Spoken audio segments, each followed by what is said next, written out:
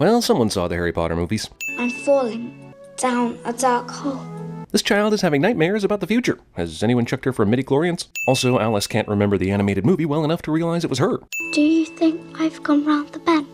Yes, I do. At least until 10 years from now, when the you're babbling about actually happens to you for the second time. But even then, you'll probably have no proof. So, yes, my answer is yes. I'm sticking with yes. You're mad, bonkers, off your head. But I'll tell you a secret. All the best people are. This is patently untrue, and the reason why we have Donald Trump as a presidential candidate. It's only a dream, Alice. Nothing can harm you there. And then I immediately started fantasizing about Freddy Krueger showing up in this movie, and I could think of nothing else. I'd be fine if the movie just started here. Where's your corset? Who knew? Alice in Wonderland is an extension of Jane Austen's world. Also, yes, corsets were terrible. I don't argue that. But I do argue the lazy storytelling cliche of sticking a corset-hating heroine into the plot set during corsets are commonplace time. Only one. It's always the same ever since I can remember. Wonderland has been haunting her dream for 13 years, and I'm sure it means something super important, but right now it just feels like a lot of wasted time on the part of Wonderland. Ed Sheeran seems disappointed with the hot girl he's prearranged to dance with. Also, the dude you're being arranged to be married to is totally and completely unacceptable cliche. Flock of sprites. I was wondering what it would be like to fly. Why would you spend your time thinking about such an impossible thing? Movie spends way too much time telling us how humorless and unimaginative this world Alice lives in is. Wonder if your mother knows that you two swim naked in the Havisham's pond. Oh, snap! Where's the footage of that? I mean, she totally owned them right there, right? I mean, assuming there's verifiable footage of said naked swimming. You know, for science. You won't do better than a lord. Cue Lord being disgusting.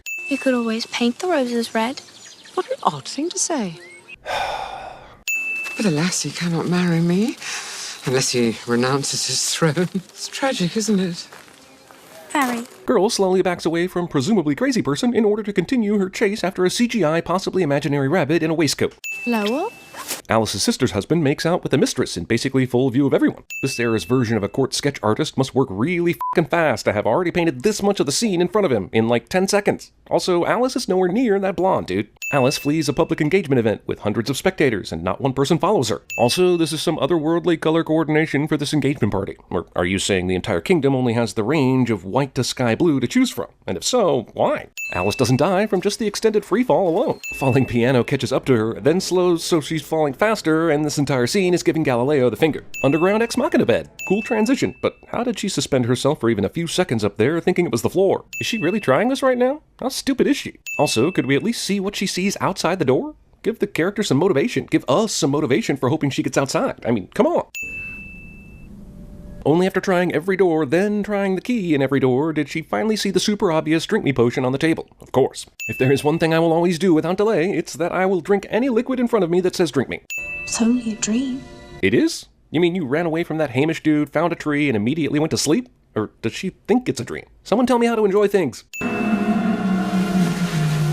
I'm not a perv, I promise, but why did the outer dress not shrink after the potion, but the inner undergarment thing did shrink? All I'm looking for here is consistency, yo. You'd think she would remember all this from the first time. Wonderland creature would be amazing at CinemaSins. Now see, that's just an insult right there. This girl will do whatever foodstuffs tell her to do. And now the slip dress undergarment that shrunk when she drank the liquid appears not to be growing with Alice after the bite of Eat Me cake. What are the rules with the clothing? Tim Burton heaven. Also, looks like Alice found herself in Sam Raimi's Oz. Also, this isn't even a nightie. This is a whole separate dress she was apparently wearing under the initial dress. Rocking horse flying thing. Yep, that's a bird walking with a cane right there. Who are you? Voice of Alan Rickman, further proof I'm watching a Harry Potter movie. Frabjous being the day you slay the Jabberwocky. Are you f***ing serious? They took Jabberwocky, a nonsense poem, and turned it into an Alice slays the Jabberwocky story? Someone pounded their hand on the table and said, this Alice story isn't Lord of the Rings enough. Let's have her kill a monster. Also, here's yet another goddamn prophecy, stealing any suspense you could have possibly conjured during watching this. Movie pretty much fast-forwards itself for us. Not hardly. Vaping. Now that the movie really has no place to go, here's a monster. That's not the way needles and eyes work. Neither of these assholes suffer any injuries whatsoever from the very dangerous-looking, thorn-walloping bull. Wonderland-branded Disney Castle. Presence of Helena Bonham Carter, further proof I'm watching a Harry Potter movie. No one will be seated during the Who Stole My Tarts interrogation of the frog scene. Also, of all the things a frog would steal, tarts? Seriously? Not flies or some other sensible frog thing, but tarts? Jesus. Also, who eats tarts in such a way as to leave this kind of sloppy-ass evidence? No joke, straight up, how the f*** is this fish moving like this? It's like his tail is feet somehow, which is stupid, but if this universe has some kind of advanced evolution, then maybe it makes sense. Movie? Care to explain? That's what I thought. I'd know that tangled mess of hair anywhere.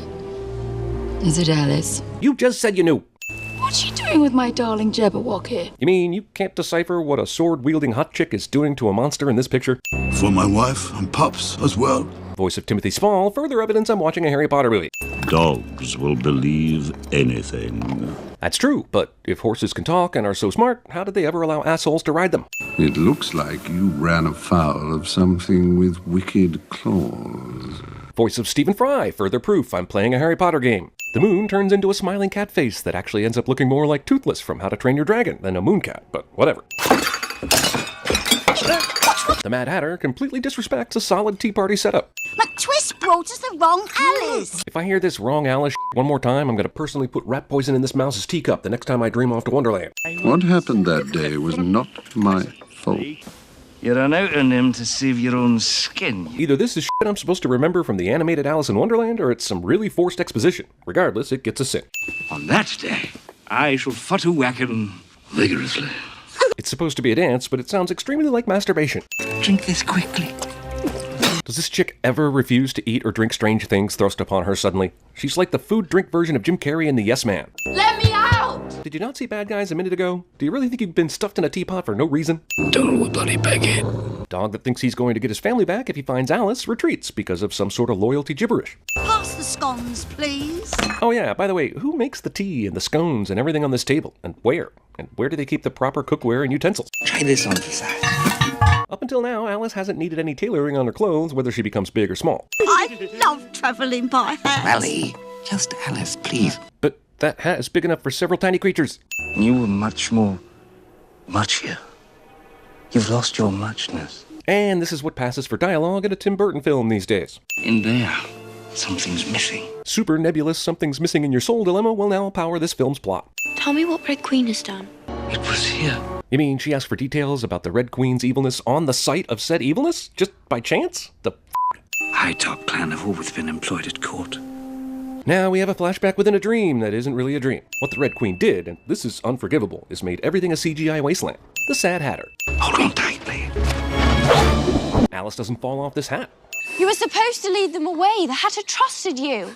They have my wife and pups. Which is why I totally pretended you weren't in the Hatter's teapot earlier. My motivations tend to change whenever the plot requires it. Literally 37 seconds of her riding a dog. There's only one way across. And it's straight out of the movie Labyrinth. Smell good, taste bad. She's riding giant floating faces, and instead of being impressed or freaked out, I'm mostly thinking about human tissue decomposition and how it's accelerated by water burial. Dog's ability to throw a hat eclipses most people's ability to throw a baseball. Using a flamingo as a croquet racket to hit a ball made out of a hedgehog is not only cruel, it's a finger to physics, which would suggest that a limp flamingo head and neck would exert practically zero force on a lying still hedgehog. Why would you want to eat the growing cake right now? What happened to your clothes? I outgrew them. I've been growing an awful lot lately. This flimsy excuse bullshit actually works. I need a pig here. Pig footstools. Not one Disney castle, but 2 Disney castles. Have you seen a hat around here? Why does the porcupine squeak, but every other animal in this world talks? Do you still have the Bandersnatch eye? Right here. I was about to say, aha, gotcha! She clearly wasn't carrying this eye around with her before, but no, she had it in this previous scene. But I knew I had to send something, so how about why she decided to haul this thing around with her in the first place? Alice swats George McFly away easily and runs down a hallway, and the movie wants the takeaway to be that this other asshole chick saw the whole exchange? Really? I have your eye. Alice believes that just because she returned the Bandersnatch's eye, that it will just let her search the place for the Vorpal sword, which it does. Sting. Well, you slept all night in here, so I guess you passed the test. The key has been around my neck all along.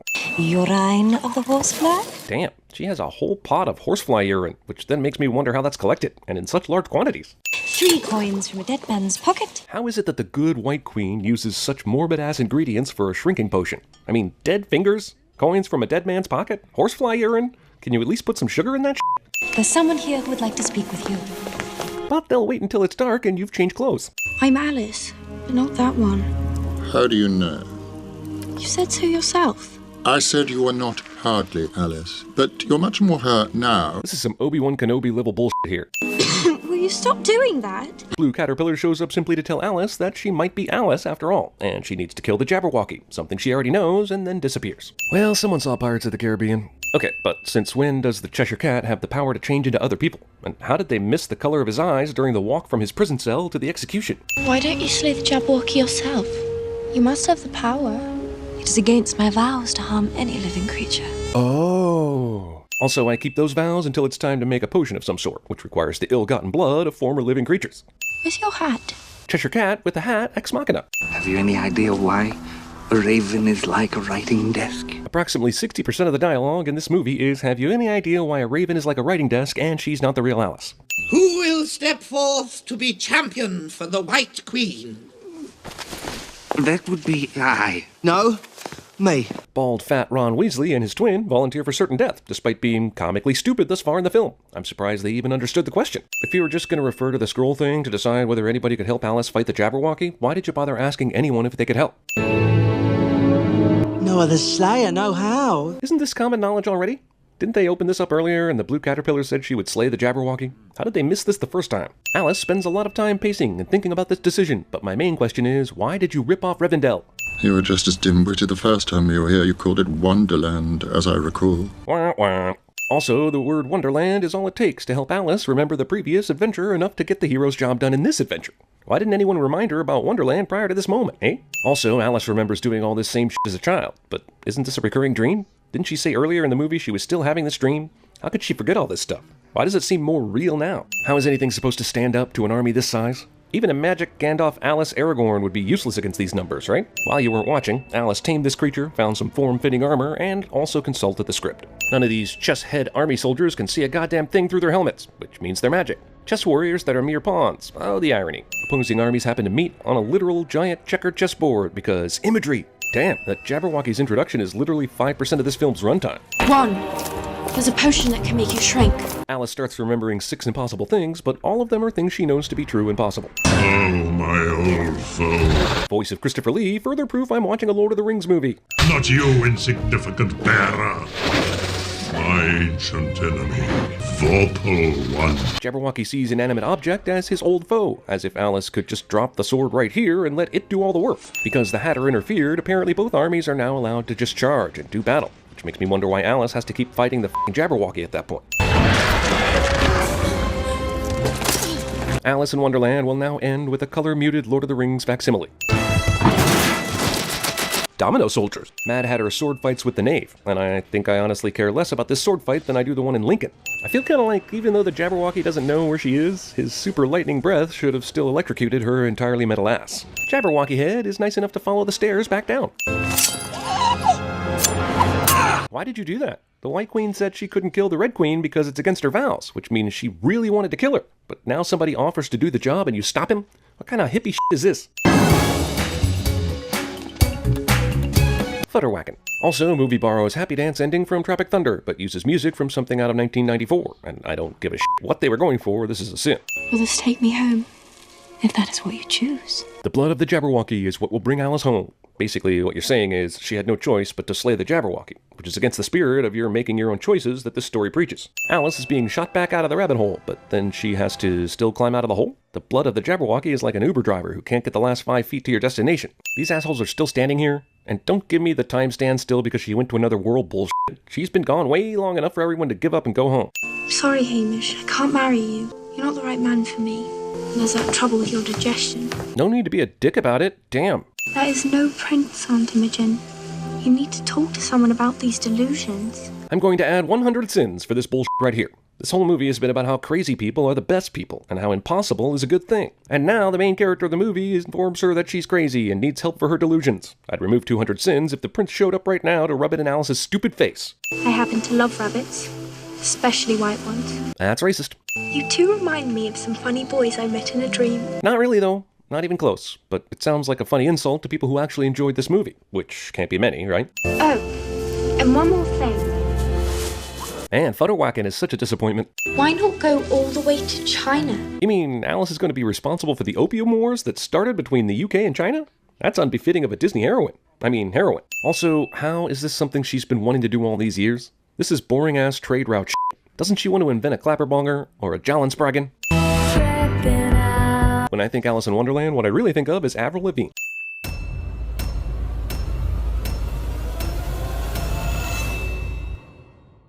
46 seconds of Explogos and reading. The war between sorcerers was fought in the shadows of history. And then some immediate sorceration. Disney's getting all the staple sins out of the way in the first minute of the movie, like a kid eating their broccoli first just so they can move on to the butterscotch pudding.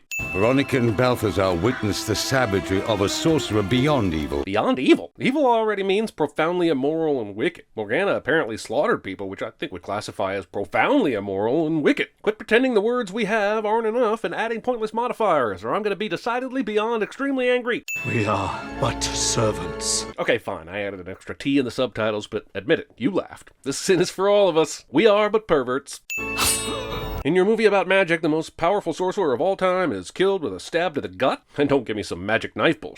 If that were the case, the narrator would have told us about it. He's been very informative. And so it was. Morgana gained sorcerer's most dangerous spell. The opening feels like an amazing prequel story that they've relegated to expositional chum. A battle between Merlin and Morgana? Why do I not get to see this movie? Giving Morgana the power to raise an army of the dead and enslave mankind. Army of the dead, you say? Enslaved mankind, you say? Is Morgana's last name Snyder? Because I'd bet a flash enters the Speed Force Oscar that the Rising is a spell still in use today. Also, movies really need to start digging a little deeper with these villainous motivations to enslave mankind. Seems very ambitious, but it also seems a bit too final. Like, what's next in your growth plan after that? Space travel? Building an app? Opening a bed and breakfast? He gave Balthazar his dragon ring, saying it would guide him to the child. Narrating about what Merlin is saying instead of letting the man speak for himself. The Prime Millennium is the only one who can kill Morgana. But since you've trapped her in a sorcerer nesting doll that you've already described as inescapable, and you will clearly bury that 20 feet under concrete, I'm not sure why killing her would be necessary.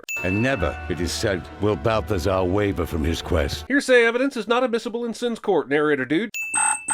What was that sound? How does this specific alarm clock not buzz to wake you up? Becky is about to tell David that this King Kong drawing is cool, but from her seat, both her angle and distance would be off for this to even line up. And that's if she could even see what that tiny drawing is in the first place. I'd give passing notes a general sin just for being a flawed and grotesque form of communication. So Becky deciding to put this piece of paper on the ledge instead of passing it back is about as helpful to the situation as letting the air out of the tires of your 73 Ford Pinto. Montage of convenient piece of traveling paper that is so important a character follows it all the way to an important story moment cliche. The least believable thing in this movie is that this woman pulled a piece of trash off her dog's foot in New York City with a smile on her face. With all the trash that this wind seems to be bringing towards Balthazar's store, it's a wonder more people didn't show up looking for runaway lottery tickets and PhD dissertations. The second emperor of the Han Dynasty locked his least favorite wife in this urn for 10 years. They say you open it up, the same thing will happen to you. So the curse is your least favorite wife will be locked in an urn for 10 years? Or that you'll be an unloved wife of an emperor? Look, we need to be specific with our curses, because I need to know what's at risk here. I have something I'd like to show you, Dave. Movie wants me to believe that Balthazar has been alive for thousands of years, but never learned that saying this to a random child you just met is a terrible idea. Kidnapping. The dragon ring comes to life, and this kid just lets it crawl around his hand? I had a housefly land on my hand today, and I panic shook my hand so hard I tore a ligament in my wrist. Aside from the idiocy of keeping this thing around, how does it open so easily? You trap all the worst sorcerers in the history of the world in the same trap, and all it takes to open it is to be touched and dropped? This is just terrible sorcerer ring. But also kids. Why is his magic cane even stuck up here with him, but out of reach? Wouldn't Balthazar know that Horvath's power came from it, and make it his primary objective to remove it from him? And thus begins an entire movie of sorcerers picking their spells based on film aesthetics, or plot, instead of logic. And now he will run and tackle him, and they will wrestle and punch each other a bit, because when you've got magical cosmic powers that can do just about anything, fisticuffs is a clear first choice on the road to winning. What just happened? I get that the sword has some magical connection to the cane here, so when he pushed one up, the other would likely have the same reaction. But this looks like Horvath gets hit in the face by some invisible fist or something, and there's even a weird bonk noise. Where is that narrator when you need him? David clearly thinks the Grimhold is important enough to take with him, but then immediately throws it across the street so that finding the thing can be a plot point later. Ew, he beat his pants! I guess this confirms that I would be a terrible teacher. See, if it were me, I would have never lugged an entire class of students through the streets of New York to chase after Dave. I would have sent one or two adults and kept the kids safely where they were until we could reunite later. But they know better, and now Dave has that ever-important embarrassment memory that will isolate him forever. And we invited cheerleaders from Princeton. Oh, so smart cheerleaders. I know, right? Smart cheerleaders? What's next? Attractive nerds? Kind jocks? Funny college stereotype jokes? Does Wind have a starring credit in this movie? Because we're barely 15 minutes in and it's already responsible for more plot movement than our female lead. You're that kid. What was that place called? Arcana Cabana? Yeah. and got some help. That was weird. You know all those times when you run into someone after a decade and immediately rehash their most traumatic experience? Yeah, me neither. Maybe this building is big enough for all the learnings? I don't know. But this confusing entrance makes it seem like they put the physics lab in the School of Humanities and Social Sciences. So whether this was the work of a set designer or NYU, I'm still not going to make it to class on time. Like 7 people listen to it. I'll be listening. That's one more. You can round it up to 8. If you're adding one more, no rounding is necessary. The power of boners makes this physics major forget math. Ah! Sudden discount Cillian Murphy, who is so Cillian Murphy I literally thought it was actually Cillian Murphy until I couldn't find him in the cast. How dare you not validate my own incorrect assumptions, movie? Not cool. My show is like the one thing that... The writers gave you as a character trait, even though it just barely relates to the plot or theme, so they could pretend you existed as more than a motivating factor for the protagonist? I don't understand. Why did you have to buy this piece of junk? That's a strange way to say, why the f*** is that urn we bought moving on its own accord? And even though they went into the urn, at the exact same time, Horvath will come out first with 30 full seconds to sabotage Balthazar. Movie can't make its plot urn, plot turn. Nicholas escapes his cage and decides to survive this by working a windowsill grab at terminal velocity instead of, doing sorcerer stuff. And of course, the convenient calendar wolves are there to conjure into reality. What if these two were like normal college students and had a sexy naked humans calendar instead? Where's that movie, Disney? How did this lone wolf manage to leave the pack on Horvath's side of the tracks and get to the other side without seeing Dave? Why isn't it attacking immediately? Is the Deus Maximus spell lingering in the ether? So let me get this straight. Gandalf and the Grey versus the Lord of the Dragon Ring is ex machina by a freaking great eagle? Sounds about right. Also, Balthazar turns the wolves into puppies, which I'm all for. But then he turns the puppies back into a calendar, which means he could have turned the wolves back into the calendar in the first place. So he chose to give us puppies and then take the puppies away from us. Do you know that in certain parts of the tri-state area, they still refer to having a nervous breakdown as pulling a David Stutler? Even if your rather innocuous 5-minute escape from your field day group, where you made up a fanciful story, had somehow been news enough that people not only heard about it and remembered your name, they would have just called it pulling a Stutler. Nobody cares about your first name, David. That doll is called a Grimhold. Re-expositing all the exposition from the beginning of the movie, and we're not even 30 minutes in. So unless you want him to turn you into a pig who just loves physics... How do you know he loves physics? You just got out of your urn, and he's never mentioned any of his interests to you. As far as you know, he might be pursuing a zoological phlebotomy degree while using his spare time to master the ancient art of the Wordle. You've heard how people use only 10% of their brains? The other 90% is for some random false trivia they find on the internet, like the 10% of your brain thing, the swallowing spiders in your sleep thing, and that whole thing about tech companies not selling your data. So wait, is sorcery science or magic? Yes and yes. Well, the answer's that then. Sorcerers, how do they work? Civilians mustn't know magic exists. That would be complicated. Says the guy in the 350-year-old rawhide trench coat. David thinks he would be good at CinemaSins, but fails to mention the giant metal bird they previously flew in on. Also, one would think that this little detail about muggles would in some way be of importance to the story, but nope, it's never brought up again. An old associate of mine speaks impeccable Cantonese. I'll introduce him to you now as to completely give away the element of surprise. This movie starring Jay Baruchel trying to subdue a dragon came out just 4 months after another movie starring Jay Baruchel trying to subdue a dragon. And you don't think we're living in a simulation? I'd like to learn some more. We'll need a place to work. Good news, I just happen to have a secret lair. For reasons. I am Balthazar Blake, sorcerer of the 777th degree, and you are my apprentice. And I am Jeremy, the Sin Master of the 666th degree, and these credits are rolled. Your rubber soles block the current. Because we can turn stuff invisible and manifest creatures, but protecting our feet from electric shock? Way out of our league. See, that's what padding is for. Oh! I swear Jay Baruchel almost saves this movie, even somehow made a nutshot clever, and there's no way I'm not taking a sin off for a clever nutshot joke. So, they tell me you're some kind of entertainer. Every interaction I have with distant family at Thanksgiving dinner somehow makes it into the script. Might I ask what's so special about this bench? It's my stalking bench. She's the one, man. And you know this because she liked your graffiti art 10 years ago and you fixed her radio antenna that one time? Or was it that one time you awkwardly stared up her skirt in public? Aren't you supposed to help me to achieve my personal goals? Ah, yes. I was really hoping this Disney movie would take a turn where the main character asked his guide to help him with a sexual conquest, and then said guide responds with the most unsubtle metaphorical flaccid pickle waggle of all time. You know, for kids. If Horvath catches you out on the street, you'll die. Is she worth that? Neither one of these assholes considers the fact that David pursuing a relationship with Becky at this particular moment also puts Becky in danger. Are you stalking me?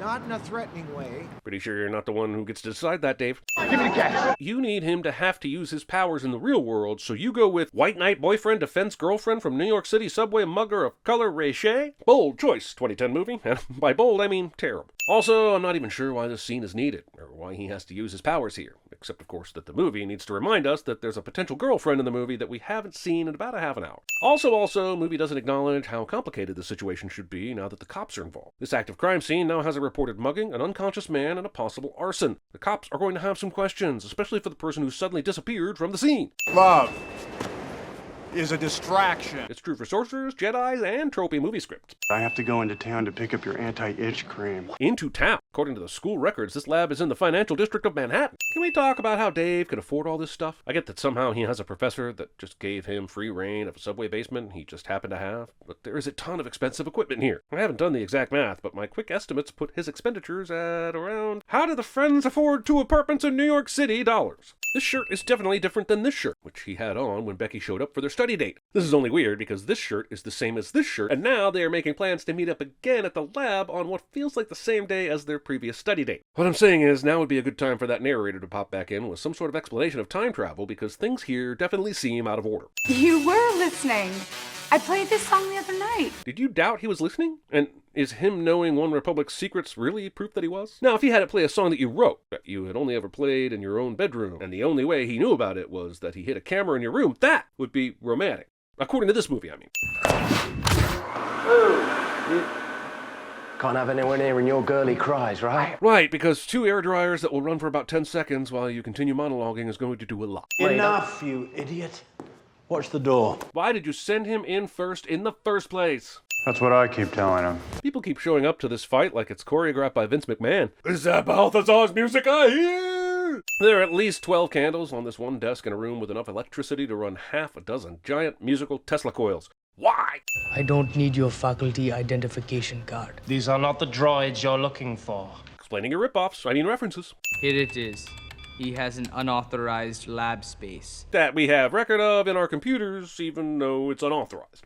Balthazar, I've been waiting for 10 years to see this girl again. Believe me when I tell you, from the bottom of my heart, skip! When you think of the Disney live-action remakes, you don't think of The Sorcerer's Apprentice, do you? But here it is, shoehorned in with the horniest of shoes, a live-action version of the Sorcerer's Apprentice segment from Fantasia. This entire 5 minutes is a testament to the pointless emptiness of Disney's nostalgia strategy and a metaphor for them using previous property to do the work for them. It's lazy, forced, and irrelevant. In other words, this scene exists. Why are the outlets alive? Since when are outlets a cleaning utensil? Magic isn't a game. Yes, it is, and the movie knows this. Falling in that water and getting electrocuted. That's how a sorcerer loses his power. Seems like it should also kill you, considering nothing Balthazar has said to this point would prove otherwise. Even Merlin was squishy enough to die by knife. Dave is walking the streets of New York City defeated by how dumb he is when he uses his newfound powers. I want to relate to the pressure he's feeling, but I can't help but wonder how the fuck he managed to discover the exact cafe where Becky is hanging out. Do you know how many cafe spots are in Manhattan? And somehow he managed to find hers? He really is a stalker. A creepy, nasty stalker boy who should absolutely not be taught mind control magic spells. Dave? What are you doing here? What are either of you doing at the top of the Chrysler building? Whole movie treats New York skyscrapers as if they all have an open door policy. Do you really think that one botched date was gonna make me hate you forever? For the sake of the forced third act conflict, you betcha he did. Surprisingly well done. Then I ask again, why send him in first? We've seen you do the Polyjuice potion thing before, so if you were surprised that Drake succeeded, I shall ask you one last time, why didn't you just do it yourself? Veronica chose you instead of me. Reducing the villain's motivations to an unrequited boner incantation. Well, I'm going to let you watch me release Morgana. Confusing Grimhold for Cuckold. Nice force beam hat trick, but maybe wow us with some other powers. I expected this from Horvath and Balthazar, but Drake, you're supposed to be a showman. Hang on, Tank. You brought the dog. The dog? You're going on a high-speed chase after a murderous sorcerer. That pup is at least 11 or 12 years old, and you said, yeah, let's throw old Tank in the car before we recklessly drive around tracking havoc-inducing wizards. Some people just shouldn't own pets. Wait, he has the power to turn his car into a taxi? And also the power to manifest other taxis, apparently, because that amount of checkered yellow in one place is all the bullshit. Oh, cool. I was hoping this movie about magical powers stopped doing cool magical stuff and just went with a car chase instead. Nothing better than the Fast and the Sorceress, I guess. Also, whatever happened to being concerned with the whole no one should see us stuff? Just done with that one for a bit? No, we won't die as long as we get out of here soon. Okay. By driving through our own reflection. Wait, if they can just drive through any mirror to get back to the not mirror world, why did Horvath have to get his apprentice's help to come back through the mirror in the bathroom? Our friendship and our magic were what Veronica and I depended on. They didn't have the technology in the Middle Ages to do newscasts, so this book is basically the medieval version of Newsposition, and I'm sinning it as such. I fell, and so did Horvath. If this movie is going to go full Harry Potter, Twilight, and the Sorcerer's Matroska, then I'm sorry, but I'm choosing Team Horvath. I chipped my money, which is not cool. Drake was tasked with repositioning satellites, so I'm assuming this comment means he was moving them without magic? Why? Have you heard of the parasite spell? Is that the one where we all had this mass delusion that the same organization that gave Green Book Best Picture also gave Parasite Best Picture? And now I've been reminded of Green Book, so that's clearly a sin. Did she just pick up those records off the board? Why are you setting things on the board, you monster? Was that easier than just unlocking the door? Horvath leaving all these maps on display isn't quite Kurt Connor's level of convenience, but it's still plenty simple. Persian quick rug. So much better than the Persian immediate death rug, because movies. Merlin's ring. I wonder if it still works. You've seen Harry Shocker using it to do magic already. Quit your yapping and get on with it. I would have done the same thing, Dave. Trade the lives of every single human on the planet for a single hostage who will also eventually be dead? You're both idiots. Well, then I'm going with you. Without any magic. He has your ring. Okay, if you can't see it, here you go. Balthazar equals Morpheus, Horvath equals Agent Smith. David equals Neo, Becky equals Trinity, the Prime Merlinian equals the One. Wait, does that mean that Becky is the Prime Merlinian? The first thing you should know about me is that I'm a sorcerer. And the second thing is that I still really know nothing about you, other than your work at a radio station and thought my bus drawing was cool. So, marriage then? I cannot raise the dead until the circle is complete. Wow, this ticking clock scenario is a new and previous unmentioned plot tension convenience. I think they're using the satellite dishes on the tops of the buildings to direct and amplify the electromagnetic energy. Oh, huh? Do you remember that letter I wrote when we were 10 years old?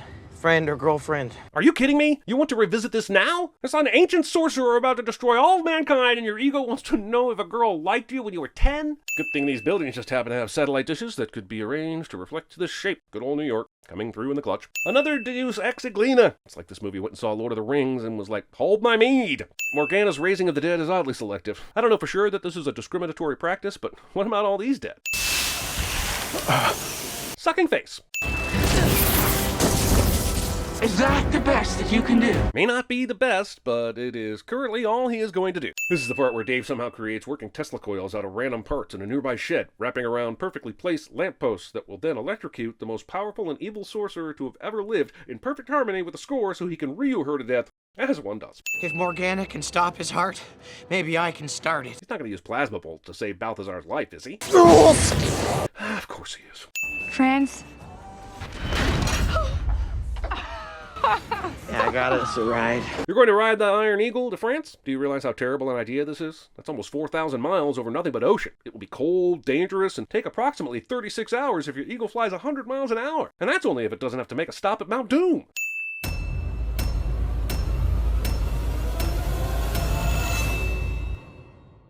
This movie exists. Once upon a time. Once upon a time cliche. Also, why does any of this bullshit really need narration at this point? Movie makes out Cinderella to see all sorts of magic and all things, but we'll totally forget about this for the rest of the movie.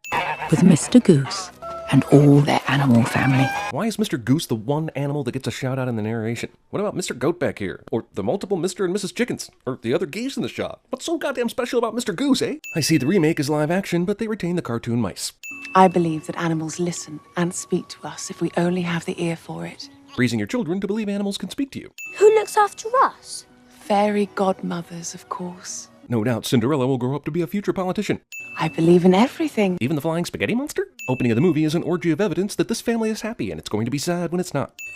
They knew themselves to be the most happy of families to live as they did. And then the narration spells out the happiness after you just saw the happiness, which leads us to angriness. This little princess girl from olden times is going to bed with a ton of obvious makeup still on her face.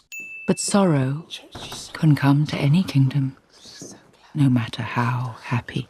How happy are they? Once again, Cinderella's mom just plain dies, probably because of all the happiness. Have courage and be kind. but above all, be blonde and pretty. Cinderella's played by someone named Lily James. It was like Hollywood pounded their fists on the table and said, bring me the next pretty face, but someone with Harry Potter's parents' names mashed together. You'll recall that some time ago in my travels I made the acquaintance of Sir Francis Tremaine. Well, I also got acquainted with his wife, if you know what I mean.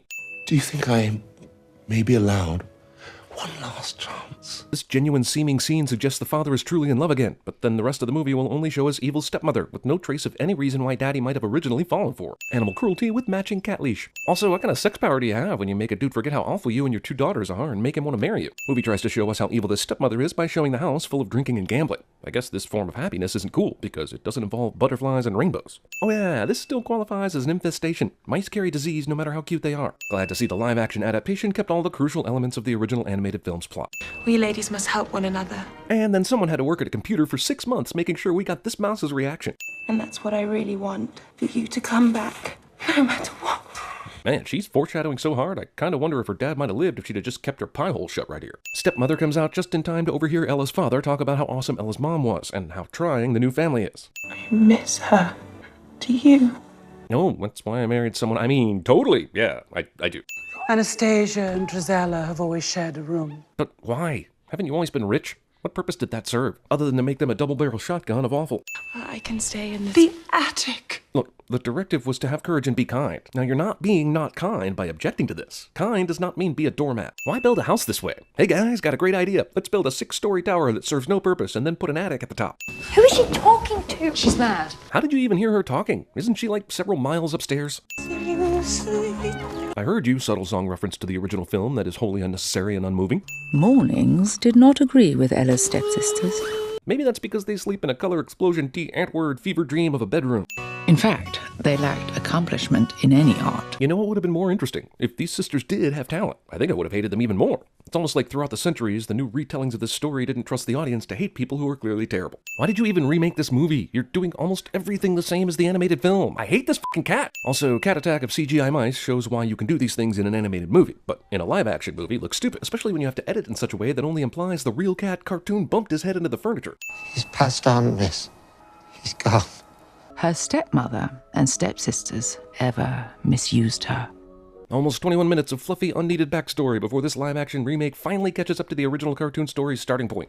But what about my lace? My parasol. We're ruined. You know, give the movie a little time and I might be able to figure out how I feel about these characters. How can 6 bells calling for service be ringing in a household with only 3 human beings besides Ella? Are you telling me the mice and cat are ringing these other bells? Cinderella. And here's the most annoying roll credits in history. Wouldn't you prefer to eat when all the work is done, Ella? Or should I say Cinderella? I think the portrayal of the stepmother and the stepsisters is made even worse by the fact that just 3 months previous to this, Into the Woods rehashed all this too. Each new adaptation tries to find ways to make them more horrible than the last one. Next Cinderella adaptation, stepmother and stepsisters send the mice to the gallows and then make Cinderella eat them. Cinderella is so distraught about her slave-like conditions her stepfamily keeps her under, she just has to go for a horsey ride in the countryside to clear her head. I mean, could you give your downtrodden character any more first-world outlets? How is this ride even happening? Cinderella runs into Snape's Patronus while riding on horseback. Movie decides to cast Game of Thrones Richard Madden against type as a prince who falls in love with the wrong woman. Something tells me this won't end in a red wedding, but I'd knock off 100 sins if it did. Horse circling conversation. Miss, what do they call you? Who cares what they call you? How about what's your name, so that she doesn't have a stupid excuse not to tell you? You shouldn't be this deep in the forest alone. That's something only a pervert would say. Wait, is that a euphemism? I see all the prince's men decided to forget about him long enough so that he and Ella could have this conversation. I hope to see you again, miss. And are you? Given the time period, they basically just had sex. Discount Naboo. Hey, I know, let's have a scene where the people are walking and talking, but are generally blocked by people in the foreground. That's not frustrating to the audience at all. Why do you stay there when they treat you so? You mean she can leave anytime she wants? And the only reason she stays to take the abuse is because of the homestead, which surely belongs to her evil stepmother at this point anyway, legally speaking. The prince shall choose a bride. Also, if you were riding around the countryside yesterday and you wore a blue dress and you talked me out of killing a deer, be sure to show up. In fact, just come to the palace now. It'll save me lots of time and grief. Oh my god, I just realized she's a blonde Demi Lovato. Captain wins his match against Kit, and somehow that's a cue for all the other people who are in their own individual matches to stop as well. The day of the ball arrived, and the entire kingdom held its breath in anticipation. Maybe this is on purpose, but this narration and accompanying visuals feels like they could be literally from any fairy tale ever. Also, this is where, despite my hatred for the Hobbit movies, I'm just dying to see Smaug show up and kill everything right now. This lookalike Alice blonde lead actress and all this excessive color have me constantly checking IMDb to make sure Tim Burton did not direct this shit. When mice help in a cartoon, it's award-winning Ratatouille type shit. When they help in a live-action movie, you jump the shark before even getting in the water, dog. Stepsisters dressed for the ball like 1995 prom hookers. I dare say no one in the kingdom will outshine my daughters. Well, there are enough sparkly and reflective surfaces on this dress to make that statement my lock of the week. Every time I see this, I wonder why Cinderella bothers. What's the history of the stepmother that has led her to believe she's going to go to the ball just because she was economical in making a dress? She should have just packed this thing in a bag, rode a horse to the palace, and changed somewhere out in the woods or in an outhouse or something. Luckily, though, a fairy godmother decides to finally give Cinderella some hope after long months of abuse. Just a little crust of bread or better, a cup of milk? Cinderella does not wonder why or how a sudden woman managed to show up on the property without anyone seeing her. Also, sudden old woman asks for bread or milk, and of course Cinderella says yes because she's kind-hearted. My problem is that she only has to walk 5 feet to find a table with mass consumption milk on it. I thought this household was struggling to keep up appearances and Who leaves milk in a pitcher on the back patio after dinner and long after leave for the ball time? Is this the most convenient milk in the history of film milk? That's better. Now, where was I? Casting Helena Bonham Carter does nothing to remove the Tim Burton overtones this film unintentionally has. Oh, that trough. Doesn't really say coach. Some sort of strange magic code prevents the fairy godmother from turning anything she wants into a coach, but we're supposed to believe that a pumpkin can be turned into one, so I don't see why there's a problem. Disney, in their all-knowing wisdom, realized a cutaway establishing shot close-up on a couple random lizards would thoroughly add to your enjoyment of the film, and so it was done. This will be a first for me. You mean existing? Let's do it here. Do what here? Sure, okay, but how are we gonna get it out of the green? Well, like I fucking care. Carry on, assholes. Or... now, stay with me. You and Cinderella both can lift the heavy pumpkin outside and do it outside. You know, the outside. Yep, turns out it was a fantastic idea to create this pumpkin carriage inside a closed structure. Movie hilarity ensued. You really are my fairy godmother. Of course. I've just been silently watching you suffer as a slave the last couple of years because reasons. Sure, lizards can become footmen, but no other object other than round fruit or vegetables can become a coach. Literally 35 seconds of dress magic. It's beautiful. She'd love it. Can you bring her back to life, too? We can dig out the body. Now, come on, off you go. Quick! You'll be late! For a very important date? Oh, God, worlds are colliding here and I'm losing... Are we sure Tim Burton had nothing to do with this? Like, absolutely sure. They're made of glass. I agree. Isn't that dangerous as hell? And you find they're really comfortable. Because it's that cushiony kind of glass. The magic will only last so long. And for some reason, I can't help you out when midnight rolls around. Charging a fairy godmother during medieval times requires so many goat sacrifices. Midnight. That's more than enough time. Said the ancestor of Marty McFly. I'm sure Cinderella is having the time of her life in this coach made from a pumpkin, a coachman made from a goose, and 2 footmen made of mice. But couldn't she also have provided a violinist made from a chicken so that she'd have some entertainment on the way there? A princess. It's a princess or nothing. How many princesses are there in these here parts anyway, huh? If they're in such abundant supply, why have we only seen one prince? And why are all the princesses in the galaxy coming to this Marry the Prince ball? Cinderella manages to enter the palace and no one directs her anywhere, so she somehow walks onto a balcony to make a grand entrance so everyone can see her. And the Film School 101 teacher said, you know how to make blue pop on screen? Keep the rest of the shot as free of blue as possible. Nudge, wink, remember to thank me when you win the Oscar. Despite the fact that no one knows what's really going on, Cinderella's arrival is apparently so amazing that everyone stops doing whatever they were doing and instinctively know to make way for her as she walks to the floor. It's you, isn't it? Well, if you aren't sure, maybe the fairy godmother's magic is a little too good. Skip! Who's that, Mama? She's disguised worse than Clark Kent. Come the f*** on. You gotta love a culture where even nervous lovers talk openly of their emotions in front of expressionless human guard statues. This is where gossip is born, people. No one's ever painted my portrait. No? They should. Ah, whatever year this is, when this kind of line worked. I've already promised him in marriage to the Princess Shelina. We have no idea who actually has the power to marry the prince in this movie. We see Stellan Skarsgård being all Stellan Skarsgård-y, but how can he make the prince marry someone else? We've been told the prince can marry whomever he wants, but we've been told nothing concrete. So what are the rules? You should. I shouldn't. You should. Skip! I agree these two like each other and should be granted time to explore that, but I'm not down with falling in true love in one goddamn evening, and that's just what this movie is trying to pull. There. Did they just get laid? Is this a Freudian slipper? Won't you tell me who you really are? If I do, I think everything might be different. You want to see this guy again, right? You know that eventually you have to tell him you're a poor servant girl, right? I don't understand what she expects to happen by never telling him anything. Maybe we can get married without him ever knowing my name or who I am. My name is...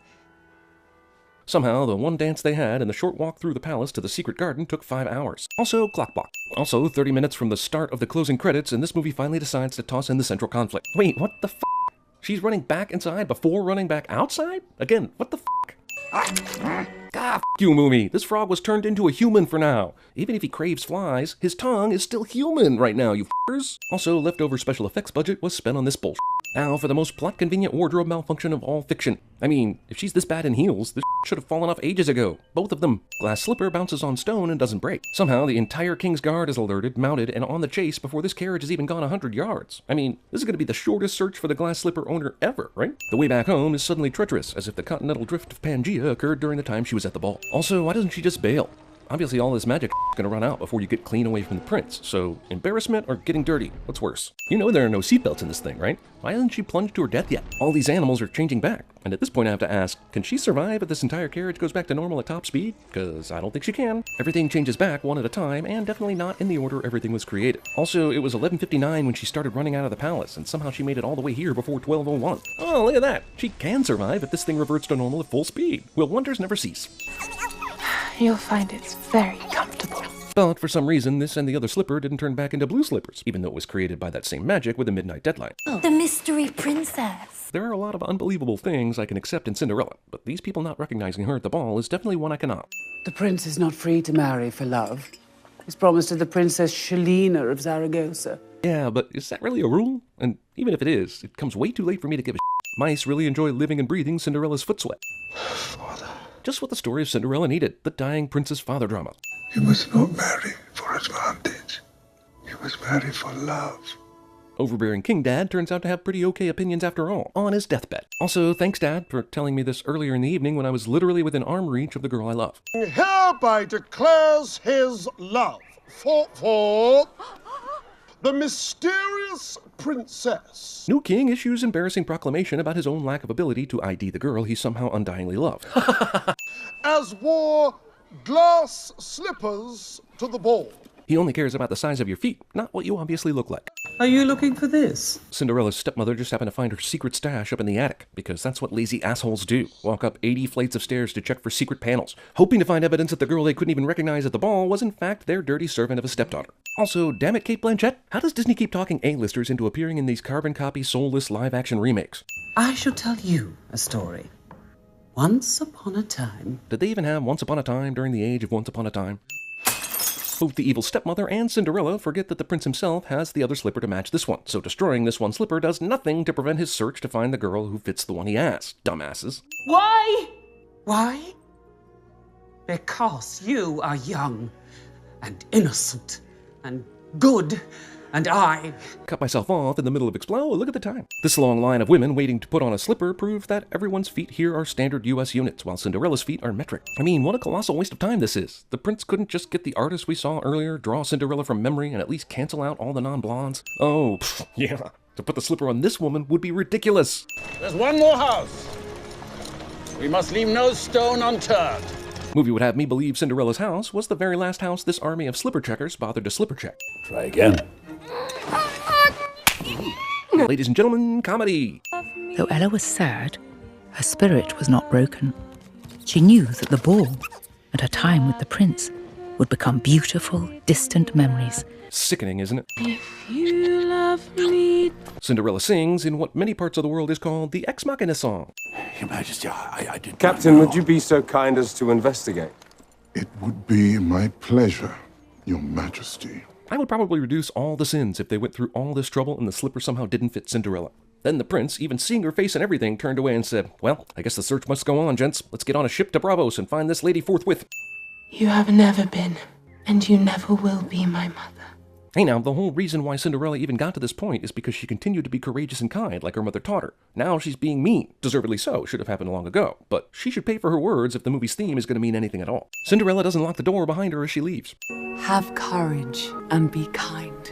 You know, except for when you need to give a crowd-pleasing rebuke to your stepmother 1 minute ago. Oh, there you are. Don't even need to ask any questions. Off we go. I am Cinderella. What? She just accepts that insulting nickname her evil stepsisters gave her and presents it as her real name? The prince may have found his perfect fit, but it will be ruined after they have a kid. Yep, she's the last person he tried, which means she literally is the only person in this entire huge-ass kingdom with this shoe size, which is beyond not believable. I forgive you. You. Easy to do that once the new king is taking you out to marry him, isn't it? They would have loved each other. Wait, who painted Cinderella's mom and dad? That had to be from Cinderella's memory, right? She didn't have existing paintings of her parents, did she? No, she did not. So let me get this straight. They met twice, had a nice dance, and then met again after he'd tried the loose shoe on every woman in the kingdom, found it fit this peasant girl, and voila! The very definition of true love.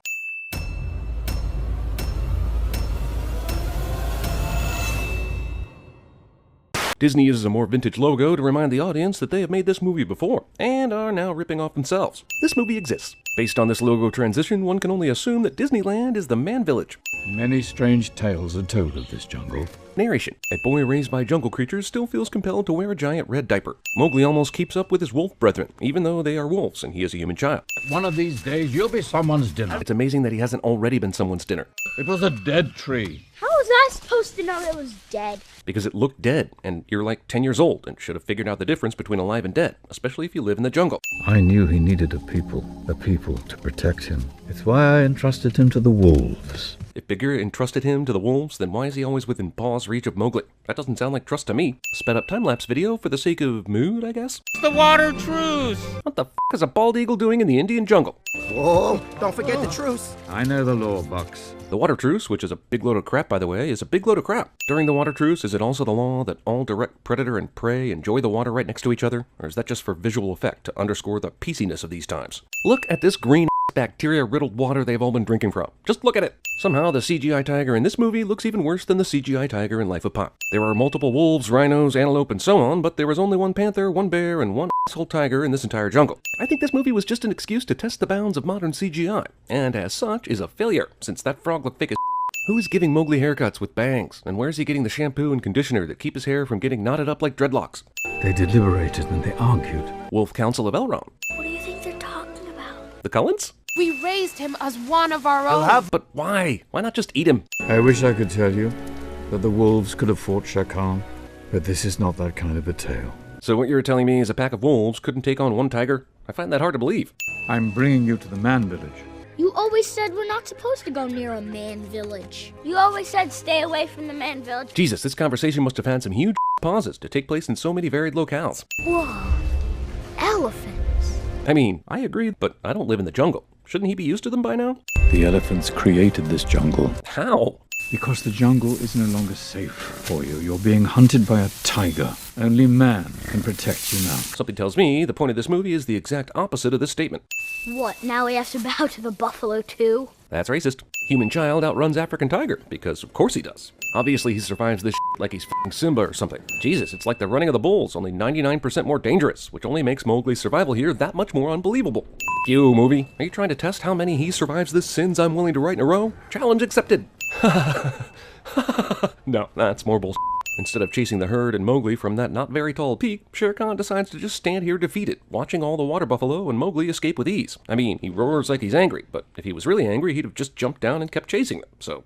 And where, may I ask, has he gone? Does this movie try any harder than the animated classic to explain why the tiger wants so badly to kill Mowgli? No. No, it does not. Are you seriously trying to tell me this many wolves couldn't defeat this one tiger in a fight? Why don't they just jump his Shere Khan straight up kills a wolf, but somehow the dozen other wolves do nothing. Thank God for this rain avalanche so that Mowgli has a chance to be separated from these water buffalo and find Baloo, and basically follow the original cartoon storyline. I mean, honestly, this is more deadly than any f***ing tiger. After surviving a crazy stupid fall down a rocky mountain, Mowgli will now Richard Kimball himself to freedom, because Mowgli is made of Play-Doh, and is not actually human. God damn it, now the movie's ripping off the Foggy Bog from the never-ending story. Well, this dumb kid has the vertical leap of a f***ing rhino. Did the wolves that raised him skip jump training? Lieutenant John Dunbar and Two Socks called. They'd like their bit back, please. Mowgli will yell this and chase after these wolf baby things despite the fact that he just lucked the f*** out in finding this fruit and literally reached up about 1 foot in the air to grab them. It's a jungle, dude. Find some more fruit. Don't wear yourself out chasing the first batch of thieves you encounter. Thieving wolf monkeys lead Mowgli straight into Shilum's lair, and I'm instantly pissing my pants and wondering if any of the elements of the story are original. I know what you are. I know where you came from. Well, then that means you know more than me, or this movie, since we started out with him as a man-wolf with no real backstory as to why. Also, movie rips off the bad guy, lures in the good guy by promising knowledge about his real family thing from... I kinda think of a good example right now. This is a common thing, right? Am I crazy? Oh, f*** it. The red flower. Movie gets away with a colloquial name for vagina that I was kicked out of 7th grade social studies for using. Man's creation. Everything is man's fault, of course. Fucking man. And wouldn't regular old lightning have made fire on Earth long before man anyway? Who is that? The traveler protecting his cub. Wait, Mowgli can see this? Goddamn, this snake is fucking magic. Why doesn't she just show him something that will cause him to act in a way that just ends this movie right now, eh? This is actually the first time I think I've seen Mowgli's backstory, such as it were, but this still feels like I'm seeing Bruce Wayne's parents murdered in an alley for the 10th time. Shere Khan ended the man's life that night. And then left without eating the baby, because he knew this movie needed both a plot and a villain with a past connection to that plot. He ran so fast, he didn't notice the cub he left behind. What? He was fighting that dude in that cave for a good several seconds, and that cub was super visible and obvious like. F you with this noise. Just say he was so freaked out by the eye burning he ran off and then be done with it. No need to tell lies to reinforce his retreat. The entire Jungle Book story, animated or otherwise, utterly hinges on a killer Black Panther deciding to take a fleshy piece of food to the wolves for adoption instead of eating it. You can be with me if you want. I'll keep you close. Look, if Scarlett Johansson said this to me, snake or human or otherwise, I'd ask where I should sign. No lie. But Mowgli is way too young to be swayed by sexiness, so I'm calling bullshit on this seductive crap. He's like 9 years old, you perverts. Because this idiot snake took forever to wrap up, seduce, and then eat this boy, the Baloo Ex Machina is able to save the day, as Ex Machinas are known to do. You're kidding me, right? Movie character says to Bill Murray Bear what I'm currently saying to movie. But I don't climb, and you do. If Baloo doesn't climb, then explain to me how he got up into that tree to rescue Mowgli from Khan. Winter's coming. Discount Ned Stark is Bear. Mowgli's been raised in the jungle where bees live, but is utterly fooled by Baloo into going after this beehive. Are the wolves that raised him just really f***ing stupid? A man cub? Yeah, it's a man cub. Can you believe it? Are you sure? This goes on for some time. These bees haven't swarmed Mowgli and stung him 10,000 times at this point. Pig licking. Yes, Baloo is having a ridiculous conversation with Mowgli right now, but my main concern is that Mowgli is still wiping honey all over his bee stings based on Baloo's lies a few minutes ago, but has yet to feel any bodily sensations at the sight of these bee stings that would communicate to him that he's literally pouring sugar on open wounds. I'll take you there myself. Come on, let's go. It's getting late. Mowgli blindly trusts the bear that just blatantly lied to him about the bees and the stinging and the whatnot. What's propaganda? Movie wisely cuts away before we see Baloo's answer to this question. Do you think that's where I'm from? I don't know, kids. It look familiar? I don't remember it. All I remember is living with the wolves. Why would you remember anything prior to being a baby? This scene is tense and all, but how the f*** did Shere Khan somehow wake and lure all but one of the wolf pups up this nearby mountain in the middle of the night without waking any of the adult wolves? Why did the wolf cubs even listen to this obvious predator? I want him dead. Just like in the cartoon, Shere Khan has a super unhealthy fixation on killing the man cub, which threatens him exactly 0%. Home Alone, the Jungle Book edition. Okay, I don't love this movie as a whole, but this playful bare necessities float down the river scene is fun and touching, and I'm gonna go ahead and take a sin off. Just one, though. Let's not get crazy here. Oh, I was looking everywhere for you. To be fair, you looked in one place and then almost got eaten by a snake and then stopped looking altogether. Mowgli is going to sneak away from the two individuals that care about him, simply because they disagree with each other. Or maybe he just really wanted to glimpse the elephants. Either way, Mowgli is stupid. How many goddamn makeshift ropes did he f***ing make, dude? And when? I know he's special. I raised him. But what about the wolves? I'm so confused, I don't even care anymore. Can you just skip to the CGI ending already? Shere Khan killed him.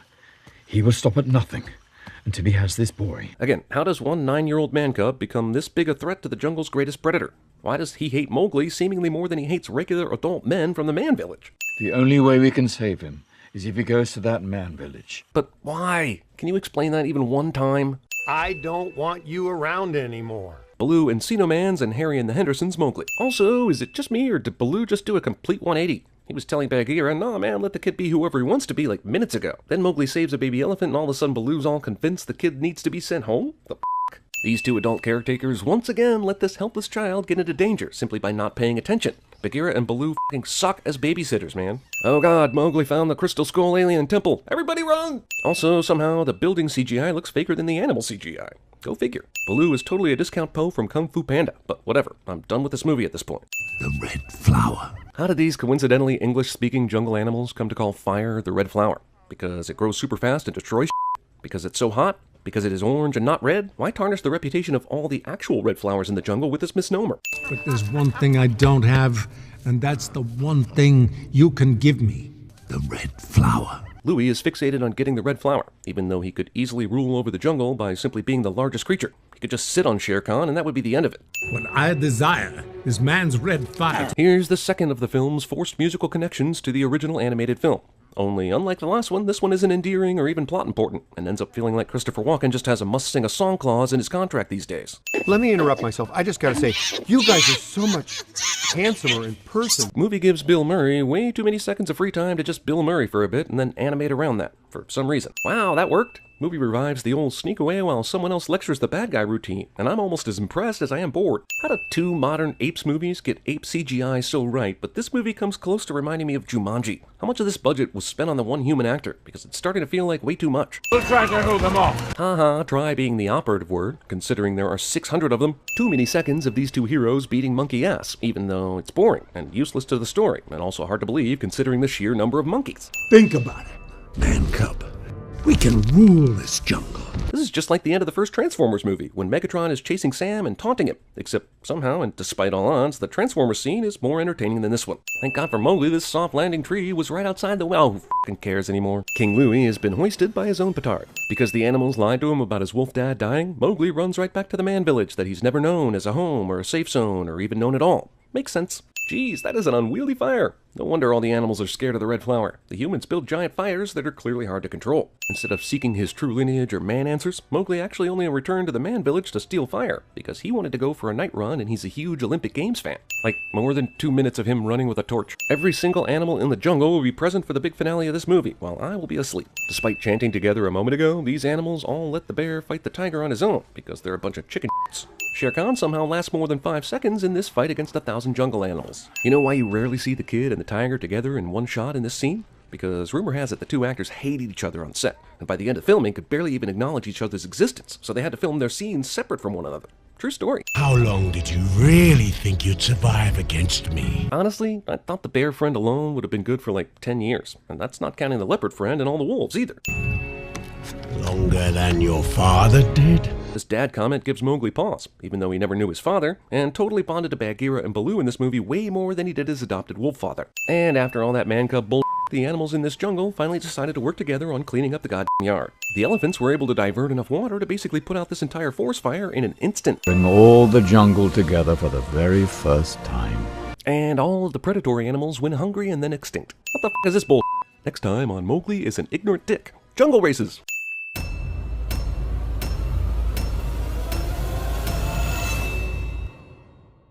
30 full seconds of this Disney castle magic bullshit.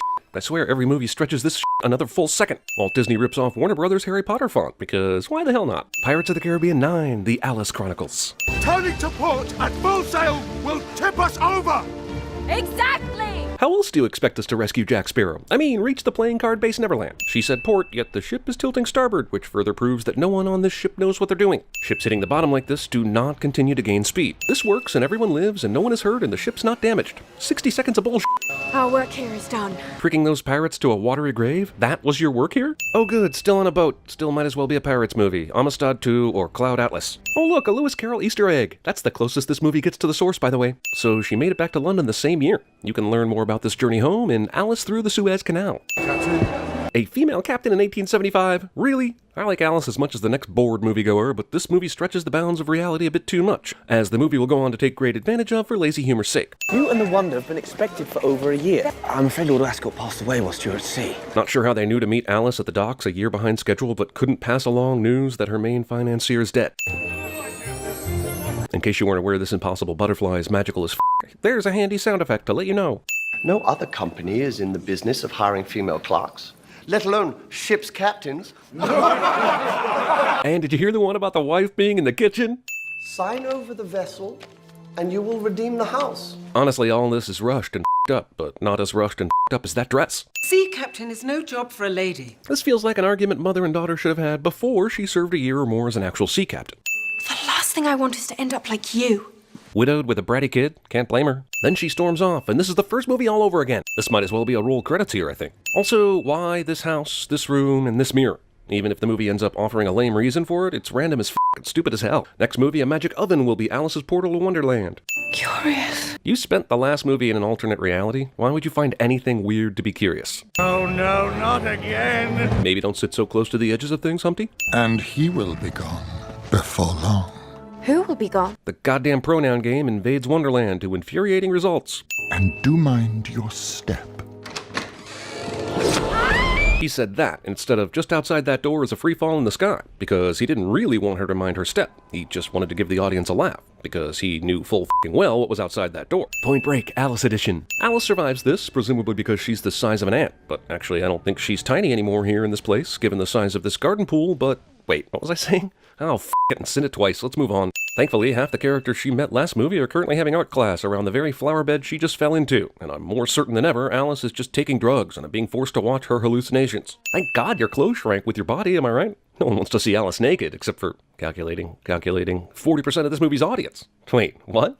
And no scheme of ours can raise any sort of smile. We'd rather hoped you might help us save him. So you assholes brought Alice back here because the Mad Hatter stopped smiling? Do I have that right? That blue paper hat. That just happened to be right where they were for some reason. That triggered Hatter to remember everything that ever happened to him in his life. Hatter's house is a hat because f*** subtlety. So if this hat survived, my family must have too. Terrible logic that will prove true. We had a terrible fight. I never said I was sorry when I had the chance. Okay, Hatter has some daddy issues, fine. Not only were they not addressed last movie, they feel super tacked onto this movie just to justify an Alice return plot. My Alice could bring my family back to me. All at once, I want to say, of course she can, and no she can't. He said to make him better, I must bring his family back. But that's it.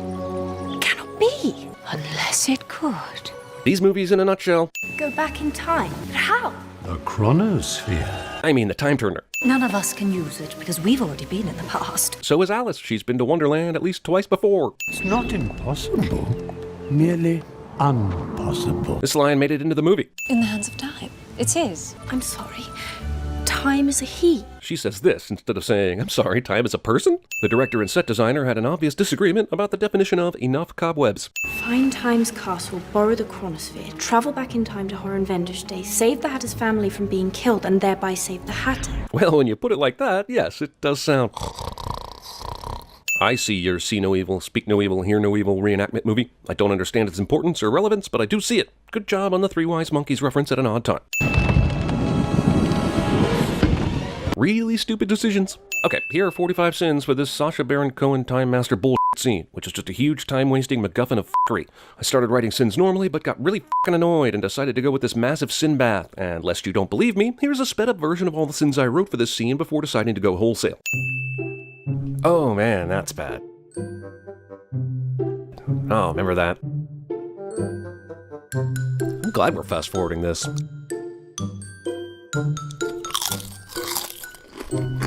It's like a ship. How convenient that Alice knows how to navigate a ship. Thankfully, this time machine bubble she conveniently figured out how to work after 30 seconds has a Mad Hatter setting, which ties nicely with her personal goals for using this time machine. Also, Alice is going back in time in Wonderland. The sequel wants to have its cake and eat its prequel too. I don't know what that means, and it's vaguely dirty sounding, but I still think it's an accurate statement. I want her! But is that even possible now that she's in the past? Does Time Dude have multiple chronospheres? Are you screaming for no reason? Take care, dear Alice. All our hopes fly with you. Anne Hathaway is the real villain of this movie. I don't mean Morana the White Queen, I specifically mean Anne Hathaway. Roland Emmerich did the production a favor and stepped in to direct this sequence, so as to help make it less believable looking. The chronosphere randomly adjusts to a very important day that Alice didn't know about and wasn't looking for. Also, it just so happens that almost everything she needs to know to finish her adventure takes place there. However would you stop people from laughing? Put a bag on her head. Yep, movie is seriously attempting to make you feel sorry for the Queen of Hearts. That's actually happening. People of Wits End. Wits End? Wits End? Really? Are you trying to piss me off by describing me when watching this movie? This ceremony was attended by 75% humanoids, 4% frog fish things, a rabbit, a cat, a dog, 2 monkey things, and 2 Harry Potter griffins. If you're to be a hatter worthy of the high-top name. Johnny Depp is 4 years older than Rhys Ifans, the actor playing his father. You cost the princess her crown. Do you know what this means to us? He's telling you right now. If my father sent you to change my mind, you won't. Alice doesn't immediately say, no, you sent me to change your mind, you idiot. And so this scene continues for some time. But if that moment never happened, there'd be no Horrenvender's Day. Now, get back to 1875 and kill Hitler's 15-year-old mother. Alice realizes that to save the day with time travel, she'll actually need to use time travel to go even further back than she thought, and I want to die. Also, sure was nice of the princess to tell this whole story about her sister's accident right at the moment so Alice could hear it and realize what to do. And we're back in a Pirates movie again. This movie is like Jack Sparrow went on a date with Tim Burton and ended the evening f***ing Salvador Dali in a cheap motel owned by the Bates family. I'll be right there. Don't worry, men. We can do this. Do what? Why are you even still characters in this movie? What the is going on? Greetings, underlings. I am Time. Why is Sacha Baron Cohen doing a Christoph Waltz impression for this character? She took something from me. I will not say what it was. But it was the chronosphere, which lets her travel through time. But I'm still able to do the same thing even without the chronosphere, which is rather convenient if you ask me, but whatever. No room. Plenty of room. Ladies and gentlemen, this f***ing movie's definition of comedy. It's great that the chronosphere has pictures that are significant to the movie's characters to indicate which time she is traveling to. Imagine if it had other characters from another story that we aren't familiar with. That would be very confusing. It's nearly 6. Yeah, you cut that kind of close, although that ink drawing on the paper time choosing apparatus in your time machine doesn't seem to offer much control on when you arrive. He makes the best hats in Wits End. Would you like him to make you one? Instead of saying, no, I have to go save you by stopping a horrible accident, Alice goes with him. Alice is really stupid, I think. You're eating all the tarts. You can have the crust. I don't want the crust. Already, I think the Queen of Hearts deserves to have an accident that makes her head huge. She's a jerk. Now out of my kitchen. I cannot believe the Queen has to cook. This is by far the most unrealistic part of the film. Is it true that you heal all wounds? Time is on my side. Why is that you wait for no man? Puns here, get your ice cold puns here. Stop, you'll ruin it. God damn it, I'm getting upset. This movie is making me angry, and you know what happens when I get angry. I cuss even more than normal. Tara? Too hard on him, Zanuck. You weren't even here, lady. You saw a kid crying and guessed the dad was a dick to him. Which, yeah, that's true and stuff. But my point is, you didn't see shit. Maybe that kid just got spanked for lying or stealing tarts or some shit. You don't know. And she doesn't even take the hat. So she wasted almost all her time to stop the accident by coming here with Tarrant and then not buying a hat. Seems worth it. But I'll tell you this, if she's too late to stop the accident and some more hijinks happen, I'm gonna be pissed. Man, that other chick is the worst crumb hider ever. I didn't eat any tarts. Why are these crusts under your bed? Okay, first of all, if those crusts were actually under the bed, you wouldn't be able to see them this easily. Second of all, yeah, the Wendy's mascot's sister didn't do anything wrong here. The other chick ate the tart, and you know what? That seems like standard simply f***ery to me. Not an excuse to run away like this chick does. And of course, she's gonna hurt herself. Alice learns the lessons of 12 Monkeys the hard way. You can't change the past when you f*** around wasting time at the Hatter shop. You mean this movie is pointless? Beat you to that conclusion by about an hour, movie. What happens if Time dies? I'm only asking because, well, he's Time, and he's also one of this movie's antagonists, if not the main one, which means he either has to die or get banished or imprisoned or something, none of which would seem to leave him free to be, you know, Time. Horror Vendors Day. Wait, you know the Hatter's family didn't die on that day. Do you seriously need to go back to that day as a witness to figure out where they are in present day? Can't you just go back to present day and tell Hatter's family's alive and then start a search for them? How fucking big is this Wonderland world anyway? It's like England size, right? Thankfully and apparently all mirrors are portals for Alice. I'm all for it as long as it brings us closer to the end, but it's still bullshit. Now she's not even in Wonderland anymore. Fucking great. Now she needs to find another mirror to go back. And then figure out what time period in Wonderland's history she's even fucking in. And it's gonna give this movie an excuse to keep going another 30 minutes or more and I'm gonna break the physical Blu-ray disc of this movie once I'm done sending it. I mean it. Textbook case of female hysteria. Dude, you should have beers with the guys from the beginning of the movie that barely think a woman can even keep the books. You'd get along great. Dear Hollywood, doctors do not squirt out part of the medicine to fucking test if a syringe is working. How you ever got started on this trope I will never know, but knock it the off. Alice needs to escape this facility, yet upon seeing stairs, she goes up. That is a terrible strategy for escape, because helicopters haven't been invented yet, and she's not Jason Bourne. Oh wait, she is Jason Bourne. What the fuck? Sorry! This is now the second item vital to someone's livelihood that Alice has stolen for her own selfish ends. Also, let's hope the cabbie and his family don't starve to death. I really don't know if that horse is insured. The time machine destination parchment shows a monster, and Alice doesn't even try to change it to something else before proceeding. Cheating lightning dragon attacks Alice while she's still time traveling, and also, f my life right now. Hard. Of all this movie's bullshit, Alice spotting the Hatter's family from this distance in a goddamn forest fire is among the bullshittiest. The astonishing thing isn't that the Hatter's family survived a monster attack, it's that a paper hat survived a fire.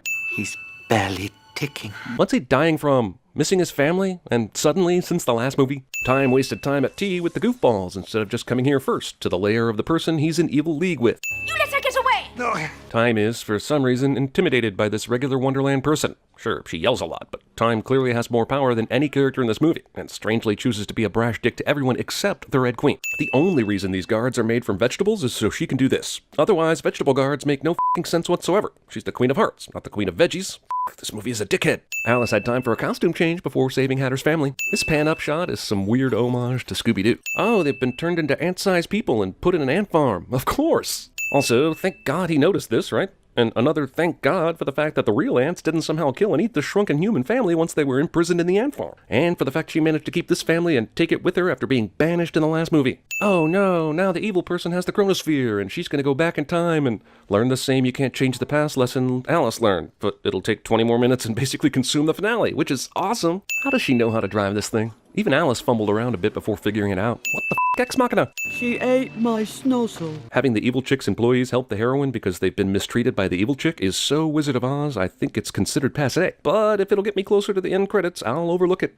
Just kidding, I won't. We've got to go now. Because seeing her former self not only killed both hers, but also apparently kills the castle both hers were in. I think I'm supposed to feel bad about Anne Hathaway's character turning to red and being frozen in place, but honestly, that she did with the tart crumbs? That's bad enough. I'm fine seeing her get ironically punished.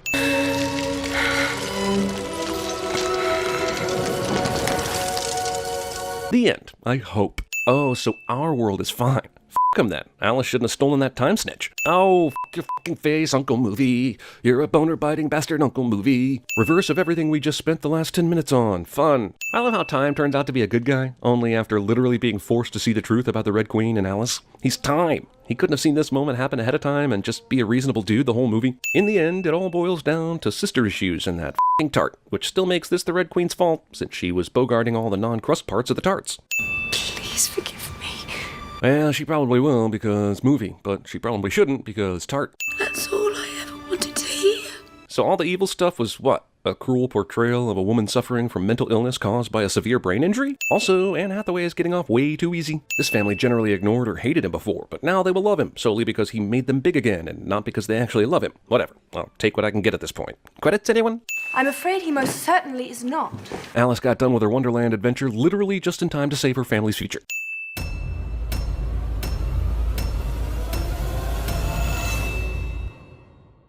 This movie exists. Just what we needed. A gritty, neo-realistic reboot of the fucking Disney logo. Once upon a time in the hidden heart of France. Narration. Also, France has a hidden heart. The whole country is not even the size of Texas, and Texas's heart is where the stars at night are big and bright, so that shit definitely ain't hidden. Oh, how divine. That's right, kids. There's some extra singing in this bullshit so that we can pad the runtime and sell more tracks on iTunes. Between this and the Hunger Games, I'm starting to worry about Stanley Tucci becoming typecast as that dude that wears the f***ed up wigs, or that dude who will do anything for a paycheck. Who the hell has a door right behind the throne in the throne room? And why isn't it locked? Also, we know that there's a big-ass front door in this castle, but the Enchantress takes the side door to properly buzzkill the entire shindig. Repulsed by her haggard appearance, the prince turned the woman away. Yeah, he's a dickhead, but he's also probably pretty pissed this old lady crashed his party, demanded a room, and waved a flower in his face. When he dismissed her again, the old woman's outward appearance melted away to reveal a beautiful enchantress. Entrapment. Also, it's already maddening that I'm watching the exact same f***ing story as the animated movie that came out 26 years ago. It's exactly like the shot-for-shot remake of Psycho in 1998, only if a movie that featured Vince Vaughn jerking off had made over $1 billion. And placed a powerful spell on the castle and all who lived there. The Enchantress gave the prince 2 f***ing chances in 5 minutes to not be an asshole, and because he assholed, every motherfucker in the vicinity was screwed. For the Enchantress had erased all memory of them from the minds of the people they loved. That's an excellent attempt to close a plot hole opened by the animated movie, but it leaves me with a whole new set of questions. Did the Enchantress also erase all physical evidence of their existence, including portraits, letters, or things they've made? And I'm sure some mothers and fathers worked in the castle. Did their spouses suddenly think storks brought them their children, or they were miraculously conceived? If not, he would be doomed to remain a beast for all time. Or at least until the next reboot sequel, which should be coming out in roughly 14 months. Every day, like the one before. Harmonious Hermione. Bonjour! Bonjour! Everyone in this town opens up their window and doors at the exact same time, even though there are occupations like bakers and policemen and like that, which should be working at a much earlier hour. Bonjour! Background public intoxication incarceration is background. Have you lost something again? Well, I believe I have. Do I really need to point out that everyone in this movie that's set deep in France has English accents except for LeFou and Lumiere? I guess so. The director said, here, let's have you eat an apple in this scene. It'll make you look like even more of an ass. Hey, that's an actual ass eating an apple. Holy shit. Is this movie trolling us? Look, there she goes, her going strange, no question. This lyric made sense when adults were singing it in the original movie, but having a bunch of kids smart shame Belle makes me think Bill Condon promised all his nieces and nephews they could totally be in his movie. No denying she's a funny girl, that I can't tell who's a bigger dick in this situation. The girls for singing about how weird Belle is right in front of her, or Belle for almost stepping all over their clean clothes. Jesus, movie, I know you probably had a large floral budget, but this is all the flowers. Look at her, LeFou. My future wife. We interrupt this musical number to bring you some good old-fashioned Disney-sanctioned stalking. Ever since the war, I felt like I've been missing something. You know what the first movie was missing? More unnecessary Gaston backstory.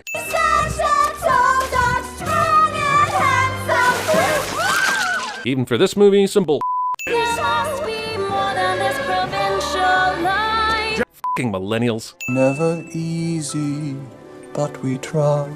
Jesus Christ, Maurice even gets a f***ing song in this version? What's next, an aria from that chick that said bonjour a few minutes ago? Maurice not only sketches his daughter obsessively, he also has a miniature model of himself painting the painting that's hanging right beside him. I think I prefer the crazy inventor that adorably f***s everything up Maurice from the last movie. Your mother was fearless. God damn, this movie about a girl that's captured by a magical beast takes forever to actually beast. So, what can I bring you from the market? Belle spent all f***ing morning at the market, at which every conceivable item was available, edible or otherwise. But Maurice is hitting up yet another one in order to finally kick this plot in the ass. Teaching another girl to read isn't one enough. That's Booksist. We have to do something.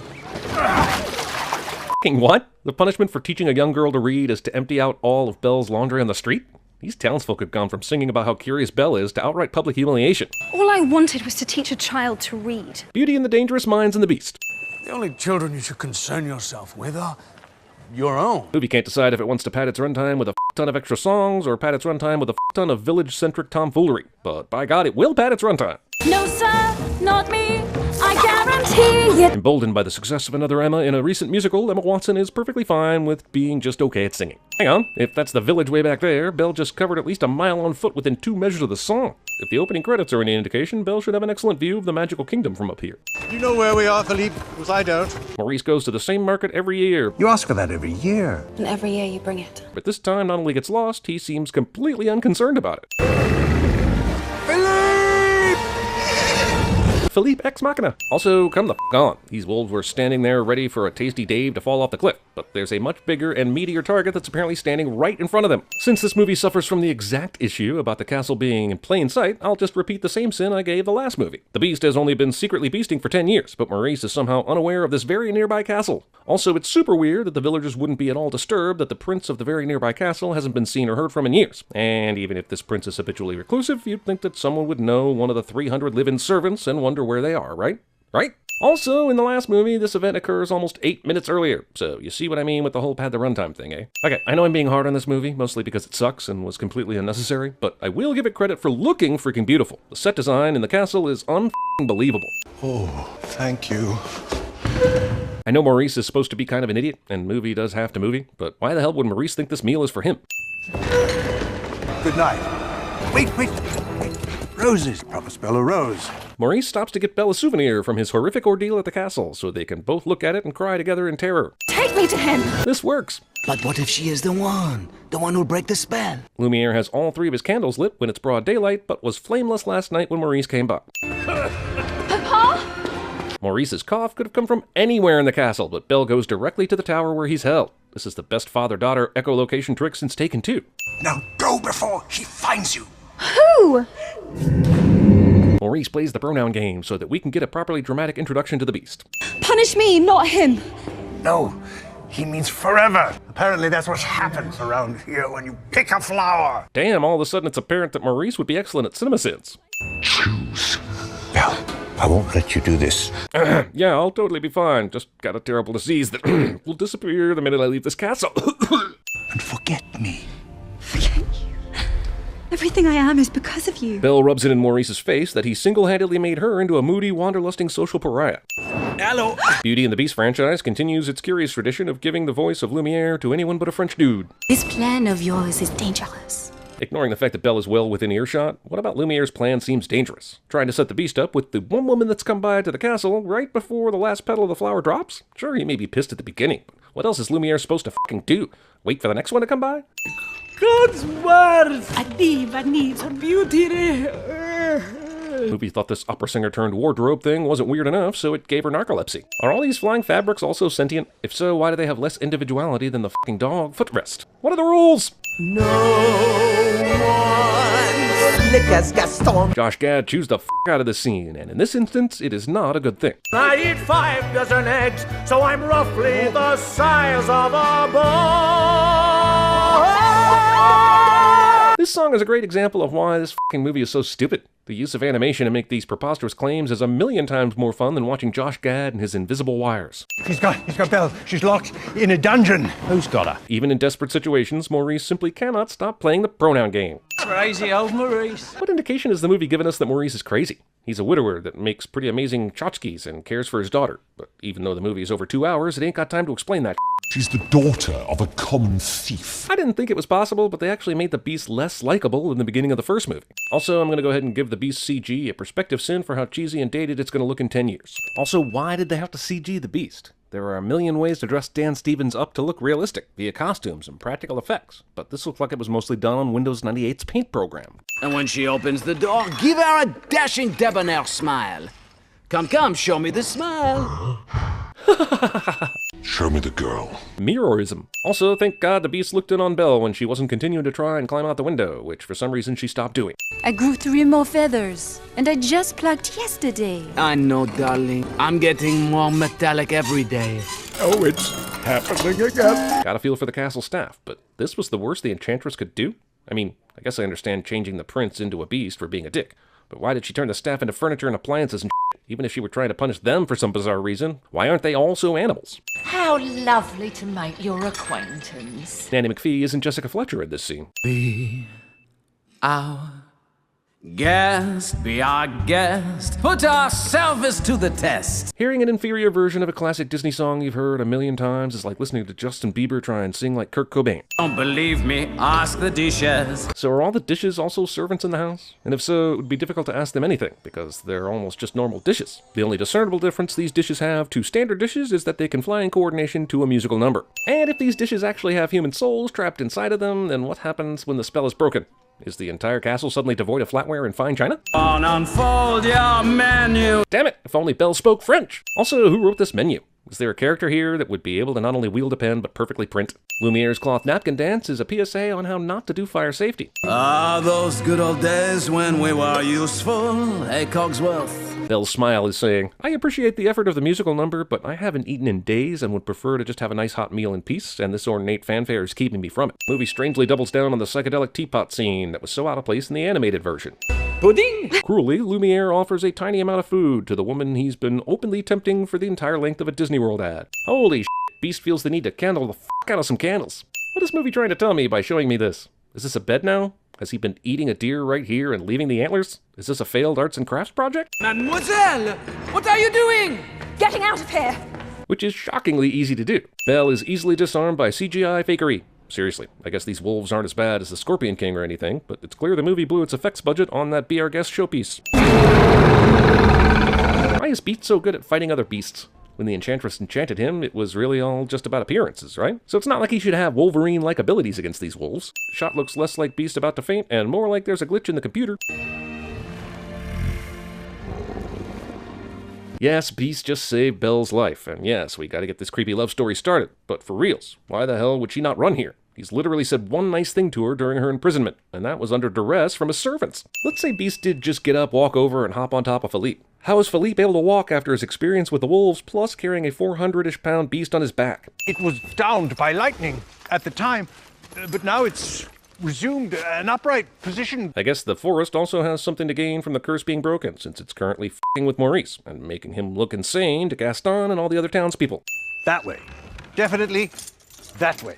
I am done playing this game of yours. Gaston rode all this way with Maurice, but gets fed up right before the entrance of the magical forest.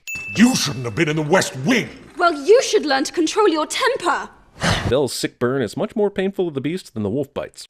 When the master lost his mother and his cruel father twisted him up to be just like him, we did nothing. And that is why we were all, including my young son, just asking to be cursed forever. Also, does anyone exposit out of earshot in this movie? When my life has barely begun. This number is for all the people that were clamoring for a Lost Childhood song to be added to the original soundtrack.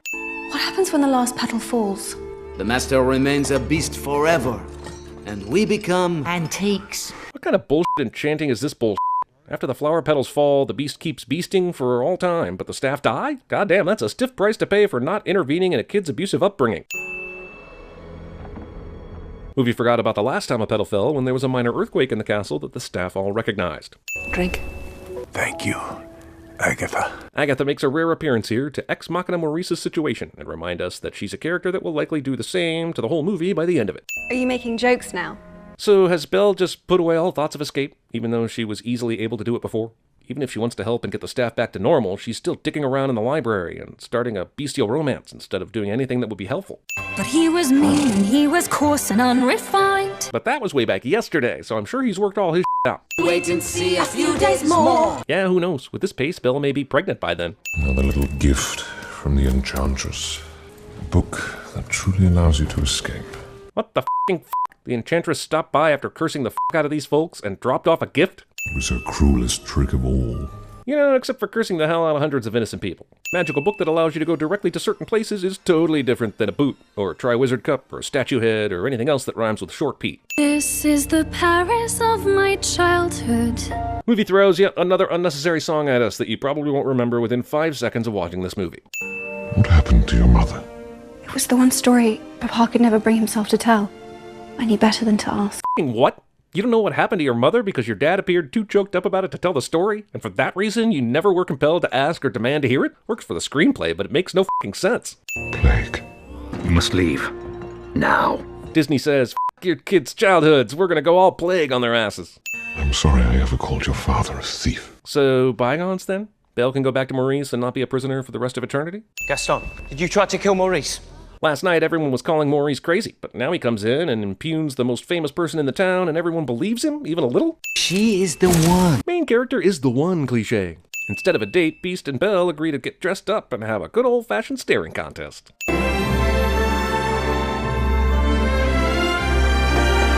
The animated version has much more amazing camera work and movie magic than this retread, but this does have 97% more move bustin'. Why can't the coat rack talk? Some of the staff members were turned into mute versions and some weren't. So does that mean the Enchantress went through them one by one? Now go. Our time is almost past. I was the one who had it all.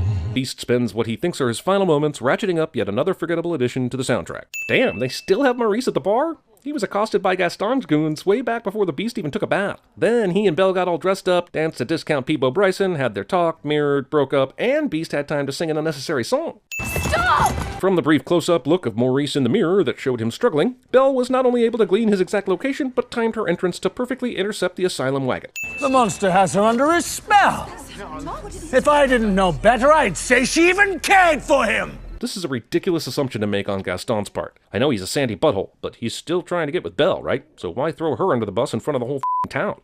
Kill the beast! Everyone's all bloodlusty and all, but no one has a clue about where the castle is. Even if the mirror shows the castle itself, it doesn't show the route. Also, isn't Maurice vindicated now? No one's saying he's under the beast's spell, so why does he have to stay locked up in the cart? If there's one thing this town does exceptionally well, it's mobilize an angry mob. They got ready for this beast hunt like a NASCAR pit crew. As the movie progresses, the time to get between the village and the castle is shrinking. It took more than half a day for Maurice to get out there in the first place, but by this point, the villagers can make it back to that in less than a song, on foot.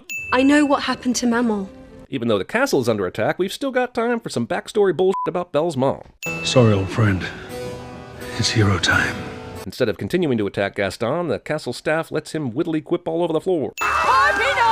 You know, it's shocking how Pirates of the Caribbean this thing ends up feeling. The castle begins crumbling like the boss level of some Super Mario game for no other reason besides adding suspense. Movie was definitely going for the record of most edits within a rooftop jumping sequence, but unfortunately still came up short to Captain America Civil War. Stay there! I'm coming! Beast gets a little presumptuous about how this night's gonna end. It was an honor to serve with you. The honor was mine. Main characters are fully objectified in the order of their cast billing, because we need to see the first of many curtain calls in this f***ing movie. I love you.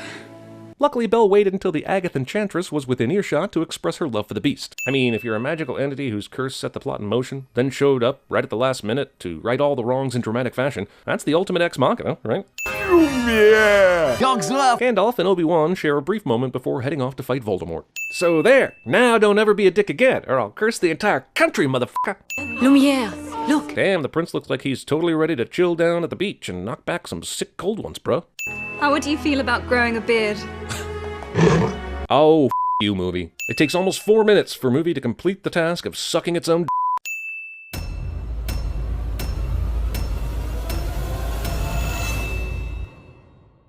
Look, anytime Disney's logo takes 30 or more seconds to pat itself on the back, I'm sending that.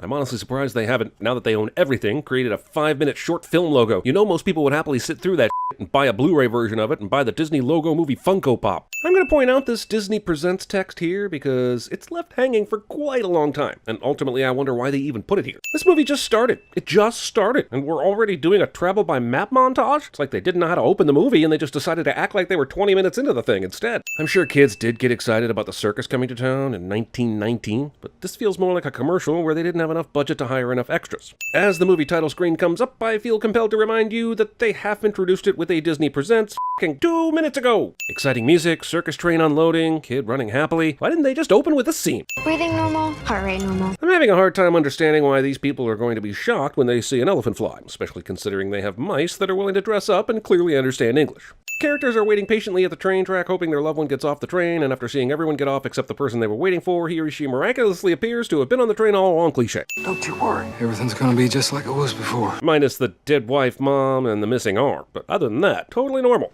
I'm the strong man. Yes, but we're all wearing multiple hats. You're in charge of budgets and accounting and inventory. You have 60 people here, but you give strongman 4 jobs? Spread the responsibilities, man. The influenza hit us like a hurricane. Natalia, Vincenzo, and then your wife. This seems like a good conversation to have with the children present. I'm sure they've had time to deal with their mother's death, but why make them relive the story again? I want to make scientific discoveries. I want to be noticed for my mind. Little girl good at science is one of the few additions to this Dumbo story I can applaud. Still not enough, so this is still a sin. Any day now, she's having a baby. Roll credit. Wait, this isn't a Kevin Bacon joint. No credit rolling for you. Dad! Don't worry, he's not going anywhere. He's stuck here. Pessimism needs to hire this girl as its spokesperson. Casey Jr. comes down the track. Max stumbling through Casey Jr. is the perfect parallel to how much thought Disney put into this remake. Good God, son, you're gonna make me miss the war. What? Do not call the papers. Tell me you didn't do it. You did it? But when would Rondo have had the time to call the press? And how would Max not know that he had? They were in the same compartment together when they heard the news. It was while Max was taking a bath, which brings up so many more questions. A face only a mother could love. This is a part of the movie I don't understand. Sure, Dumbo has big ears, but the one thing this movie nails is that Dumbo is f***ing adorable. This is my problem? Yes, you tend the elephants. Make those ears disappear. This movie already makes me want to light my eyes on fire. We tried an experiment. 37% of this movie's dialogue is Millie saying experiment. If only there were a better, more original movie about a circus with magical animals where Danny DeVito plays the ringmaster. One day, perhaps. So, that happened. So what is this audience is thinking here? That Max would create fake ears for an elephant and then try to cover them up with a bonnet? Nobody's gonna hurt your baby. Rufus. How'd you like your job now, cowboy? How exactly does this help Rufus with his job? If Max's circus has to close down because of this, none of them will have a job. So Rufus died? This is the weirdest and most unnecessary death in a movie since Bump Bailey. So a ukulele campfire song and Dumbo's raw innate curiosity will have him burrowing under a tent to learn more. And honestly, their song is not very good. This elephant trunk reunion is exactly 1/8 as powerful as it would have been if they were octopuses. Terrible hiding jobs. No one is really parenting these kids, and it shows. You're not supposed to be in here alone. I'm not. You're here. Millie would be great at CinemaSins. He's sad. You don't eat when you're sad. I got 50 pounds gained from breakups that would beg to differ. We're calling him Dumbo now? If we call him Jumbo Jr., it might make him miss his mom. But calling him the name all the people were shouting at him and making fun of him with will bring that self-esteem up. Your mama, she didn't mean to hurt anyone. She was just protecting you. Ladies and gentlemen, step right up for a skip. Nobody wants to be alone. I mean, Bigfoot doesn't seem to want any company. I'm just saying. It's not the peanuts that made him do it. It's the feathers. Yeah, and how is that not super obvious when it happened the first time after he sneezed out a feather? Dumbo! You are going to kill him! The sequel's going to be called Dumbo's Subdural Hematoma. An old-time low. I mean, this is bad, but not sure it's Fantastic Beasts or Total Recall bad. He's scared. I know. Now he's up too high. But they've practiced this, right? So wouldn't he already be used to how high he has to go? And he's not even supposed to fly in this scenario. So what are they even monotoning about? He won't fly without a feather. You know this already. Why'd you send him out there with no feather plans? You will believe a CGI elephant can fly. Oh man, he's dousing the bullies. The circus is saved. I can't believe Disney released a theatrical film under an hour in length. Sotheby, Cancel my dinner with the president. Damn it! Man, these people are really stoked about a fucking car. Why do so many people wear feathers in this movie? He doesn't look like magic to me. Well then, case closed, guy who hasn't said a single word before now. This scene has Batman, Penguin, Bullseye, Vulture, Miss Peregrine, Birdman, and Sonny Crockett all in one scene, and it still sucks. It's up your sleeve. It's in your pocket. And when did VA put that in Max's pocket? If he's got that kind of sorcery up his sleeve, what the f does he need a flying elephant for? Michael Keaton is going to swoop in here, see the exponential potential that this small operation is only capturing a small part of, and make a shady deal to eventually steal the potential away and build up his own empire. And I just realized this movie is the founder with circuses. No one will be seated during the Baz Luhrmann's Great Gatsby portion of the movie. Way to work your magic, Max. I look forward to the sequel, Magic Max XXL. I still can't ride. Oh, I know you can. And you're going to. Right after you get that little elephant off the ground for me. They haven't seen Dumbo fly yet? That would have been a pretty important part of their investment in Max and Holt. On Friday, we premiere our little Dumbo. Everyone signed off on this asshole's partnership deal pretty f***ing quickly, no? They never even caught a whiff of evil? Because I think his cologne is Tommy Hilfiger's evil. Just so you know, I've been to France. It wasn't a good experience. That's racist. But he doesn't actually need the feather to fly. In the compartment toward the beginning of the film, when he was flying, he was actually chasing the feather and had not ingested it yet. So the logic here is bull. Mr. Vanderveer, I have one question. Exactly what do I do? Huge red flag that is summarily ignored. Where'd Vanderveer find you? I was a street performer in Paris. He discovered me. You are a f***ing trapeze artist. How did you do that on the f***ing streets? Who's been dreaming like I've been dreaming? I'm not 100% sure Michael Keaton is giving a good performance in this film, but I am 100% sure he would have made a better Willy Wonka than Johnny Depp. Right wing, check. Left wing, check. What the hell is this? He flies when he has the feather up his trunk, or when he's chasing a feather that he wants up his trunk. That's it. The red and green flags and verbal commands are unnecessary and only here to give Michael Keaton a reason to steal the elephant from the kids. The insistence that we try to make Dumbo fly with a female rider is a problem. This asshole thinks a flying elephant isn't enough of a draw on its own, and he wants to with that elephant's status quo. Honestly, how did this dickhead ever build a successful theme park if he's this stupid? Disney, which unironically sells plush Dumbo dolls in real life, will now make fun of a corporate entity so vile and money-grabbing that it sells plush Dumbo dolls. And I am Jack's complete lack of surprise. Movie has time for way too many seconds of this musical cake layer dancing opening number bull.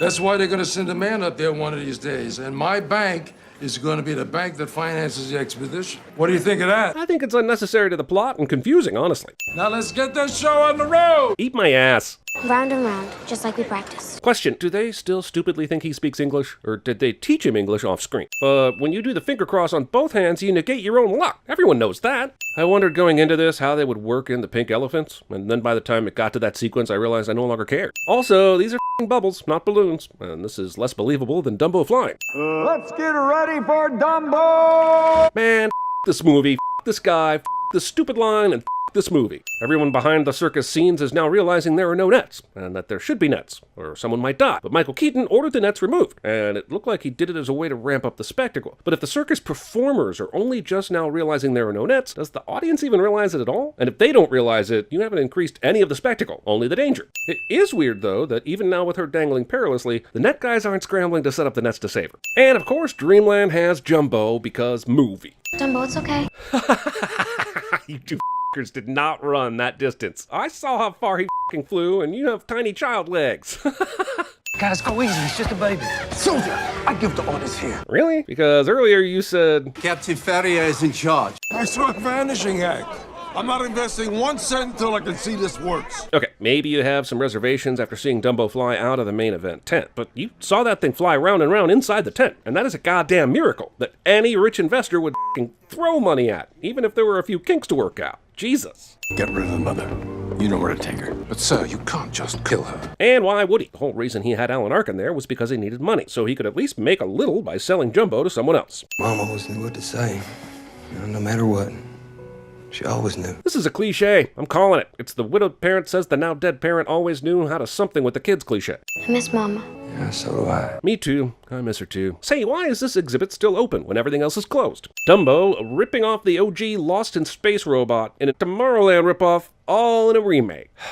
This headline makes sense, but the article underneath about a labor conference does not. Goodbye, little friend. I haven't interacted with you at all, and we only knew you like a day before our circus got bought, and it's only been like 2 days since then, but I will miss you terribly. We wanted to see him one last time. The act that got you all fired? Kinda weird, but okay. This Dreamland doesn't deserve it. No circus does. Christ, lady, you switched sides so hard and fast I got whiplash. He was terrified. Dumbo's reputation was ruined because he flew out of the tent. But look at the goddamn rabid turnout on night 2. Why would this theme park's behind-the-scenes employees only area have a sign for a rides back entrance? All right, Big D, it's all up to you now. But does he know the plan? Does he speak English? Why did you put all the plan's success or failure on the shoulders of a baby? Also, Big D? Yeah, they really should have thought about that nickname some more before finalizing it. Are you sure you can do this? With one hand tied behind my back. Hard to feel like this movie spent any time considering the life of actual amputees, and they almost certainly just used the condition as a lazy bit of character development.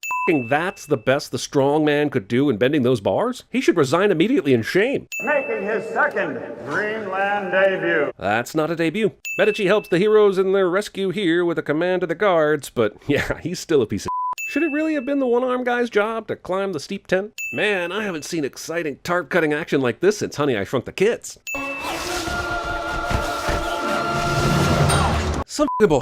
Dumbo is just pulling levers willy-nilly here, but it ultimately appears like he pulled all the ones the Resistance planned to pull themselves, and that elephant's English-speaking skills far outpace its flying ability. I guess they were struggling on how to take out Vandermeer, so they wrote a climax where he is so mad about the elephant getting away, he willfully destroys his empire despite repeated warnings from his loyal employees. And I'm just saying, he was presented to me as a money-hungry scam man, but now he's being presented like he's the f***ing Joker or something. Convenient horse riding ability is conveniently needed later in the movie. Man, our hero sure did set in motion a plan that nearly killed a few hundred people. Dumbo has no way to know that Holt and the kids are trapped, but Dumbo knows that Holt and the kids are trapped. Dumbo, remember this?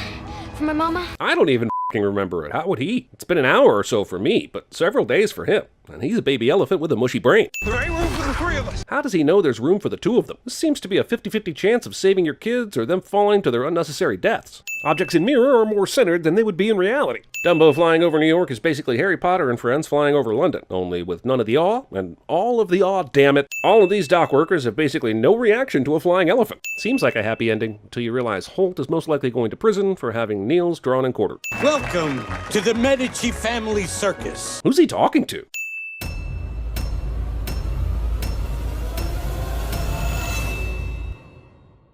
This movie exists. 32 seconds of opening logo. Yes, it was all the Walt Disney logo admiring itself. Hey, look! Over there!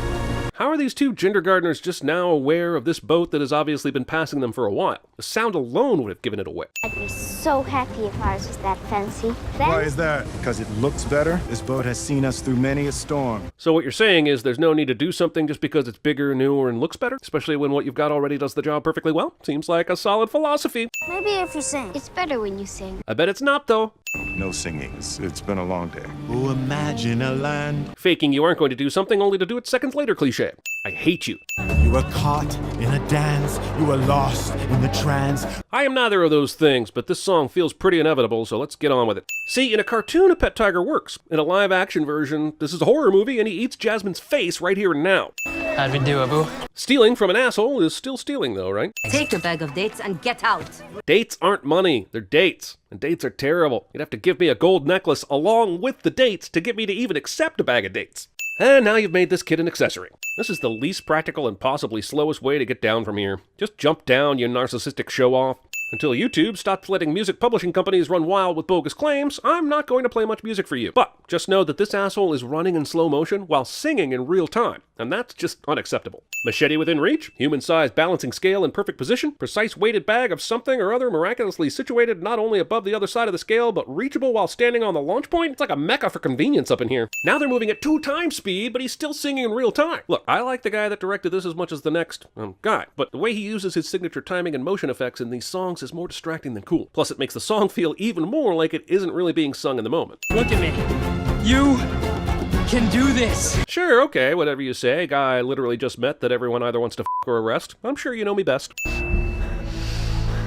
You bring me the rough, but never a diamond. And you can tell that by smelling? Isn't the diamond a metaphor for being pure of heart? Can you smell his heart purity? And do you think Aladdin smells any better? Dude probably gets on by a monkey like 5 times a day. You are already second only to the Sultan. Second? Uh-oh. Who's in trouble now? So they're sticking with the comic relief talking parrot thing? You made it a cartoon again. You just cast some human actors in it this time. Why did you do that? Is the movie saying Aladdin took the time to make these retracting stairs? Even if he could do it, is the level of intense work in designing the mechanism, hollowing out the stone wall, lugging these massive wood posts actually worth it when a simple hidden ladder would do the trick? Not like it offers any security either. Just saying that roof looks easy enough to access without spending half your life putting this thing together when you could be out doing more thieving. Which means you are a handmaid to the princess. I haven't done the math, but I'm pretty sure mistaken identity is a plot point in 78% of animated Disney movies. Is this yours? It's kind of borrowed. There really is no getting around the fact that Aladdin is a thief. Like you can't escape what you were born into? It's incredible how much these two on opposite ends of the socio-economic spectrum have in common, which is to say they both dislike their lot in life, which isn't a lot in common at all, come to think of it. Everyone hates their lot in life, except maybe Kanye.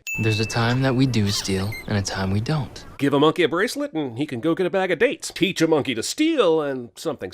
My point is, you can't teach situational ethics to a monkey. Why did no one tell me of your beauty? I like Billy Magnuson, but his part feels more out of place in this movie than Scorsese would at Comic-Con. Hey, puss. What just happened? Did the tiger eat Prince Anders? I admit that's probably what should have happened, but it's probably not. What a weird cut. Why cut there and then? That invading shit about is the right thing to do. Why does he need more power? He can literally hypnotize and control the Sultan.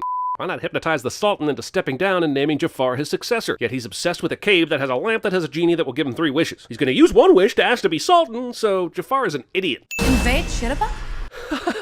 He made the classic mistake of trying to hypnotize a world leader with the door wide open. Walls and borders unguarded will be attacked. I gotta say, making Jafar into a pissy teenager was a bold choice. Here's a new song. It's so bland it's painful. It's also basically every Disney princess empowerment song rolled into one song. It could easily be titled, "Can Belle paint with part of your world while letting it go?" Dirty monkey. 2 things here. Does Iago just hang out by the palace gate now, hoping to see something interesting? And second, why does he even give a literal flying f*** about Aladdin? As far as the movie is shown, neither he nor Jafar have had any interaction or awareness of him before now. Diamond in the rough. Why? Because his obvious digital double can leap from rooftop to rooftop with uncanny valley ease? How do they know this is the person the cave was talking about? Oh, I'm the princess. Next, I guess she's going to break into song about having always wanted to be a princess. All my life, I've only wanted one thing only, to be princess and not just be some low homely maid. What do they call you? Aladdin. Roll carpets. Steal an apple and you're a thief. Steal a kingdom and you're a statesman. Teach an apple to steal a statesman, and the kingdom will never have to fish a day in its life. We are nothing to her, but you could be. Something. Could be something. You're nothing to her, but you could be something to her. Grammar more good, movie. The rock cat face clearly said only 1 may enter, but then he lets in 1 plus monkey. It's interesting that the cave doesn't think Abu is a person upon entry, but later does think Abu is a person when he touches the treasure. This is a magic carpet. These really do exist. I was just about to mention something about how the movie never really lets us know how this carpet got here, but then I realized they would probably hit on a lot of that in Aladdin's 4 through 7, so carry on. No one will be seated during the free solo portion of the movie. I mean, yeah, but it's not the first time. They've been tripping over that stuff since they came in. Plus, it's a monkey, dude. Overreact much? Aladdin, no! You were supposed to be the chosen one! Man, good thing he was already good at parkour before this. Aladdin survives this. Could you give me a hand? First, the lamp. Throw me the whip. Genie, wishes, lamp, none of that ringing a bell. No, it's all very, very familiar. In fact, it rings all the same bells. All I'm hearing are bells. Can someone tell Disney to stop ringing so many bells? You ain't never had a friend like me. And there ain't never been a force of nature like Robin Williams. I like Will Smith, but it doesn't matter who you put in this role, it would pale to what Robin did, and I miss him like crazy. You ain't never had a friend like me. Thanks, I hate it. The whole song was the instructions. Was it though? Because honestly, it sounded like a long list of how amazing you are, with 0 instructional information on how the whole thing works. It would be like if someone asked the president how the government works, and he just responded by bragging about how great he was and all the stuff he owns. Ridiculous, right? Oh look, hand-drawn characters from this story. I don't know about you, but I wonder if you had done this movie with classic animation, if the fantastical elements of the story might have been better captured. Ah well, there's always next time. Do we need the top knot? That's my little cherry on top. This movie and I have dramatically different ideas of what funny means. And the director said, let's have Will Smith take a bite of an apple and then throw it away, so that the audience will know we are all assholes for putting up with this shit. The magic flying carpet is amusing itself by building a sandcastle, and I have questions. Like, this sand is dry as hell. Can't shape that without adding some fucking water. I'm about to fabulize you. That's a felony in 6 states. Not sure about Agrabah, though. But won't people recognize me? Nobody will recognize you. That's how genie magic works. Oh. He already made him a prince, so adding the entourage seems like a kindness outside the scope of the wish. I mean, Genie was the one that said to be careful with the wording. Dude didn't ask to be a prince with an entourage, now did he, huh? Oh no, a T-Rex is coming! What? It's only an elephant? This is Jafar and the Sultan having tea, and that elephant still has to walk through the city to get to the palace, so their would not be vibrating right now. For reasons unknown, they slowed the Prince Ali song down dramatically from the original, and it basically kills the song's energy. No matter how many costumes and colors and zingy lines the song comes with, it's still completely void of energy. The genie sings about exotic-type mammals while riding a bird. It's just as much a pleasure for me, Your Highness, sir. The Aladdin we've known for the rest of this movie is slick, suave, and always in control, even when he was trying to impress Jasmine earlier. What's up with the sudden comedy of errors act? Tell him that we have gifts, please. None of this awkwardness would be happening if Genie had spent 5 minutes planning this, instead of just whipping up an entourage out of the sand and immediately marching them all into the palace. In 10,000 years, I've never been that embarrassed. Okay, but you said you'd been in the lamp for 1,000 years before Aladdin came along. So in the last 10,000 years, my guess is 99% of your time has been spent in the tiny lamp not being embarrassed. No? Look at her handmaid. Does adding a love interest really do anything for the Genie story? Narratively? Thematically? Or is it just fun to watch Will Smith try and score some Handmaid's Tale? Princess Jasmine! You're still here. Jasmine would be excellent at CinemaSins. Look, Genie, when I said blow me, this is not what I meant. Seriously, though, I'm glad we've reached the portion of the film where the magical being does obviously magical things inside of a crowded room that doesn't even react. It's my favorite. Oh, so it's like Upgrade, but the Stabby Stabby is replaced by Dancy Dancy? To be honest, that seems more of a downgrade. Also, Genie is controlling him, making him dance, because Aladdin doesn't know the dance everyone is doing. But a genie that lived in a lamp for the last 1,000 years does know this dance? This is an offensive misunderstanding of human relationships. Genie is treating Aladdin and Jasmine like a pair of blue-footed boobies, forcing this awkward-ass mating dance that will probably still f***ing work because this movie hates my soul. Maybe I went a tad far with the backflip, but that dance may be the best thing you ever do in your life. This Genie is all about, don't ruin this party for me, I like to party, and that girl is cute, and you're lame, that dance was awesome. Whereas the original Genie showed genuine affection for Aladdin right from the beginning, so that later when Genie saves Aladdin's life, it meant something. Whereas in this movie, it'll come out of nowhere. How did you get past the guards? I snuck past. All 48 of them. Even the ones that eat fire? Impressive. In what way does eating fire make you better at being a palace guard? Why does that make it more impressive?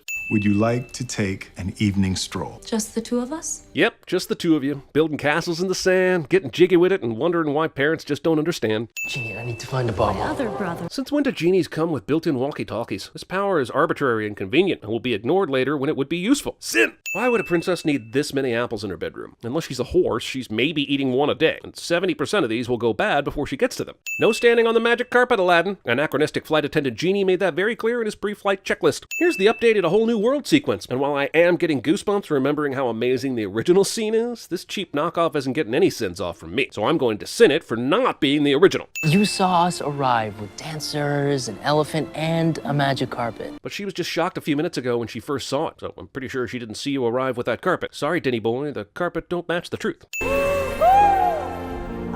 Fascinating. I hate this specific live-action movie's version of this parrot so much. I want it to die in a garbage disposal. I want red feathers flying in the air, tinged with the spattered blood of this f***ing bird. Gentlemen, I think there's been some sort of confusion. My only confusion is why you aren't making one of those long-distance Genie calls to Big Blue right now. If I throw you off of that balcony, and you are who you say you are, you will die a watery death. If you survive, it can only be because of the lamp.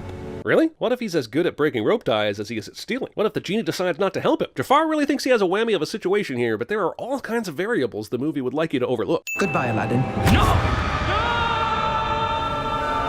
Also, according to Jafar's theory, Aladdin is the only person alive that knows where the lamp is. So killing him is hella stupid if Jafar really wants the lamp. I can't get you out of this unless you make a wish. I said it when we was in the original, and I'll say it again here. Yes, you can. You got him out of the cave without a wish. You used magic for him as a favor several times already. You absolutely could just save his life right now, and this handcuffed Genie routine only exists to put Aladdin down one wish, as well as being one of the lamest excuses for tension in movie history. Also, since I brought it up, this movie for making me sin the exact same things over again. I swear one of these days I'm just gonna do the exact same sins for the new version as the old. If Disney can just regurgitate the same exact stuff, then I should be able to play that game too. Both Jasmine and Genie have spotted Jafar's mind-controlling power and stopped it earlier in this film. But for the sake of a finale being set up, both will say nothing right now while it's happening right in front of them. Prince Ali, I must apologize.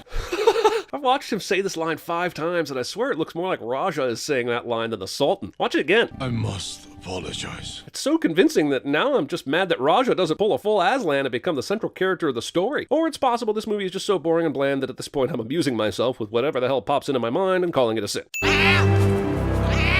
This is at least the 4th time Iago has just happened to be in the right place at the right time to hear exactly what the plot advancement needed him to. If this movie keeps giving the bird to its plot, I'm gonna keep sinning it. This entire movie makes pickpocketing out to be so stealthy no one ever detects it, and that is a huge lamp, and anyone carrying it would feel it being taken out of their pocket. This needs to die in a chemical fire. I wish to be Sultan of Agrabah. At the risk of being a broken record, why didn't he just mind control the Sultan to change the rules and get himself named Sultan that way? He doesn't have to use a wish on this. You know the law, Hakim. But what does the law say about advisors using genie wishes to make themselves Sultan regardless of bloodline? Pretty sure the law frowns on that. So you appealing to the law here makes you look weak and stupid. It's time you start doing what you should have done all along. Stay silent. If only I had a power ballad at the ready that I could sing and address that exact backwards thinking attitude. She seems really passionate about this song, but I can't hear it because of how bad the song sucks. Or will you do what is right and stand with the people of Agrabah? Man, Hakim is super important in this remake, even though I'm not even sure he existed in the original. Genie motions for Aladdin to stay back for now, revealing that he has 2 masters and favors the previous one, which is against the genie code. Once I ensure your agonizing death by banishing you to the ends of the earth. Or you could just agonize death him right here and now, you know? You are the greatest sorcerer of all time, and to accomplish your goal of recapturing the lamp and destroying your enemies, you turn your parrot into a bigger parrot? Also, why didn't Jasmine immediately rub the lamp when she stole it? Just blurt out, "I wish for Jafar to stop," and everything's all good. Were they just planning to transport it somewhere for safekeeping? Use the damn thing. Hey, all the slow-mo in the world isn't gonna save this mess. I can destroy cities. Well, for a guy trying to take over the Sultancy, that is a lame-ass brag. Entire cities? Talk to me when you can destroy countries, or continents, or even entire films, and you'll be in my league, son. You can just make the law disappear? Please. Like it never existed. Then what the was with the whole "I'll make you a prince" that took up 30 minutes of the movie? Get your own jams. Something Marvin Gaye's ghost might say to Pharrell and Robin Thicke somehow makes it into the movie. No, thank you, Ginny. I owe you everything. You really don't? You owe that genie a lot, sure, but everything? No, dude. You made Jasmine fall for you way back just by being a street rat with charm. You shall be the next Sultan. A ring? Didn't you say 1,000 years of history said no woman could be Sultan? But you're giving her a ring now. You're gonna die, and she's gonna have to defend her female sultanness to the masses with a ring? Write a decree or a new law, dickhead. A ring? A ring? Any decent trial lawyer will get that ring thrown out of court instantly. Gah!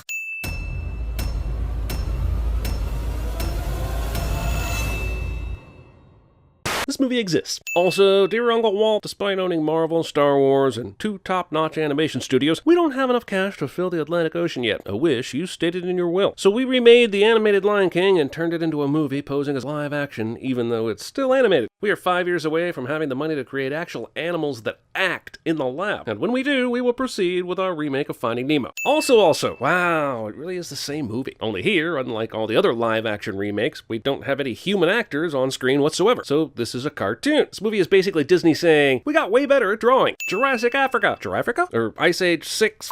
Let's do Africa. Is it just me, or is it weirder that all the animals are attending the opening ceremony in this movie? Since these animals look real, it's harder for my brain to process that real animals would ever do this. Ah, Twilight Baby! Oh wait, that's Simba. I'd give back all the sins if he dropped him right here and the movie was about the trial of Rafiki for Simba slaughter. I'm trying to put my finger on why this new Circle of Life song is so off-putting, and then I realized it's being sung by that Bee Gees impression Jimmy Fallon and Justin Timberlake did on SNL. Well, look who's come down to mingle with the commoners. Aslan? Sarabi and I didn't see you at the presentation of Simba. Look, I can't think of a better voice than James Earl Jones either. If you're gonna make Lion King again, he makes total sense. Hearing someone else would be weird. But hearing anyone other than Jeremy Irons as Scar is weird too, so why not find someone else to play Mufasa? Don't turn your back on me, Scar. Oh no, Mufasa, perhaps you shouldn't turn your back on me. Remember when everyone gave Gus Van Sant unmerciful for making a shot-for-shot remake of Psycho? Yeah, I remember that. Well, as far as brains go, I got the lion's share. Do lions make puns about lions? Do lions even know puns about lions? And long live the king. What am I gonna do with him? Kill him? Or banish him? I'd kill him. If you killed him, everything would be fine. But because you are still keeping him around, I guess because you're blood relatives, this entire movie will be allowed to happen. How good of a ruler can Mufasa even be if he can't sniff out his biggest threat? We both know he should have been expelled from the Pride Lands long ago. Zazu would be excellent at CinemaSins.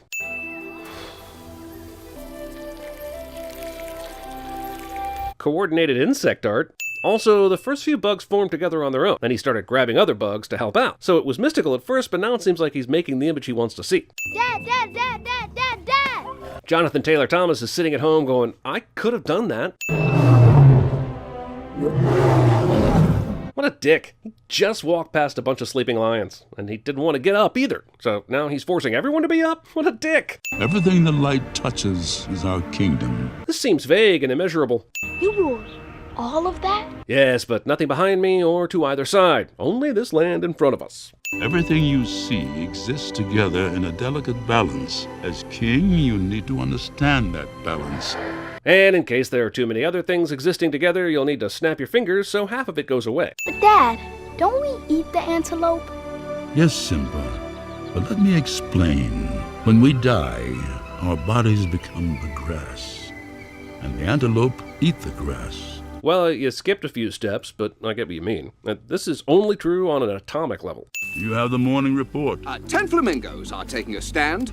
2 giraffe were caught necking. This Morning Tonight with John Oliver. Also, this is either a terrible and insignificant morning report, or it's a f***ed up rendition of the 12 Days of Christmas. Watching Simba get enchanted with this totally CGI but realistic looking flying insect, and I suddenly realize these assholes are going to make a new live action Bugs Life next, aren't they? Don't laugh. That's not a joke. They will do this, and you know it. And you guys better flood social media with a timestamp YouTube link to this Sins video to prove I called it. Go back to your den, Simba.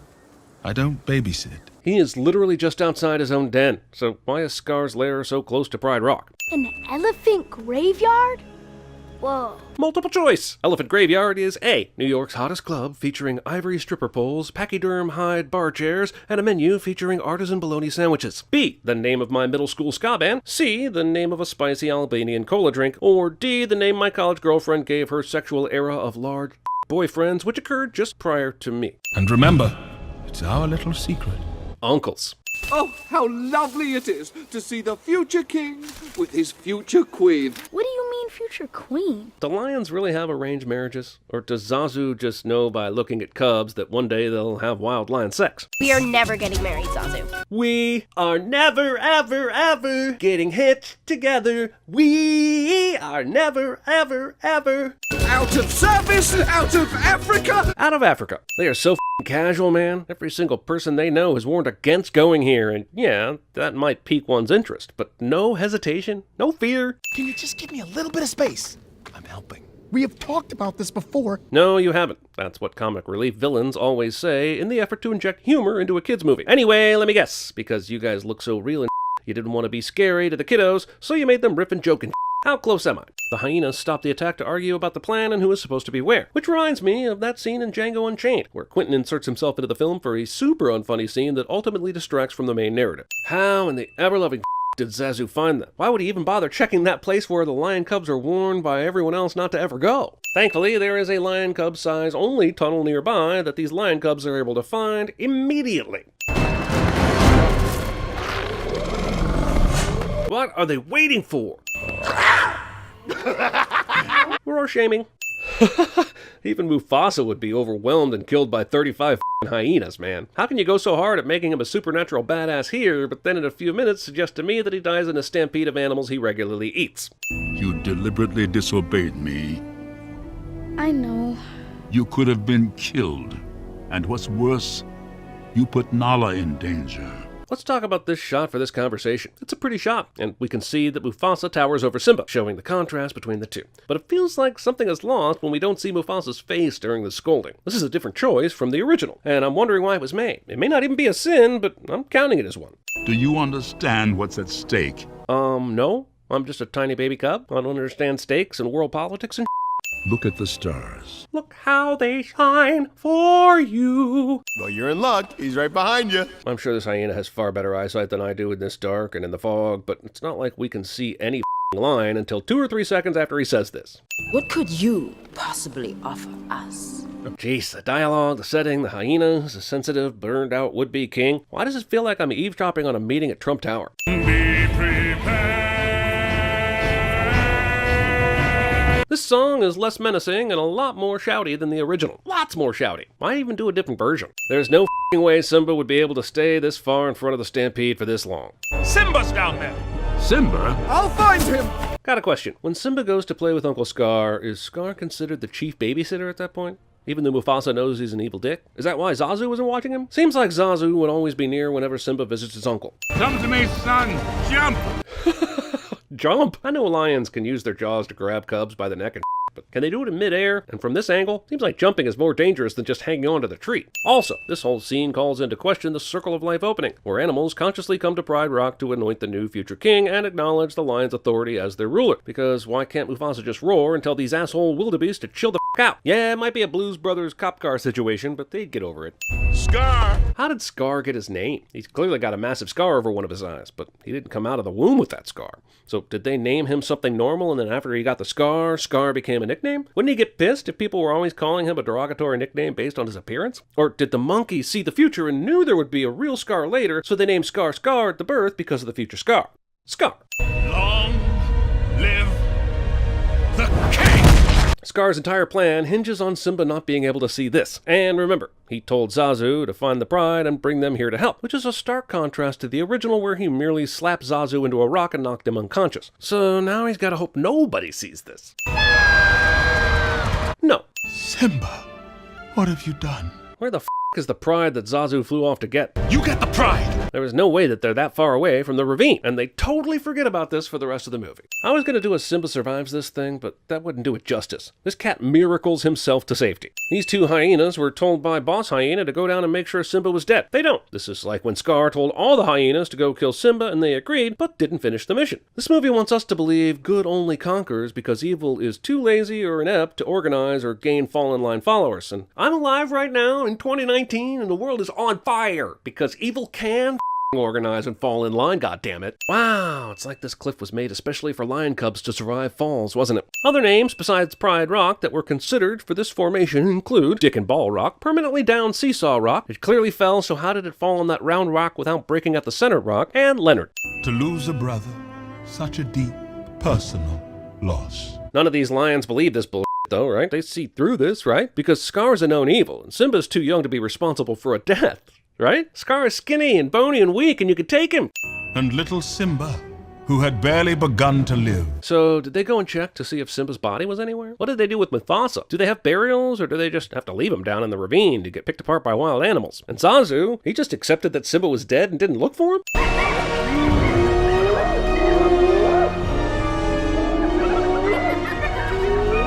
Yeah, we're worried on that one, dip. Does he have to walk on the very tippy top of the pointy sand dune? Is he trying to stay as close to the scorching sun as possible? Hakuna Ex Matata. He's gonna eat you and then use my body as a toothpick. These two are the only good thing about this movie. They're not good enough to earn a sin removal, so they end up earning an added sin by making the rest of the movie's shameful laziness so obvious. Repeat after me, kid. Hakuna Matata. Is this better? Is it different enough to warrant its existence? Do you not feel the same feels by just watching the original? Do zebras even care about warthog farts? Are zebras like people? An antelope? Uh-oh. So wait, does this antelope have some sort of character that the other antelope Simba's eaten didn't have? When he used to go on hunts with his dad, did the antelope scream, "God, please don't kill me," and make a reference to Billy Ocean or some before they died? This is going a long way to proving Jules Winfield's philosophy about not eating dogs because they have personality. Personality goes a long way. Ooh, the little cream-filled kind. Why are the insects any different from the mammals in this world? Since all these species can speak to each other, why don't the bugs have any way of communicating? It's kind of convenient for their no-murdering policy, isn't it? Zazu, where have you been? I'm sorry, Nala. I came as soon as I could. What exactly has Zazu been doing where he's had to be away for a long time? Did he go do research on the One Ring? You're overhunting, Scar. I've simply perfected the kill with the help of my army. That's not really answering the accusation. Overhunting implies food supply concerns, whereas your perfected kill suggests that the prey will be limitless or that, at a minimum, you don't care. I mean, not that you're not a real lion, but, you know, the kind that eats... I'm gonna go. He is never gonna want to frolic with a carnivore. Yeah, but in this world, you have the ability to communicate to each other and learn from each other's actions. This is where the movie wants to have it both ways. It's either a jungle out there or it's a civilized society. The antelope is acquainted with Simba enough to know he's not going to eat it because he's been here for however long it's been, and he hasn't eaten any animals. This is just like that bullshit from Racing Stripes when the Frankie Muniz zebra was afraid of getting into the starting gate for some stupid reason, even though he was fully conscious of his actions. All I'm saying is Racing Stripes. We're entrusting you to make a plan for us today. This is important. Think about all you've been taught. Even the new scenes in this remake feel stale and regurgitated, like there was a reason the original film didn't contain them. Man, this piece of Simba's mane travels a Forrest Gumpian route that is so insane the odds of it reaching Rafiki and that he would recognize it are astronomical to an insulting degree. And besides, is this movie saying there are no other lions this mane hair could be from? Seriously, are the lions in the Pride Lands the only ones within a butterfly effect radius? Also, oh my god, it's a bug rolling a circular giraffe turd with a tuft of lion hair in it. How the did this even pass through the first draft of the script? Even DreamWorks, king of poop jokes in animated movies, has never stooped quite this low. That is a bug pushing poo. Poo! Holy fucking they did make a live-action Bug's Life. They just put it in the middle of this live-action Lion King movie.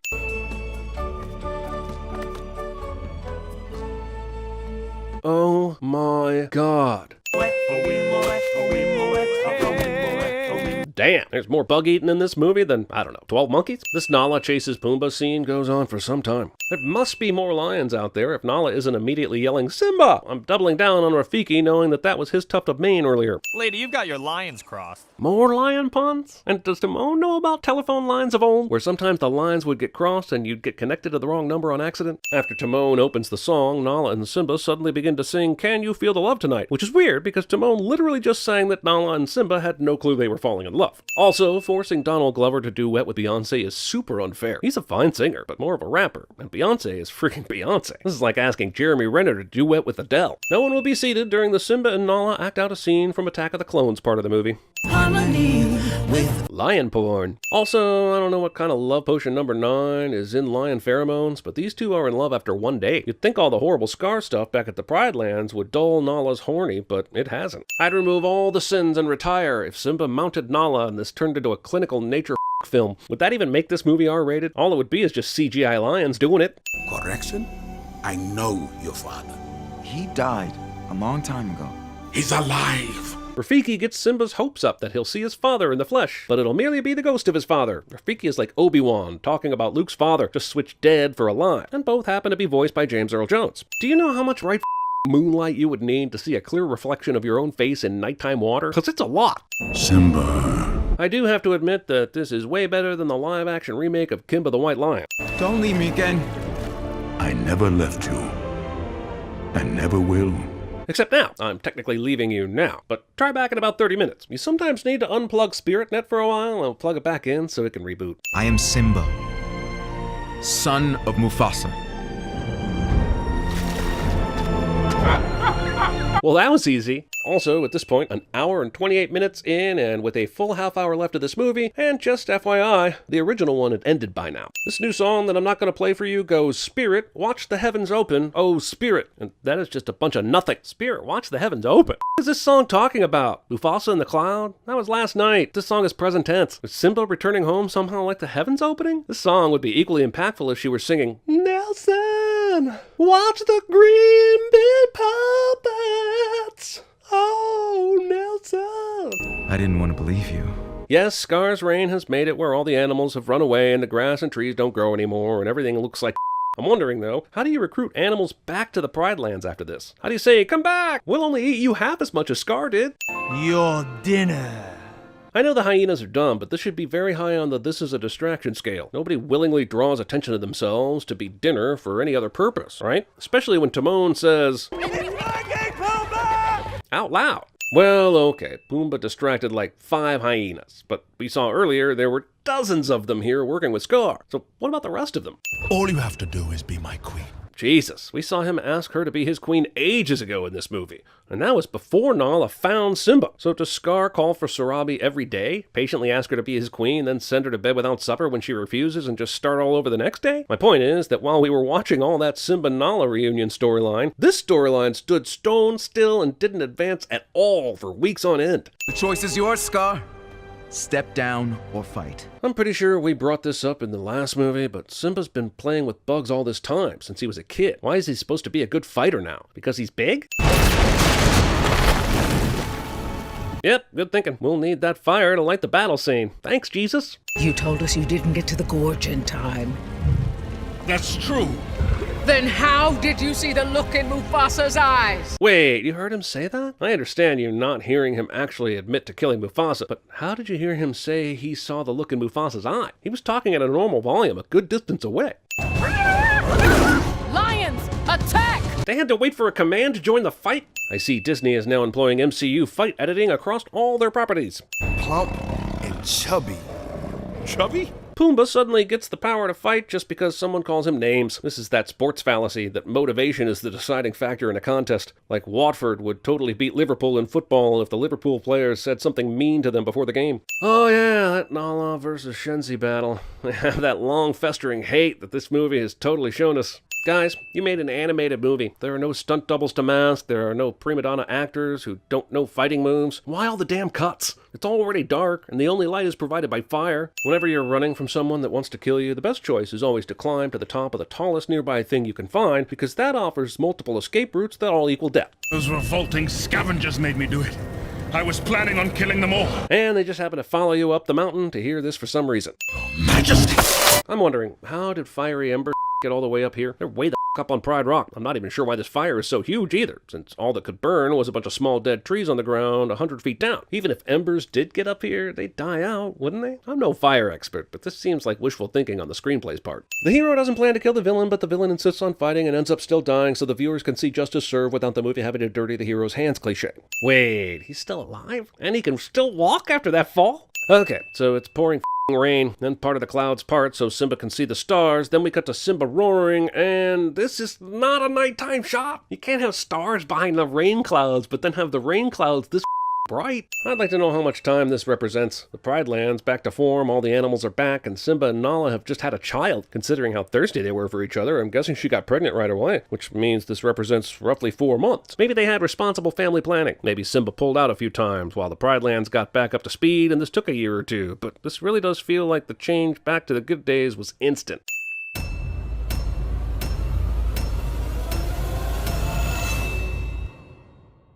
There have been many tales of the great warrior Mulan. Totally! There have been 2 animated Disney movies and a 2009 non-Disney Chinese film called Mulan Rise of a Warrior, so you can easily see the need for a remake. Also, Mulan narration. Here she is. Wait, is this guy telling the story to his ancestors with the assistance of the film? Do I believe that this farming community had access to a spectrum of pigment and spent their precious hours coloring fabric to showcase the perfect tone of tangerine and salmon pink? You know, in order to best represent their individuality? No. Tell me your sister's not the cause of this. Hell no, Mom. That commotion outside is clearly Dave. F***ing Dave. No! This is how you turn a famous Chinese legend into a f***ing cartoon. This is supposed to be badass, but with all the effects and editing, it's just a cheap parody. Look, you guys allegedly saw the whole thing unedited. Probably looked pretty badass to you. I don't pretend to know how people back in this era would have reacted to a girl doing all this stuff. We've been told they wouldn't look favorably upon it, but I'm sinning them for being assholes, as is my right. Don't panic. There's a spider crawling in your hair. Siblings. I will squash it. It is because I'm trying to protect Mulan that I say this. Weird. It's like someone unmuted the conversation you were apparently having before the movie decided you were audible. I ask you, what man will want to marry a girl who flits around rooftops chasing chickens? All of them? Do you know why the phoenix sits at the entrance of our shrine? Better question, how is that little stick holding up the wing of this busted statue? I broke her. Some say the phoenix is consumed by flame and emerges again. I think she can survive a broken wing. Yeah, but that's the phoenix. This is a decorative phoenix, and burning is distinctly different from broken wings. And the solution to this problem hasn't been solved by Mr. Mister yet. Hold up, not only do I have a bit of who the f*** is this, but I've also got a dash of what the f*** is that? We have a hawk skull with 2 extra beaky talon things, making this look like a predator situation, flanked by pelvis bits and 2 spines? This is some evildoer crap's gone wrong right here, my god. That, kids, is how you get herpes. Yeah, sure, this is total bullshit, but what I'm really wondering is how the narrator of the story knew this happened. Oh, so it's one of those kind of movies. It's like Crouching Tiger, Hidden Dragon, but it somehow seems way more unrealistic. So all these bad guys get to the wall at the same time and scale it. So who are the archers aiming at if everyone is ascending the walls? Useless archers. You can't shoot the desert. Their leader calls himself Ori Khan. Fitting that one of the chief antagonists of this movie has a name that's 67% of the word boring. It is forbidden to use the power of Qi in destructive way. I mean, isn't that subjective? A witch is using the chi to be destructive to an oppressive system, killing along the way. Mulan will go on to use her chi to support the system closer to the rules, also killing along the way. Where can we read the TOS for chi? Once again, a shapeshifter in a movie has to transform back for absolutely no reason other than to tell you that they can. Seems like this seemed to be an acknowledgement from the filmmakers that you're probably not paying attention. Anyway, what if someone saw this? Why can't she wait until she's out of the town to do it? You won't get what you want without me. Which makes no sense at all when you consider that she could warg into the Emperor's body and make a decree for supporting chi-wielding women warriors. She literally does not need him, just like this story didn't need her. To be free, on your horse, racing bunnies in an open meadow, completely unbound by marriage. What could possibly ruin this day? Well, I guess this is a sin for over-lanterning. Is something wrong? So, putting the teapot there is some horrible breach of etiquette, and the movie will spend way too long on Mulan not telling the matchmaker about the spider underneath it to build up some fake tension for we don't care about anyway. But I think the teapot should remain where it is. Please forgive my insubordination. Telling you about the spider is way worse than, oops, I've said too much. Fake spider, fake stunt work, fake laughs, excitement. Dishonor to the Hua family. Jesus, if people act like this about things that aren't your fault, I'd rather be exiled. At least I'd get to use my chi. It's terrible when you have to make the walk of shame and you didn't even get last night. Yeesh, when he's mad, he sure doesn't need a cane. Walking pretty great there, buddy. Man, don't you hate it when you wake up in the middle of the night, you can't sleep, and you walk in on your dad playing with his sword? The Phoenix. Oh, shut up. Where's Mosho? I was promised a Disney remake, and that means everything is only slightly different than before. Next you're gonna tell me we skipped the part where she slices her hair off with a sword. Damn it! By the way, after Mulan's dad went through all the drama yesterday, with his bad leg and his lie about being blessed with 2 daughters, wouldn't the army realize this isn't him? They knew all the families with fighting men, so why wouldn't they know that this isn't the guy with the bad leg? If they don't notice this family could have just not sent anybody. Our last apple. The director said, let's have your character give her horse a rotten apple and pretend it's a good thing by saying it's the last one. It'll make her look like even more of an asshole. The Phoenix. The Phoenix Machina. Also, this moment would be far more interesting if the Phoenix were leading her out of a labyrinth landscape, rather than a canyon with only one way out and a pretty clear windy road to follow just beyond. I'm Cricket. My mother says I was born under an auspicious moon. Draft nerds. Insults me again and you'll taste the tip of my blade. Oh yeah, getting drafted for war just got a whole lot sexier. I told you to line up for showers. Showers? Showers. You lot stink. Sounds like nobody got that message, since even Mulan is surprised about the shower edict. And I need a volunteer for night guard duty. Me! So wait, does that mean she doesn't have to shower? Why wouldn't the volunteer for night guard duty have to shower, then become a night guard? Why is this mutually exclusive? This movie is just one of the guys, except they substituted getting a newspaper job with war. Or Shakespeare in Love, except they substituted battle for acting. Or She's the Man, where they substituted soccer for a real sport. Got a question. While all this tomfoolery is going on, why doesn't Boricon just go ahead and attack the Imperial City? He knows that they're drafting soldiers for this war, so why not just go ahead and do it now, while everybody is learning what a sword is? Only the strongest will reach the summit. It will take everything you have. Survivor, Mulan Edition. My ideal woman is courageous. A courageous woman. Oh my god, this guy's incredulous laughing face, for f***'s sake. I could have gone 100 lifetimes without seeing it. You should really consider skipping guard duty and taking a shower. Holy f***, she's taking guard duty every night? You'd think a military organization would make other people do it just to get some experience, but hell no, not in this outfit. What about the smell? You mean her commander can't tell over the last month or so that she smells terrible? Why hasn't he forced her to take that shower yet? Also, that's another thing. How long has this training gone on? We've seen that they've gotten better through the power of the montage, but it's been long enough now that Mulan is stinking up that joint worse than Pigpen when he helped Charlie Brown move in with Peppermint Patty. Here's a confusing moment when Mulan and whatever his name is get into a competitive bit of pointy thingy practice. I'm all for a little action to move the plot along, but I get the impression that off-script sparring is frowned upon, which firmly places this scene into the just do something more interesting than nothing category, which is super sinful. Wait, is combat practice the kind of thing that the other soldiers can just form a circle around and watch like it's a really incredible tango or something? Have you even showered once yet? I mean, seriously, how are they just now noticing this? This movie is giving us a shot with rack focus so that we can't focus on Mulan's rack. I get the impression that this dude is the kind of person to not obey the one urinal between us rule. Space, man. Space. I can't believe all this time you've been keeping your skill a secret. What else have you been hiding? Well, I can trap a spider with a teapot, but I've never gotten the chance to show it. Soon, the Imperial City will be up.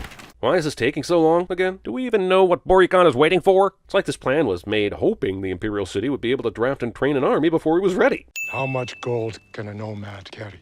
If gold is not enough, I will give you blood. Okay, but blood is also really hard to carry around as a nomad, so... It seems you've been hiding something. This movie spends a lot of time on scenes where one person will ask or tell Mulan something, and then a few minutes later we have a different person asking or telling Mulan the same thing. They already did this with the showering earlier. Just so I understand the rules here, water can spill out of the buckets if you're carrying them, but if you pour them out deliberately, your family is disgraced. So the wise thing here would be to casually swing the buckets to lighten the load. Am I uttering right? This reaching the summit scene is supposed to be the moment of triumph, proof that she's the strongest, that she's a leader. They've cut these mountain climbing scenes during montages, and one time they focused more on the guy who was cheating. This summit thing has not been presented as anything really important. But here we are, at the top of the mountain, pretending like it's been a major obstacle and a defining moment for our protagonist, and it feels unearned. Also, now that she's up there, what does she see? What's the reward for that climb? Instead, we see how it affects these doofuses. And when it finally cuts back to her, the camera circles her face, never once showing the majesty she's observing. This one shot is it, and before you can even soak it in, the movie's like, but what about the dudes?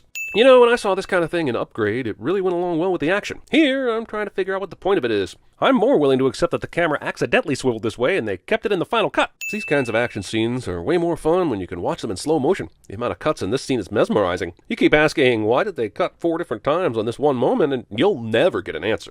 It has to do with the 3 virtues. There's no shame in being fearful before battle. Protagonist is about to be honest with someone because the lie is killing them, but the other person interrupts them thinking they know what the problem is, so they say a bunch of shit that makes telling the truth a lot harder. And we can feel good that the protagonist tried to tell the truth but was given no choice but to continue lying cliché. Perhaps one day you could accompany me to my village, where I will introduce you to my daughter.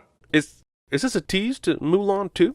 We'll protect each other. We'll fight for each other. And then the movie immediately separates them into different parts of the battlefield. Huzzah! Drumline contains frightfully few Nick cannons. Jesus, how many meaningful glances do these two need to have? This is the 3rd one in the last 5 minutes.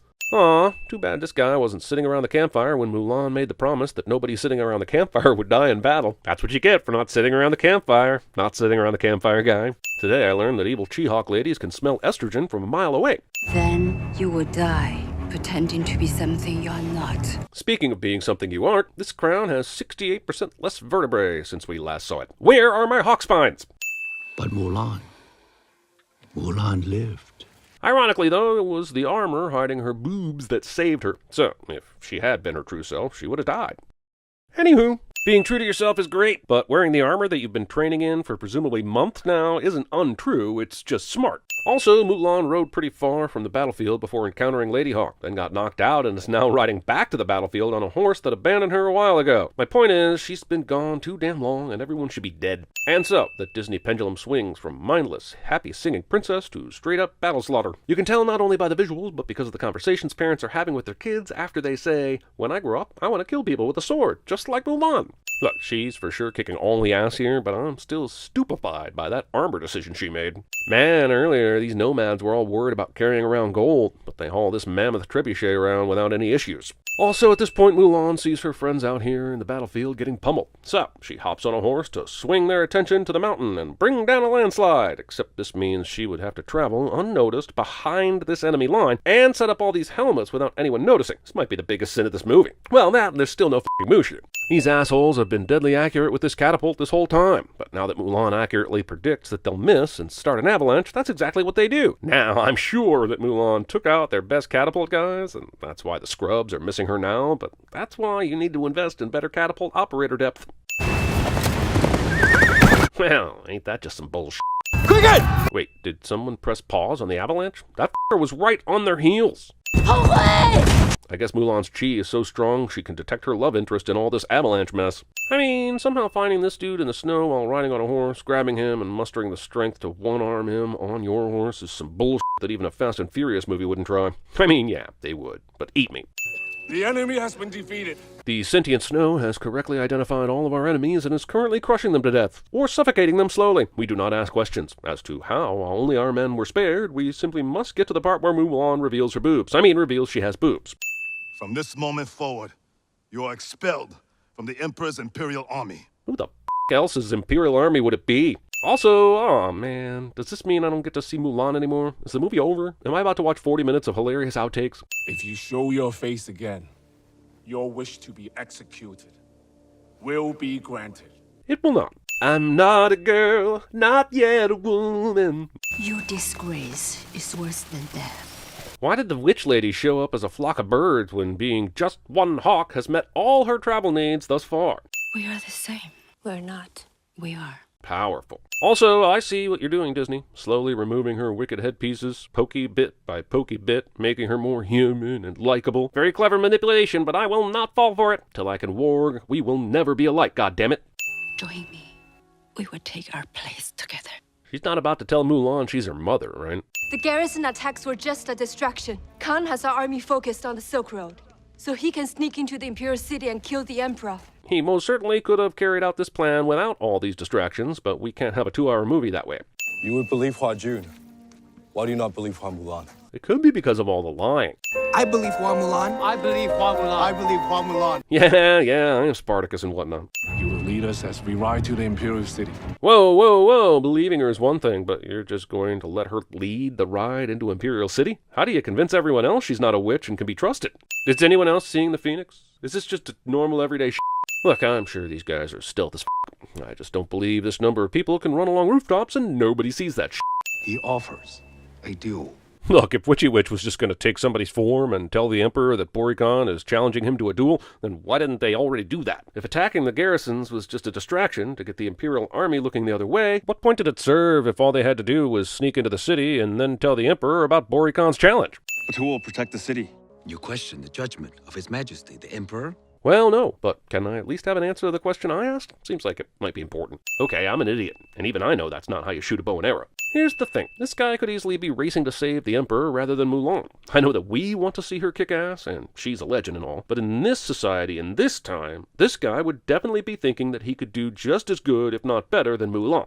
Jesus Christ, these guys just walk into an unsecure location, assuming Boricon doesn't have any surprises in store? This is the strangest maypole celebration I've ever seen. Also, here's yet another scene with an orgy of edits so confusing that Eyes Wide Shut told me I needed a second password to make sense of it all. And of course, that was a trick. There was no second password, and Sidney Pollack told me I was lucky to be alive. These assholes jump onto the walls and run on them for basically no f***ing reason whatsoever. They're back on the ground in 3 seconds. So what the f*** was that? Mulan's hair is looking ready for a f***ing shampoo commercial, and it should look like shit after that insane horse race across the countryside. You told me my journey was impossible. Yet here I stand. Proof that there is a place for people like us. Sure, let's just ignore the extreme luck involved with your acceptance. If you don't have intel from the witch herself about what Boricon was up to, and your buddy who persuaded the general to keep you around, Witchy McWitcherson would have been right. I mean, is this a long enough shot to give this badass cloak the screen time it deserves? Do you think the costume department slaved over this garment for just 2 seconds on only the upper portion of the screen? Jesus. Where's the Emperor? Just when I was getting used to you changing into a flock of birds every time you go back to the hawk. Make up your damn mind already. Reality. The bad news is that you can't catch a hawk on a rooftop. The good news is Hawk Witch flew around the city long enough to allow Mulan to see where she was going, which we will later find out she did on purpose. Why not just tell Mulan where to go? A woman leads the army. Holy shit. How did Mulan get here so fast? The witch lady just got here, and she flew there as a hawk. Super great that this woman took an arrow for Mulan and all, but did she have to? She could have turned into a bird swarm and disrupted the arrow pattern or kicked it away in fantastical martial arts fashion, but instead we have a skewered bird because reasons. Also, if she was so easily picked off by shooting an arrow from the roof, why not stay up there and try again? If you can hit a flying hawk from here, why not try and hit Mulan when she's motionless, sad, and doing nothing? Oh shit, they're gonna Wicker Man this guy. Hey guys, don't worry. This has to be when Mushu shows up and snags the sword out of the... Oh, f***ing hell. I give up. There is no Mushu. I am sad. Movie steals the best image from the worst season of Game of Thrones. Man, the Chinese version of American Gladiator is goddamn intense. Let's see, I've got this sword, massive amounts of chi. Holy f***, do I have a lot of chi. I'll just let gravity decide this. It'll seem smart, and we get to keep our PG-13 rating. But also, he survives this and lands next to a convenient bow and arrow. Holy shit, is this fight still going on? And were these assholes just watching? Movie pretends that this guy might be dead, even though we all saw him at the campfire where Mulan guaranteed no one would die. And that camaraderie seemed really important at the time, but since Mulan was never with these guys, and we never really got to see any of these dudes in action, that whole team effort was some weak sauce anyway. You can't leave. God damn it, are we getting an adaptation of Baby It's Cold Outside? Because I pass. Remember the first time Mulan rode her horse off to adventure and ran out of food along the way? Yeah, we don't care about those little details now because everyone is happy. Oh my god, Mulan, we're so happy you're back. You've been gone for 3 hours. The entire kingdom is in her debt. I'm sorry, I just don't give a shit about this matchmaker to care if she's displeased with Mulan's newfound respect. Mulan never wanted to be married to someone she didn't care about. The matchmaker shunning her is the best thing that could have happened. And I don't think anyone's watching this movie thinking, man, I hope that matchmaker learns the error of her ways and Mulan shows her but good. Devotion to family. Pretty neat that this sword was engraved and ready to be gifted in enough time to deliver it to the Imperial Guard so that they could race to Mulan's house, arriving mere moments after she did. And the leader became a legend. And this totally wasn't a one-time thing for women, right? Mulan was able to influence culture, and men everywhere began to accept women as powerful equals, capable of more than childbearing and such.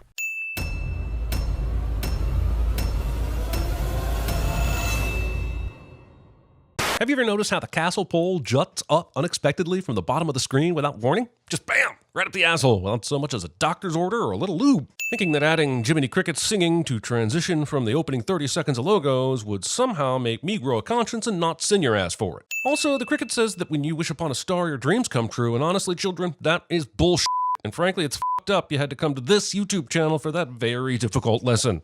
Who are you? I'm you, only older and wiser. Breaking the space-time continuum narration. Also, if Jiminy can just chat with himself, why is he not giving old JC a heads up on all the dangerous things that are about to happen? Or better yet, why isn't he telling him to turn around now and run far away from this god-awful travesty of a movie? Sticking your butt this high in the air while trying to get underneath something. We get it, Jiminy. You've been doing squats. Move on. This opening is so boring they had to catch Jiminy's jacket on fire as he makes this climb, just to give the audience something to care about until he puts it out later after having exactly zero impact on anything at all. Memory may hold the key. Feeling how I felt when he was here with me. Opening on Tom Hanks sadly mumble singing his way through a terrible fake mustache. You know, for kids. Oh, yeah. Excuse me, ma'am. Good to see of all the things they decided to carry over into the live-action remake, they didn't forget the important cricket horn-dogging for inanimate objects part. What's the deal with only halfway closing this curtain to the bedroom? Either celebrate your bedroom or give in to the shame, but leaving just the bed showing seems a bit of a tease. But if you cannot sell your clocks, why do you have a shop? Signorizzi would be cuckoo for CinemaSins. Good night, Geppetto. I leave a disappointed man. Movie predicting my final sin 7 minutes into the film somehow makes it into the script. Being an asshole to a fish. Pinocchio. Pinocchio, huh? Sure to transition real quick from Pinocchio to Pinocchio, huh? If you're just gonna be all willy-nilly with the name, just go with Woody. It's not like that's taken or anything. Jiminy survives this. Why? Because he likes you. Being an asshole to a cat. Sudden flirty fish with underwater mascara. Teaching children that hunting a cat with a dancing marionette is easy when it clearly takes years of practice to get the nightmare-inducing puppet crawl just right. Oh, f*** you, movie. Stop breaking your world for cheap Easter eggs that add nothing but a sip of empty-calorie member-berry punch. Roger Rabbit. In what universe does Geppetto craft Jessica kissing Roger as a cuckoo clock? And is it the same universe where any child watching this would even know who they are? And where does the crow cawing noise come from? Is there a digital recording and speaker in this clock? How do you make that specific of a noise a fully mechanical process? Look, I don't know where the genitals for goldfish are. I don't intend to Google it, but I am going to say that Cleo is enjoying this bedtime belly rub much more than I am comfortable with. Leaving your unscreened window open overnight. You may think you're okay with it, but I bet it bugs you by morning. It's the wishing star. Oh, I haven't seen one so... But the poem he is about to recite says, "Starlight, star bright, first star I see tonight." So is Geppetto saying that he hasn't seen a star in so long? This excessive amount of finger flutter flapping. What caught his attention? Was it the swelling music? Because he's all the way across the room and there's literally no other noise happening right now. Plus, crickets are notoriously deep sleepers when they recline like this. If I was to tell you, you would think I was... Convenient broken clock dad joke, even though the entire point of Geppetto is how much care he puts into his clocks is convenient. Get it? It talks too much. Tick-tock. The clock tick-tocks too much. Never mind, it's late. Thinking that joke would have been funny at 11 a.m. Also, this poor f***ing cat puts up with so much bullshit and doesn't have to. Just leave, Figaro. There are other options out there with less puppet torture and terrible puns. The trajectory of this wish is an interesting twist. A magic beam hits the picture frame and blasts it to the room where it reflects onto Pinocchio. But what if something else had been in the wish path? Would we have a mashup of a fish and a boy? Where's that movie? Jumping jeepers, he's alive. Says the talking cricket. No, you can talk. No, you can talk. This talks about who is talking for all the some talk. I'm the blue fairy. I'm the blue fairy. No, I'm the blue fairy. No. God, I hate the repeat game. Are you repeating me while watching this video right now? Stop it. No, you stop it. I'm an asshole! Ha, gotcha. If Geppetto wanted a real boy, why would he carve a puppet? The Blue Fairy sure does have a lot of questions for someone who's already granted the wish. Maybe do the questioning first, BF. People can wish for a lot of terrible things. Have you even seen Wonder Woman 1984? But to be truly real, he had to pass an ordeal. Having Cynthia Erivo and making her speak rhymes instead of sing them. To be real is up to you. You have to prove that you are brave, truthful, and unselfish. I run from spiders, lie about how often I bathe, and will not share the last bite of any dessert. Am I not real? What does that make me? What does that make any of us? What does this teach children? When a boy is brave, truthful, and unselfish, it makes his father proud. But what if your father says that fixing motors would make him proud, but you wanted to design IT systems? Guess just don't think about that now, kids. Work on your identity issues through counseling sessions in your adult life when you realize your world has inadvertently been designed around pleasing other people to be real and matter. Send your counseling bill to Disney. The casting, the look, the voice. I love everything about this Blue Fairy character. I might even take a cent off if they were in the movie more than 5 minutes. Hello, Pops.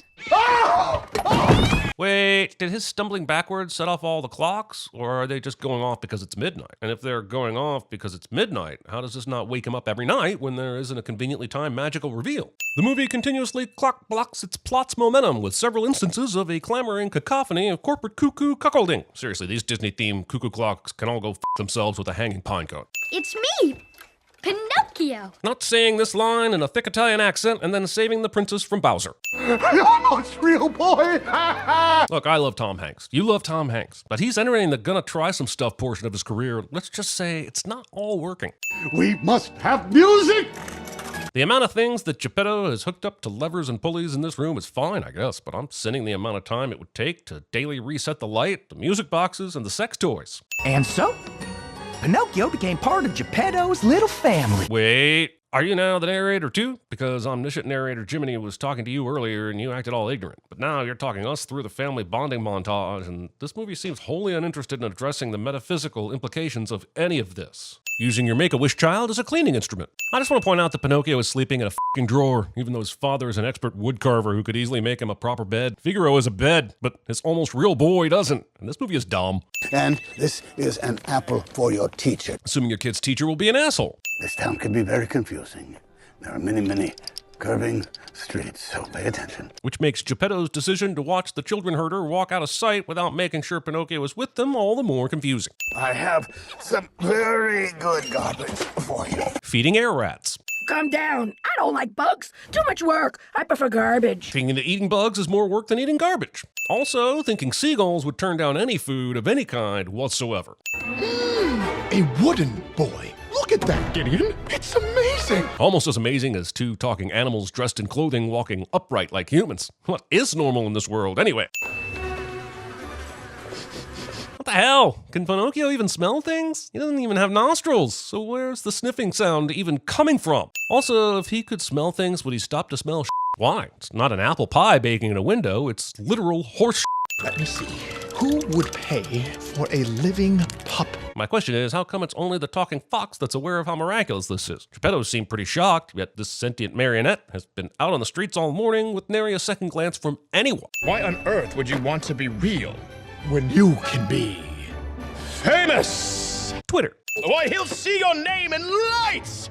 Lights! 6 feet high! Jesus fucking Christ, does this goddamn fox not know any other volume level? Whoever jammed a megaphone down his throat didn't kill him as intended. They amplified him. I've got it. Chris Pine! Dragging Chris Pine's name into this shit show just because you think it's a funny pun, which it's not. Pinocchio, as a rule of thumb, when somebody calls themselves honest, they ain't. Besmirching the 16th president of the United States of America. I just realized that this hammer has an Honest John and Gideon heart on it, and I'm honestly 1,000 times more interested in the romantic story between Honest Jay and Silent Bobcat here than anything actually going on in the movie. I bet you were thinking I dropped the ball. Nope. What I was actually thinking is, why are Honest John and Gideon letting you continue to stand there destroying the fourth wall when they could have trapped you minutes ago? No. 5 o'clock. 5. Pinocchio should have been home by now. He must have lost his way. Yeah, the real problem started at around 8 o'clock in the morning when you sent a fucking puppet to school without considering that he is confused about things like piles of shit and the sun. It's almost like he's made of wood and not quite a real boy that could lose his way and needed a parent to take him there and back safely. Who the is this massive meal for? 1 human, a cat, a cricket, a fish, and a puppet with no digestive system live here. taking the goldfish with you every time you leave the house. I'm genuinely beginning to be concerned about Geppetto's relationship with Miss Cleo. She looks like she has strong legs. Does she though? Her legs don't seem all that beefy, and you've never seen her do anything. Sure, she's a ballerina, but you don't even know what that is. Unless for some reason Geppetto taught you about ballerinas before the lesson on why you shouldn't stop and play with horse shit in the middle of the road. Pinocchio is now singing I've Got No Strings, and I just can't help but think that I'd rather be watching the original animated movie than this unoriginal, still mostly animated movie. Are we to chapter 11 in this story yet? Because Disney needs to file for creative bankruptcy immediately. Good to see, of all the things they decided to carry over into the live-action remake, they didn't forget the important French can-can marionettes that flip their skirts up for an audience of children part. This bullshit.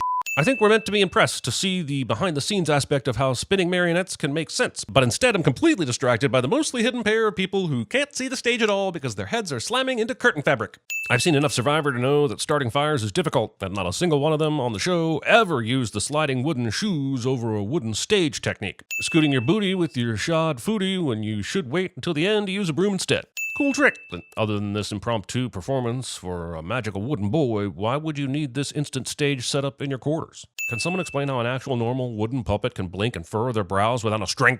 Hanging the key in the room with the prisoner, like your desire is to create some sort of escape room instead of, an actual prison. You can trust me. Says the cloaked figure that is manipulating Pinocchio's feelings through her ballerina marionette. I'm Sabina.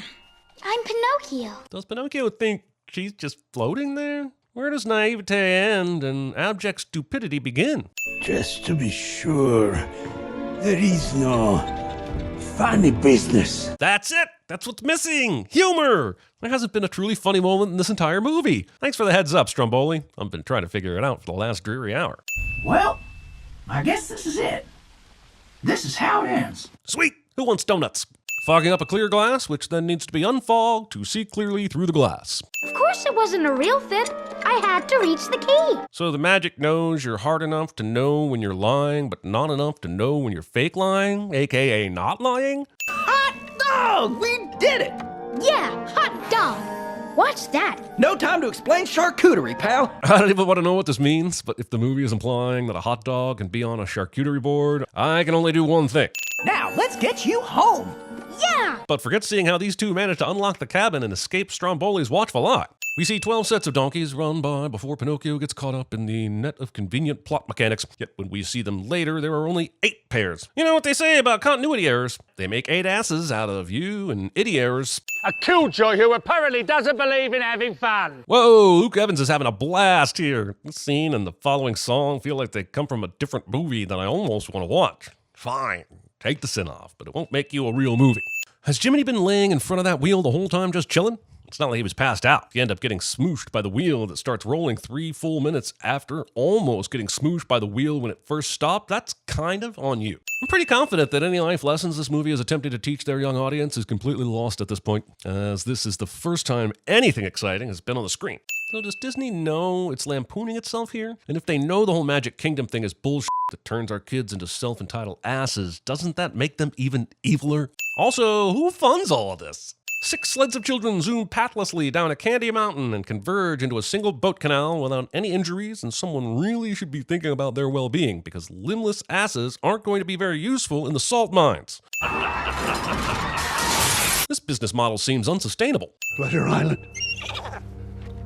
Is this where Pinocchio is? Oh my goodness. This is a serious crisis. Adults know about Pleasure Island, an island that their children never return from, and no one has gone to investigate and stop the crimes? The f*** is this ridiculous place? I find it odd that this movie is inadvertently saying that all things on Pleasure Island should be destroyed by children except for the pool hall. Holy shit, what is this nightmare fuel? The kids turning into donkeys wasn't enough, you had to go and add an army of the smoke monster from Lost's cousin to the mix? What the cuss is that all about? Fantastic Mr. Foxing without mother cussing attribution.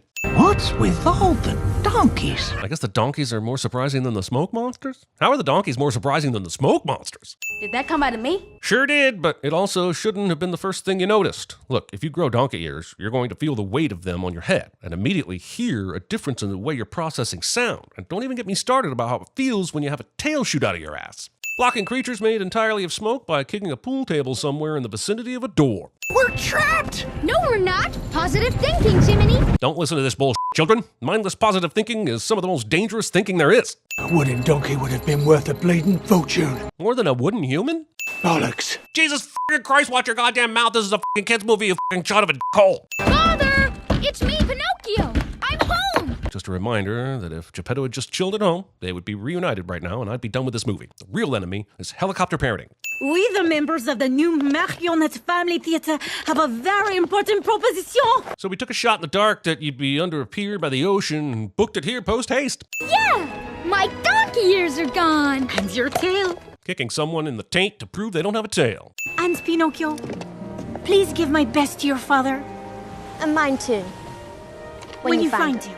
No! They are not allowed to speak at the same time. It's not cute, it's not clever, it breaks reality, and it collapses my brain in on itself. Stop making my brain hurt! Sophia says she can't carry a heavy block of wood, but apparently she can pull a heavy block of wood fast enough to ski. And don't tell me it's about how she's holding the rope in her beak. It's not a matter of where she grips it. It's a simple matter of weight ratios. I'm sorry I didn't come home after I got kicked out of school! You got kicked out of school? And now Pinocchio will recount the entire movie to Geppetto as a simple reminder to the audience that the writers didn't care to give Geppetto any involvement in this story other than making a wish and then wandering around the countryside. A touching story about a man dealing with loss, and you basically turn him into an NPC. Well done, Disney.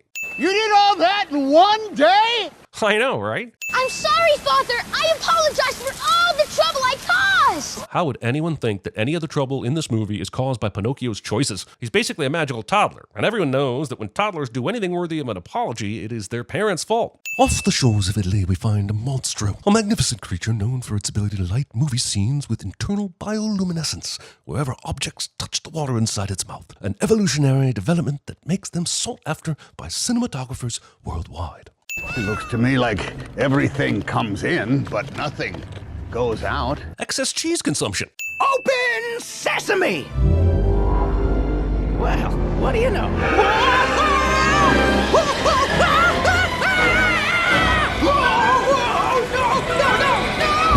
Jiminy demands to be let in and then panics when he is let in, and while I enjoy being amazed by Joseph Gordon-Levitt's voice acting skills, I do not want to hear the cricket scream about getting his way. That cricket is your conscience? Seriously, it's like the movie is taking every possible opportunity to remind us how much it sidelined Geppetto from the story. There's no way this goldfish bowl should still have this much water in it, and if it does, it's half seawater by now, and Cleo should be belly up and not in the good way. Also, how many children see the goldfish survive an insane trip to the sea and think their own fish could survive in any water? Come on, Disney, you have a responsibility to show this fish die a terrible death drowning in seawater. But if Pinocchio can dash them through the water like this, why did he need to Sophia ski his way out? Also, why is Monstro so intent on catching them? There's not nearly enough caloric intake there to make a difference. Do you think I'd chase a single peanut M&M under the couch if it falls? Okay, bad example. Also, here's a sin for you not watching The Sea Beast yet. Go watch The Sea Beast, you slacker. Oh, for the love of Jack and Rose, there's no way that bowl full of water would be floating on the water with a cat standing on it. Magical tear brings someone back to life even though wooden boys don't have tear ducts cliche. Unexpected expectoration is actually underwhelmingly expected. I am so very proud of you. And I love you so. Skip! Good night, Geppetto. I leave you a disappointed man.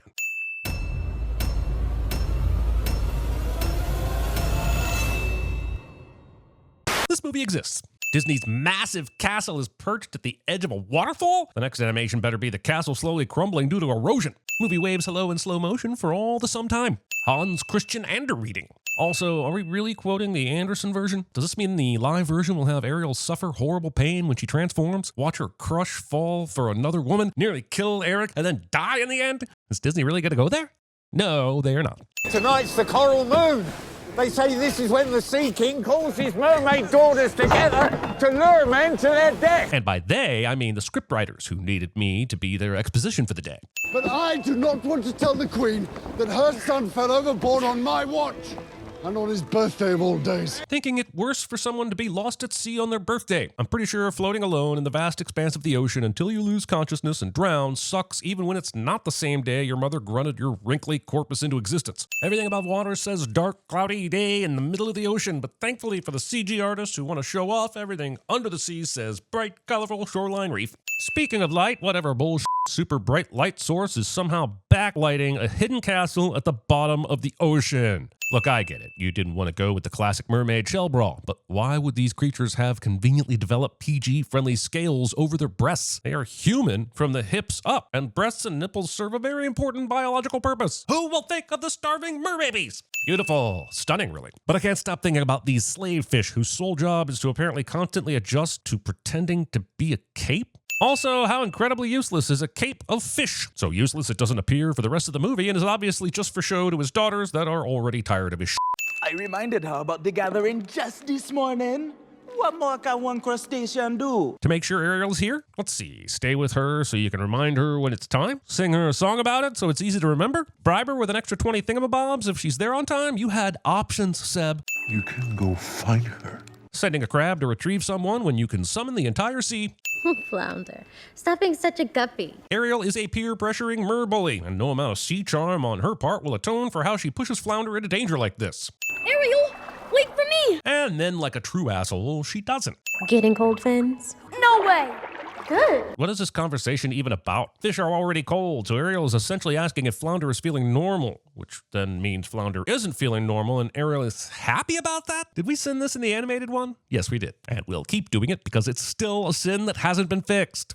I wonder why a human would need one that size. Wild. That's the same thing my college girlfriend said the first time we forked. Nothing is going to happen. Character confidently says that nothing bad will happen immediately before something very bad somehow manages to happen cliché. I wonder if mermaids taste extra amazing, and that is why this shark is motivated enough to risk its own safety and destroy this ship with its delicate body to get to her. You'd think instinct to survive would kick in, but nope.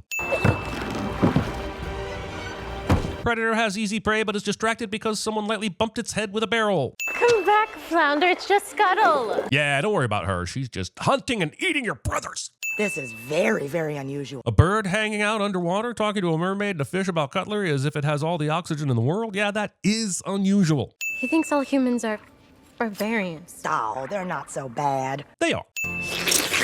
Loudly slurping your fingernail shrimp. It wasn't Ariel's fault. Bull shark, it wasn't, and Flounder knows this. Not only did she pressure him into going, but by the time the shark showed up, she had already long missed her appointment with the Coral Moon Committee. The only world where Flounder tries to defend her like this is the world of the script, where the writers need Triton to find out they rebelliously entered the elephant graveyard. Shark? So you went to the shipwrecks again? Because sharks only exist in one very specific part of the ocean. Why do you have to be so strong-minded, just like your mother? The patriarchy. But as long as you live in my ocean, you'll obey my rules. Claiming ownership of the entire ocean. We really need to have a conversation about the Mernarchy. Educated crustacean. Educated? Where? Do you have a degree that we don't know about? I didn't even think crabs swam in schools. Ariel's hair does not interlock with this sea foliage and immediately tangle her in an awkward fight sequence just to get into her grotto. I don't see how a world that makes such wonderful things could be so bad. Hollywood. Ariel sings that she has 20 thingamabobs, and then sings, "Who cares? Big deal, I want more." And I'm beginning to think we have severely underestimated Ariel's hardcore capitalistic tendencies. I wish I could play some of the amazing vocalizations that Halle Bailey is doing here, but since I can't, I'll just take this send off as tribute to her incredible performance. Movie doesn't show us the scene of Ariel leaping 15 feet out of the ocean, clinging with upper body strength to the boat, and hoisting herself in while going entirely undetected. I would have enjoyed seeing that impressive aerial display. Touching a strange furry creature you've never seen before. Storm coming in fast. That's because plot-convenient storms are never late. Plot-convenient storms arrive precisely when they mean to. What rapscallion had oil lamps hanging from the sails, and what scurvy coxswain mopped the deck with an accelerant? Max. I'm not going to send Eric for risking his own life to save a dog. Oh no, quite the opposite. I'm going to send him for not thinking about Max until he heard him barking while he was already abandoning ship. This should be the end. He has no breath and would get the bends. This lackluster approach to life-saving compression measures works. Get off me, you fool! And even though he's directly downstream of her in the food chain, she will listen to him and not see him as lunch. Are you listening to me? Yes, Turning yes into a word with 40 syllables. Ariel Singh asks the question, "What would I pay to stay here beside you?" And I'm continuing to think we have severely underestimated Ariel's hardcore capitalistic tendencies. Also, I still don't get it. Why does Ariel instantly fall for a guy she doesn't even know? For all she knows, he's a drunk dancing idiot obsessed with a furry beast incapable of handling a crew and dumb enough to take the wheel and run a a ship into the rocks. The movie has the chance to right the wrong of the animated film and show us Ariel's seal flop along the sand back into the water, but it doesn't. Is this how they plan to take Eric home? Dragging him along the beach as if he were a prisoner? Make the man one of those fancy cot things before you ruin his pedicure. As Ariel creeps along this rock gushing about a rando guy, I'm beginning to understand this movie on a deeper level. Ariel's a stalker. Rumor has it that mermaids are sirens with amazing voices that call out to men on the shores and ships. Yet here Ariel is singing at the top of her fish lungs and no one hears her, even though they're just a little ways up the shoreline. Sebastian, how did you find me? Great question. We can get to that sinful bit after we address the better question, which is, how the f*** did Ariel lift this goddamn statue into her grotto? The ship rode on the wind, and they filled the sky with fire. So, like a dragon then? Ariel's missing the fear gene, isn't she? Movie takes the orchestral perfection and harmonies that made Under the Sea feel like a huge, fun production and downgrades it to a hollow-sounding duet with some pretty visuals and not even a fraction of the fun. Encouraging kids to ride on jellyfish tentacles. Jeez, Disney, you already own Avatar. You don't have to try and reinvent it. The editor's seizure-inducing cutting techniques. Somebody got to nail that girl's fins to the floor. Leaving Sebastian's predilections for torturous violence in the movie. She was real. She saved my life. You sure sound certain of yourself for a guy who was completely comatose with his eyes closed the entire time Ariel was even around. How many shipwrecks have there been in our waters this year? I'm taking it the Queen doesn't know that this particular shipwreck included a pretty massive avoidable fire. That doesn't seem to be anything she's focused on. This movie balances out Ariel's I'm not happy with how things are going song with Eric's own not happy and I will justify it with my own song. I think I'm supposed to consider this to be a way to relate to Eric now, but both of them are privileged folks from castles. What could I possibly have in common with them? Eric is now singing about Ariel being silhouetted by the rising dawn, and I promise this will be the last time I mention it, but your eyes were closed the entire time, you horny liar. Didn't your mom just tell you no more ships? I mean, obsessed prince is gonna prince obsessively and all, but at least give us 5 minutes of obedience, you delinquent. This song has been almost 4 full minutes of wild, uncharted suck. What's going on with her? Well, she's just at that age when she doesn't want to hang out with her older sisters anymore. Exactly. You remember what I was like? This movie did not need to be 2 hours and 15 minutes long. What the f*** did that fish do to deserve that? Why is it even in the movie? Don't give me that bullshit about creating tension and tone for the next scene like the Little Mermaid live-action remake is some sort of art house cinema. It's a f***ing fish story. Get on with it. The impractical ergonomic design of this throne where the king's left arm is forever higher than his right. Is my little one in love? Oh, I tried to stop her, sir. Sebastian falls right into the misunderstanding propels the plot forward cliche, but I'm not surprised if I had a nickel for every time crabs ruined a good love story. They killed your mother. Technically, the ship ran into the rock and she was crushed between them, but semantics. He's compassionate and kind. He's a human. You're a mermaid. Yes, but that doesn't make us enemies. Fun fact, back in the day, Shakespeare was like, you know what, I hope my work is done 1,000,000 times in 1,000,000 different ways in the future, including paving the way for mermaid-human relations. I'm totally cool with that as long as they call it Bromeo and Juliet. That's my only request. And Disney couldn't even give him that. Never leave again. Movie will try to redeem this asshole later. I'm your Auntie Ursula. So wait, does that mean you're Triton's sister? So where did the Octo features come from? I continue to believe that an Ursula movie would be better than any of this stuff. What has your father told you about me? But you like to stir up trouble between humans and mer people. Okay, Ariel, let's talk about not giving away the truth quite so easily. Start with the rumors that her Jell-O molds come with a side of horseradish sauce and step into the dark truth. Well, now I just want a movie about this giant creature and why it died with its mouth wide open like this.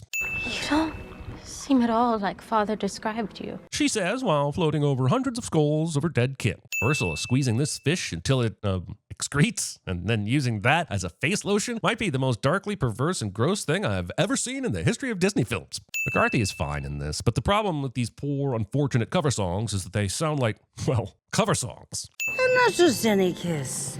The kiss of true love. Disney's still asking those little kiddos to think the path to confirm love is through a kiss. Listen carefully, kids, who should absolutely not be watching my videos. You won't find love in the lips or the hips or the thrusts or the nippy busts. You find love in longevity, depth of conversations, and the freedom to do as you need for yourself. Your partner should never make you feel like shit for being who you are, but rather support you as you evolve over time. The person you are today isn't who you will be, and a kiss will only confuse you because it activates your brain to release chemicals that are fantastic to feel, but ultimately confusing. Do not kiss someone and call it love. Do not commit to someone just because you kissed them and are curious about them. Disney, go f*** yourself for continuing to tell this story and not being brave enough to just call Ariel and Eric what they are. Horny. Having a cupboard full of magical spell potions all jumbled together and unlabeled. You're just asking to pull an Emperor's New Groove at this point.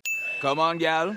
It's either sink or swim. Most likely sink, right? There's no reason Ariel should be able to understand how to tread water here, now that her tail is turned into dangly flesh sacks. I would have given all the sins back if her toenails were thick and overgrown. So Sebastian told Triton that Ariel saved a human. Flounder says this instead of, I can't breathe, please. Darkness is striking me. And we're now into another new song that I can't sing along to. And this time it has the added benefit of being mostly sung through mental telepathy, since Ariel has lost her voice, so you don't even get the benefit of seeing the emotion as it's being sung for most of the song. Prepaying for your swears. I understand that Ariel doesn't have a voice, but that isn't the only way to communicate, right? She's been waiting for this moment. She's just gonna stand there, do some pantomime, or interpretive dance, or even just take him to the place on the beach where you saved him. Anything. Just be miserable for the rest of your life. Welcome to the real world, where you don't get to do what you want all the time, and life is misery, unless you're a princess of the ocean and every tide turns in your favor. So how this movie is anything a little kid looks at as being inspiration is ridiculous.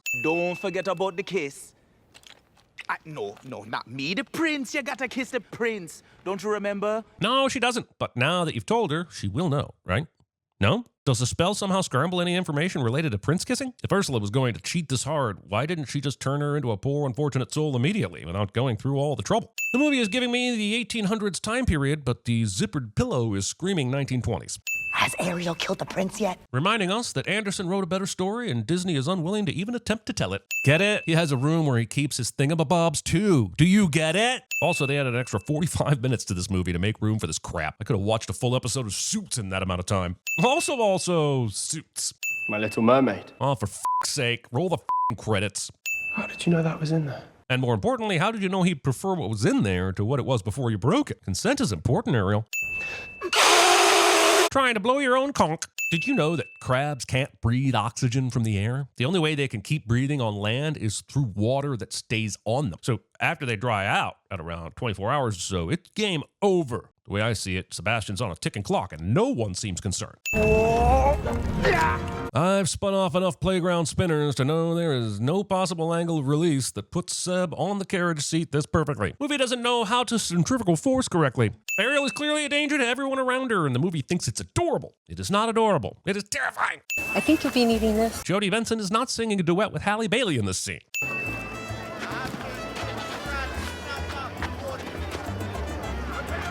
Did he just buy that man's personal hat without even asking? He's clearly wearing it through the rest of the movie, and I'm just not sure that's how that's supposed to work. Somehow these islanders have evolved their dance to include sand throwing, which is obviously a threat since sand is basically a weapon. Hey, come back with that! Hypocrisy. Percussion. The amount of random convenience for these bamboo branches to naturally bounce off of each other in the exact rhythm for this song is like me sneezing into a pile of salt and it creating a perfect replica of the Venus de Milo. We're now into Kiss the Girl, and the movie changes the lyrics from possible she wants you to, there's only one way to ask her, it don't take a word, not a single word, go on and kiss the girl, to possible she wants you to, use your words boy, and ask her, which is exactly what we asked them to do when we send the original, which of course means we're sending them for stealing our idea. Aries.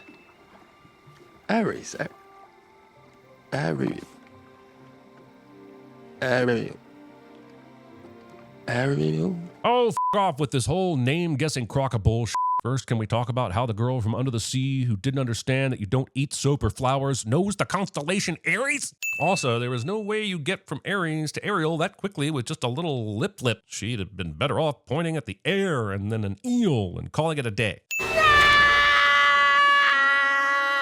No. Everyone's asleep. So are we supposed to believe these two went in for a kiss in the boat and then when it was interrupted didn't pick back up on it once they were on land? These two would have been making out as soon as their feet hit the beach, and this movie should already be over. Damn it! Wearing the wrong color vest for your Luffy cosplay. Diablos Ex Voxina. Aquafina is now rapping a song that is 34% Morning Report from Lion King, 47% Lin-Manuel on a phone call, and 100% another unnecessary news song in a movie that is 2 hours and 15 minutes long. Oh my goodness, they just faded the glowing necklace into the glowing sun, and I take it back, this movie is pure cinematic genius. Convenient Scuttle, meet Convenient Mirror. You may know them already because they are friends with Convenient Spell that somehow doesn't work for reflections.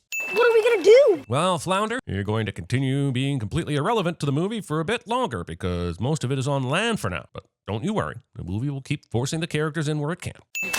Yes, Now go! Yeah, girls, swim all the way around the coastline, all the way to the castle, then run up the hill. It will take a very long time, and you'll absolutely miss your deadline. Flounder, go tell the Sea King what's happened. He has to know everything. Waiting this long to get the most powerful person in the sea involved. Whatever witchcraft is keeping these candles lit just beside the whipping wind of the seaside party. Help me! I'm being attacked! Scene does not contain a tetrahedron. Unlucky for Ariel, the sun is setting perfectly here on this shore. If only she'd been out to sea, there may have been more time. Also, why is Ariel turning back before sunset is finished? It's close, but let's go all CSIN on this movie's ass. Frame by frame, that shit. And you can clearly see that Ariel starts to collapse when there is still a sliver of sun showing right here. You see that? Her head drops down and to the left. Frame 313, down and to the left, down and to the left, down and to the left. Eric is not thinking, holy shit, I almost f***ed a fish at this scene, but rather, how am I going to? And that is a sin.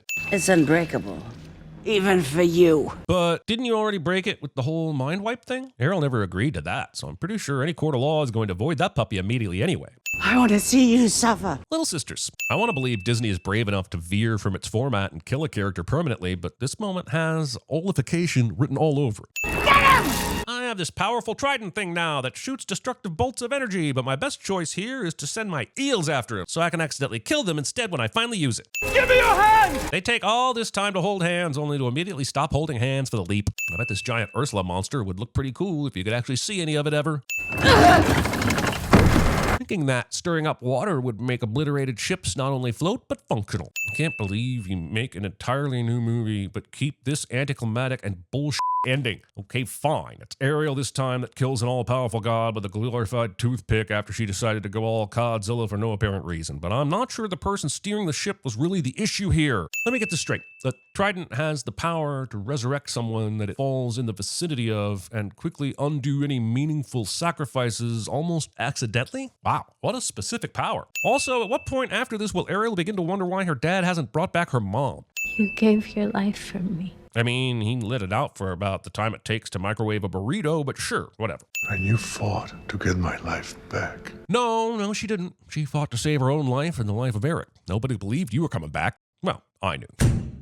And then, what, Eric? I hope the next thing is to find that pretty ring your mother gave you because nobody seems to be worried about its loss anymore. You gotta be kidding me. My reaction to the fact that this movie is still going somehow makes it into the script. Then there's just one problem left. And what's that, Your Majesty? How much I'm going to miss my little one. You can literally give yourself legs anytime you want if you'd like to come visit, you stubborn f***. Also, I get that he thinks this is what she wants, but it still wouldn't be a bad idea to have a conversation with someone before surprising them with new body parts. What? We're transitioning away from Ariel's actual transformation? What the actual f***? I mean, sure, we don't want to see her rise out of the ocean in a goddamn wedding dress, so thanks for righting that wrong, but showing us nothing is still a sin. I want to see ripping fins. Your marriage marks a new beginning for us. Yes, a beginning. The immediate anger I am feeling as we assume Ariel is alluding to a sequel. I was right about the dinglehopper, wasn't I? Yes, you were, Scuttle. Lying to someone about a fork. It's hard to take anything King Triton says seriously when he has snot on his mustache. Okay, he doesn't, but anyone with facial hair in the water knows this is a thing, and it's clearly missing from this moment. Eric does not immediately ask King Triton to save everyone time on their voyage and steer his larger vessel with his magical motorboat skills.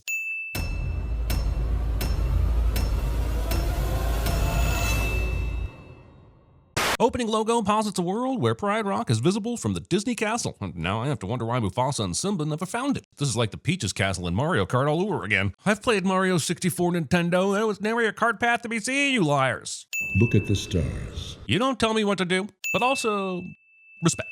Everything in this movie is going to do its best to look super realistic, which only makes it harder to suspend disbelief. The beauty of the animated original was that it is a self-contained reality where anything is possible. Simply put, weird to see real-looking animals talking, singing, and dancing. My friends, the time of my family's growth is upon us. The amount of animals arriving late to the king's speech is honestly just disrespectful. Also, this elephant that thinks they can take a front spot with zero consideration of the animals behind them. You make a better door than you do a window, Dumbo. Also, lions can't talk. How wonderful is it that Nala and I get to continue his dream and make even greater the circle of life. Giving a Pride Rock speech about doing it like they do on the Discovery Channel. Ron has 3 legs. That's still one more than me. Well, are those arms or legs? Guys, this is serious. It is not. I mean, it wants to be. but then it puts Timon and Pumbaa front and center, even though they are the most fourth wall breaking, can't believe how creepy they look as photorealistic creatures, serious as a clown standing in a parking lot of Banana Peel's characters in the whole franchise.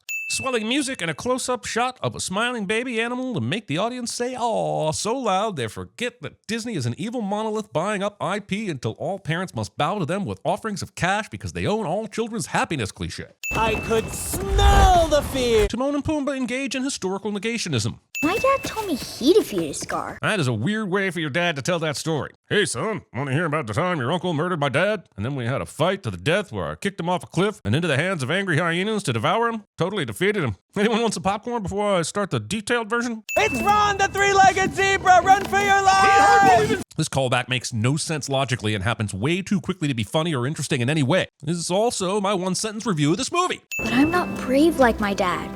And I could never be like Mufasa. The movie tries to be both a sequel about Kiara and a prequel about Mufasa and somehow miserably fails at both. A lion born without a drop of nobility in his blood. Great, so now Mufasa is not the son of the previous king. Movie makes my younger self the asshole for reading A Tale of Two Brothers. A story! So glad I brought some crickets. Wait, go easy, we're in a cave. With that, we've clocked this flick already averaging a fart joke every 3 minutes, or 20 FJPH. Pull over, Disney, we're ticketing you for excessive speed and a faulty exhaust system. Mom, what is that light way out there? You mean the setting sun? You're in Africa and old enough to talk and you haven't learned about the big glowing ball of fire in the sky yet? Either Mufasa's parents are terrible at education, or the movie needed Mufasa to ask a dumb question, so his mom could introduce the concept of Malele with the movie's first song. These three lions are now having a shared hallucinogenic dream, and I don't think this movie ever reckons with the impact of drugs or supernatural forces on the deteriorating family dynamic amongst the feline population. This lawn is totally f***ed. Adjusting your butterfly level to the looks like gods ticked at the Egyptians again setting. These f***ing zebras that think the first thing you do with the gathering puddle of drinking water is to traipse all your filthy hooves through it. I've spent exactly 0 damn minutes doing any damn research, which is probably more than is damn needed to call bullshit on this naturally occurring stone pillar dam that will conveniently propel the damn plot into motion. And I expect the damn geologists in the comments to back me up out of principle whether I'm right or not. Mufasa! We almost went 15 minutes in a Lion King movie without a father having to attempt to save a son. Good save, Disney. Mufasa! The cliff is too high, but you can cross it, the dam! God damn it. I can't! You can do this! But he shouldn't. Sure, a cliff is too high or whatever, but you can't show me this establishing shot if you want me to believe that crossing here with all the precariously moving parts was a better option than trying to climb out the other side. Mufasa's mom is standing right in the middle of the dam when that elephant plows into it, yet she is not ejected like Mufasa or killed for that matter. Okay, I'm calling it. It's time to be done with this character is submerged underwater and has to struggle to the surface to be baptized into a new existence bullshit. You're never gonna outdo Samwise chasing Frodo into the river. Let's just retire it. The flood waters joined the distant river, carried Mufasa far from his mother and father, beyond all that he knew. These floodwaters do a ton of heavy lifting for the plot and never even once give Mufasa prune hands. What's the secret? I'll get in trouble. Please, just tell me. I don't know. Just tell me! Okay. You're about to be eaten! Cubs. Help me! Get it? That's the same way that Scar kills him in the first movie. So it's super symbolic. Do you get it? Did I freeze frame just to send the fact that these lions don't have buttholes? Yes, I did. These outsiders will devour everything in their path. They're pub lions. They will race to the dead tree and back. No one will ever explain to Mufasa what dead tree they are talking about or where it is, and he won't even ask. And the dead tree is conveniently surrounded by water. Without these trauma flashbacks to the thing we saw 5 minutes ago, how would we ever remember the trauma from 5 minutes ago? I had to let you in. Democats. As the animals sing, "Hey, did your mama say you could be up this late?" I would like to know 2 things. Is it late? The sun looks at least 3 hours away from sunset. And why aren't these animals minding their f***ing business? Also, this always wanted a brother song rules, and Lion Manuel deserves a send-off for providing some joy to this otherwise dreary movie. But also, that Lion Manuel pun was terrible, and I'd never have made it if it wasn't for this movie, so that's on you, Disney. Hip-hopping. If I've learned one thing from the Lion King movies, it's that the skies in Africa specialize in taunting children about their missing parents. Having a song that lasts so long that your characters age several years. Now go back to the females and stay away from my son. They made Obasi unintentionally come across as homophobic. You want to be with the females. You belong with the males. They made Obasi unintentionally come across as heterophobic. There's a herd of antelope heading across the dry lake bed about half a day from here. Antelope or lions, even walking at their slowest, could cover about 5 miles an hour. So if we're generous and say that a day is just the 16 hours of normal daylight, half a day would be 8 hours, in which they would travel 40 miles. Lions do not hear prey that are 40 miles away. The only thing anyone can hear coming from that far away is this movie's twist that Taka is actually Scar. I never have to be like Taka. I never have to be king. This movie is trying so hard to draw parallels to The Lion King that they might as well have had Mufasa sing, "I just would hate to be king." Hakuna Mufasa, what a wonderful name.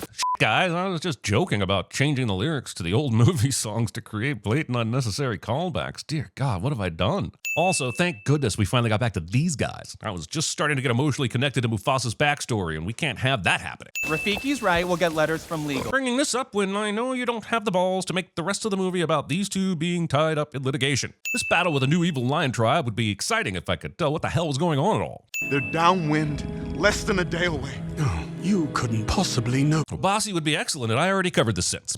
The truth is standing behind you. Discount Lion Vladimir Harkonnen calls in his Discount Bene Gesserit Truth Lions. An ordinary lion. And you left my son to die? Why does the king of this African lion tribe sound like they were from Denmark? I mean, maybe it's a commentary on colonialism, but the movie doesn't show the lions with silly mustaches or boats, and my hands are tied here. This scout lion probably didn't memorize this conversation from this distance, which means that Rafiki is telling this part of the story based on third-hand incomplete information, and that is just unacceptable journalism. Where will we go, Eshe? Without you, I have no home. In the 4 years since 2019's The Lion King, they still haven't figured out how to make photorealistic lion faces actually emote. At least we know it would be much better when they do the animated version of this movie in 2029. Pumbaa, did you wash your hooves? Mm-hmm. Pumbaa? I did. Pumbaa? I'm just gonna walk on them again. The movie still has time for this. And as the hunters led Kiros into the Valley of Kings, Obasi and Eshe stood their ground. Is it a sin of the pride having too much pride to run? Or one of a story that is finished with certain characters and can't resist the opportunity to kill off some parents? There are rules among lions. Bringing this up when I know you don't have the balls to make the rest of the movie about these two being tied up in litigation. There will be one ruler, one Lion King. Disney canonizes the fact that the 1994 animated classic is the only Lion King to ever exist, and anything else you may remember was a shared fever dream. Mads Mikkelsen is now singing bye-bye to this pride of lions, and I'm having trouble reconciling his evil malice with words that David Spade might say to someone exiting an airplane. Run, Mufasa! Trying to pretend like anyone has any tension about the stakes of this when we all know and they all know that Mufasa has to survive long enough to have his voice drop 2 more octaves and adopt a constant Darth Vader impersonation. If we fight, we die. But if we swim, we drown. Actually, if you swim, you don't drown. Tell me you can track them downriver. We can track them anywhere. Convenient bullshit that lets you not explain why you keep catching up with them. Also, convenient bullshit that turns out to not be true later when they simply cover their tracks with snow. So just to be clear, we're not in this story? Turning yet another Lion King movie into a terrible knockoff version of The Lion King 1.5. She's right there. The movie can't help but pronoun big game itself into a love triangle, because how would anyone turn evil if it wasn't for unrequited love? But you don't have anyone. She does indeed have someone. Thank you very much. That's Zazu. Oh, for fuck's sake, who next? A young Shenzi? You can either trust your story to be interesting enough or stuff it full of cheap nostalgia hits. Seems clear the choice that was made here. It was Rafiki's fault. He summoned the beast with his dreams. We will now quickly add in a rush Rafiki was an outcast backstory, because in modern filmmaking, not a single character is allowed to exist without a tragic or misunderstood upbringing. I'm not sure how I made it through the original without knowing this important information about Rafiki. You can try to run, but I'm afraid you won't get very far. They could have just eaten Rafiki instead of being overly concerned at the fact that he isn't scared. Is that a necessary part of the process? Does fear make the meat more tender? A flea can trouble a lion more than a lion can trouble a flea. Unless you're about to magically turn into Rafiki, that is a non sequitur proverb that has nothing to do with your current situation. Can we get on with this, please? Movie realizes it is wasting its own time. I once had a crush on a flamingo. I've never said that out loud. The elusive fourth wall breaking hornbill in its computer-generated habitat is further evidence that Deadpool has done irreparable damage to cinema. Someone's a little tired of being second banana, huh? A certain reality my college girlfriend didn't have to acknowledge somehow makes its way into the script. You gonna be farting next? Because that's my thing. Well then, perhaps you should have skid marked it. I mean, trade ding the ding. Cannot tell the story of Mufasa without the story of Rafiki. Well, not with that attitude, you can't. Waking up with a case of the Aronofskys. I have a report. It's morning. End of report. Oh, you with this morning report joke. The only way Zazu says this is if he knows he's making a joke about a song from the first movie. I know he's already broken the fourth wall, but do you want to go full bird pool? Because you should never go full bird pool. Come on, clear your thoughts. Concentrate. This smell harder speech feels so Uru-Wan Kenobi teaching Luke Fossa to use the Force that I'm almost afraid we're going to find out that Sarabi will choose the last name Skywalker at the end. We are now in another musical number, and I feel obliged to say lions can't sing. Well, I mean, they can, but they prefer neurofunk. It can't be that hard being a jungle creature with nature going out of its way to build you the necessary infrastructure. Heroes, they are not alone. It's like these lions can smell every damn thing so that they didn't have to animate them actually doing any work. I mean, find a paw print, a piece of fur, big old lion turd, I don't know. Just something more than superpowered mutants that can smell you 100 miles away. How do you know that? When she passes, I can smell them on her fur. Okay, Creepo. You smell like a Just kidding, he said duck. It's just that the choices were my joke or skip. Did he just say she smells like a duck? Asks the guy who claims to be able to hear how the wind blows through antelope horns 40 miles away. Why am I running? Well, since you're graciously hanging a lantern on it, follow-up question. When, why, and how did you land amongst the elephant legs to begin with? Thank you, my friend.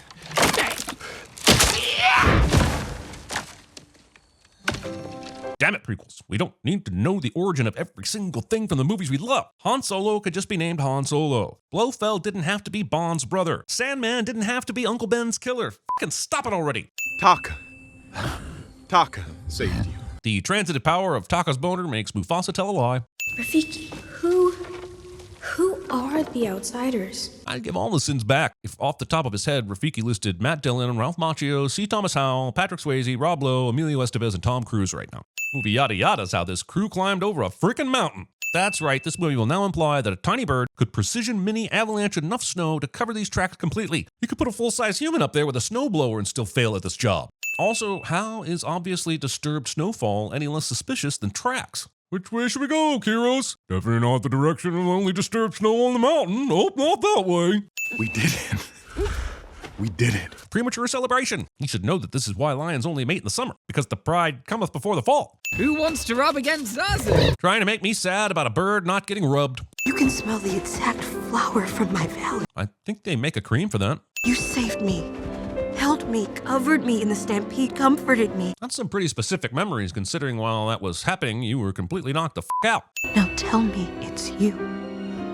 Skip. To really drive home the jealousy point, the movie will go from these cuddle cubs directly to Taka being bitter above, and I'm just saying there is a Challenger's version of this story that would be hella more interesting if it wasn't so afraid of its gay pride. This Diabolus ex Avalanchina that deposits Taka right near the wandering outsiders. Taka, where have you been? Shouldn't you know, Mr. Smelled the years-old duck flowers on my lady, but not the very recent outsiders on my bestie? In case you missed it, we're not featured in this. I think the Civet has more screen time. The Civet does not have more screen time. A fact that I am only aware of because I was eager to see it get eaten. Spoiler alert, it does not. Not on screen, anyway. Please don't mention the play again. I went to see it. I'm nothing but a giant sock puppet. You went to see it? You didn't bring me? And there it is. These two know about the Broadway show. The world is now completely broken, and none of this could ever mean anything ever again. Congrats. Hope it was worth the almost funny joke, Disney. We found it! We found Malele. Now that Mufasa has found this thing he's desperately searched for, and that is the encapsulation of his entire connection to his mother and father, does it make any sense that never once in the first movie does anyone call this Malele? Not once? When you linger on a tree money shot this long, I begin to wonder if you're expecting me to get wood. Mufasa, How do you know who I am? we know the outsiders are hunting you, and we fear you'll bring danger. That does not answer the question, and in fact reveals more information that I'm still wondering how the f*** you know. He left a trail of scars for us to follow. Did that f***er just call Taka's claw marks on the rocks scars? Scars? This movie has more forced references than a rushed doctoral thesis. This movie wants to have its Eye of the Tiger moment, and honestly, these lines should find that a bit offensive. We must stand with Mufasa! With the giraffes now among the talking animals, I have to ask an important question. Why don't the elephants ever talk? We see them trumpet all the time, so why not words? There will be no spectators in this war, elephants. Your silence says it all. From this moment on, everything the light touches belongs to me. You'll have to take it. What the f*** Is this movie saying that Mufasa adopted the selfish evil catchphrase of his mortal enemy and made it his own? He doesn't even subvert it. He flat out tells Simba the same thing. Everything the light touches is our kingdom. He might as well have followed it up with, I learned that from this major asshole who tried to kill me, and I liked the ring of it, so I fucked him up and made it my own. Mufasa wakes up from his fall in an inch of water above solid stone and has thus earned a retroactive he survives this. I swear if he comes out of that waterfall... For blood! Still better than a fucking flirkin, but just as cheap. Damn it, prequels. We don't have to know the origin story of every little thing from the movies we love. Legolas didn't have to already know Gimli. Maleficent didn't have to be the one to wake Aurora. Michael Myers didn't have to be the victim of bullying. Fucking stop it already. Close your eyes and tell me what you hear. What you feel. Glad you taught him how to use the Lion Force and whatnot, but isn't this a situation where just spotting the falling giant premeditated murder boulder with your eyeballs would have been sufficient? Get it? That's the same way that Scar kills him in the first movie and also helped him earlier, so it's super duper ultra symbolic. Do you get it? It is what you have become, the king of Milele. Yeah, kings are great. Consolidating power is so smart and honorable. Thanks, Disney. I had a son named Mufasa, taken from me by a great flood. Mother? Fine, she made it here, whatever, but I'm not buying for a second they are just meeting now. Unless that smelling superpower thing was bullshit, of course. But, Father? This is a Disney movie, kid. You only get one. I won't ever say your name again. Then call me Scar. What? Also, getting a cool nickname is punishment for being a real jerk-ass. Look, Claude Fossa, if you're really some sort of benevolent god now, I have one question. Why do bad sequels happen to good movies? You are no god! Kiara, this is your new brother. Oh, good. We finally got resolution to the all-important what were mom and dad up to storyline. But where did this kid come from? No, seriously, where did he come from? No one here is operating with the proper equipment for baby making or baby delivering. Do I just need to say it? She has no...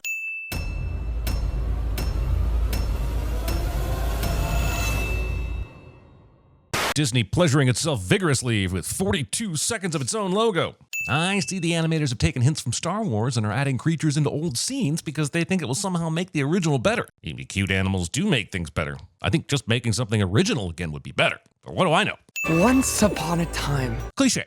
More than anything, they wished for a child. See, kids, wishing is not how babies are made, and since Disney is only going to confuse you on how any of real life works, I'll help. You see, when a woman wants to have a baby, she freezes an egg when she's young so that she can date as many people as she wants until eventually she finds a partner who is present, capable of co-raising a family, and supports her individuality. She then returns to unfreeze her egg, has a scientist mash it with sperm, needles that embryo into her uterus, pays thousands and thousands of dollars, and hopefully has a healthy child and a healthy life where their family can benefit from the stability of established adults with careers and an ability to budget.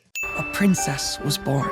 Jesus, look at the size of that newborn's head. I bet that's what kills her mom. Snow White absolutely tore out her mom's woochie-mabob like a chestburster in the nether regions. R.I.P. Snow's mom's downstairs. And now begins one of several songs you will not remember once the credits have rolled.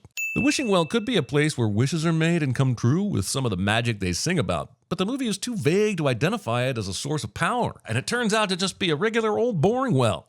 She married the king, but she was not what she appeared. Wild. It's almost like the king really moved on from his beloved wife's death super fucking fast and got married far too quickly before actually knowing the person. And cared only about her own beauty and the power it granted. If beauty grants power in this kingdom, why would Snow White not have powers like the evil queen? I want to say the movie goes deeper to address this, but it doesn't. She kept a magic mirror which could answer but one simple question. That has to be the most useless magic mirror to ever magic mirror.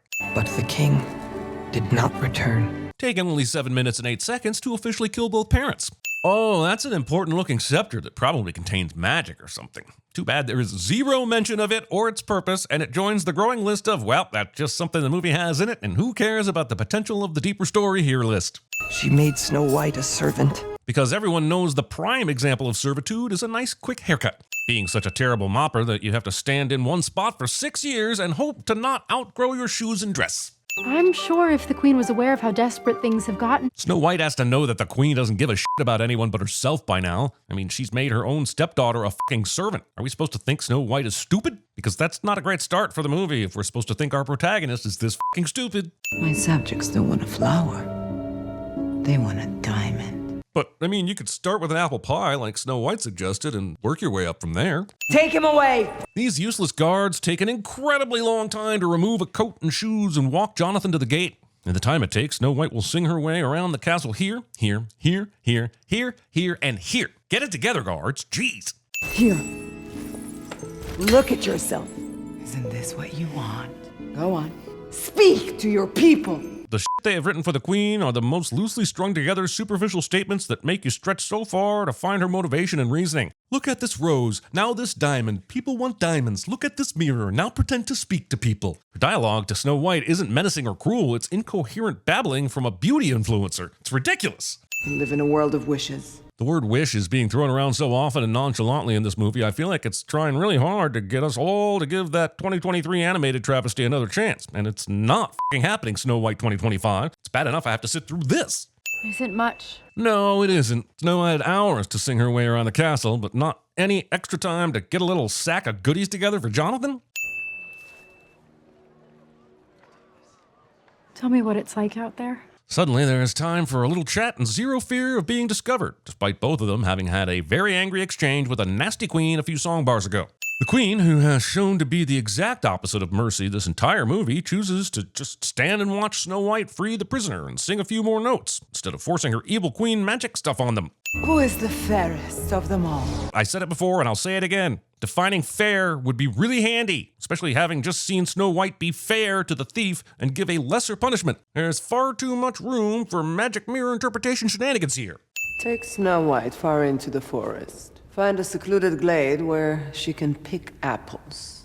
And there, my faithful huntsman, kill her. If the queen's end goal is for Snow White to be killed, why not have it done here at the castle? Why take her out into the woods where there's a much greater possibility that she could escape? She's just a girl. Living in captivity? What's her destiny? Wow, has she had it up to here? Cut out her heart.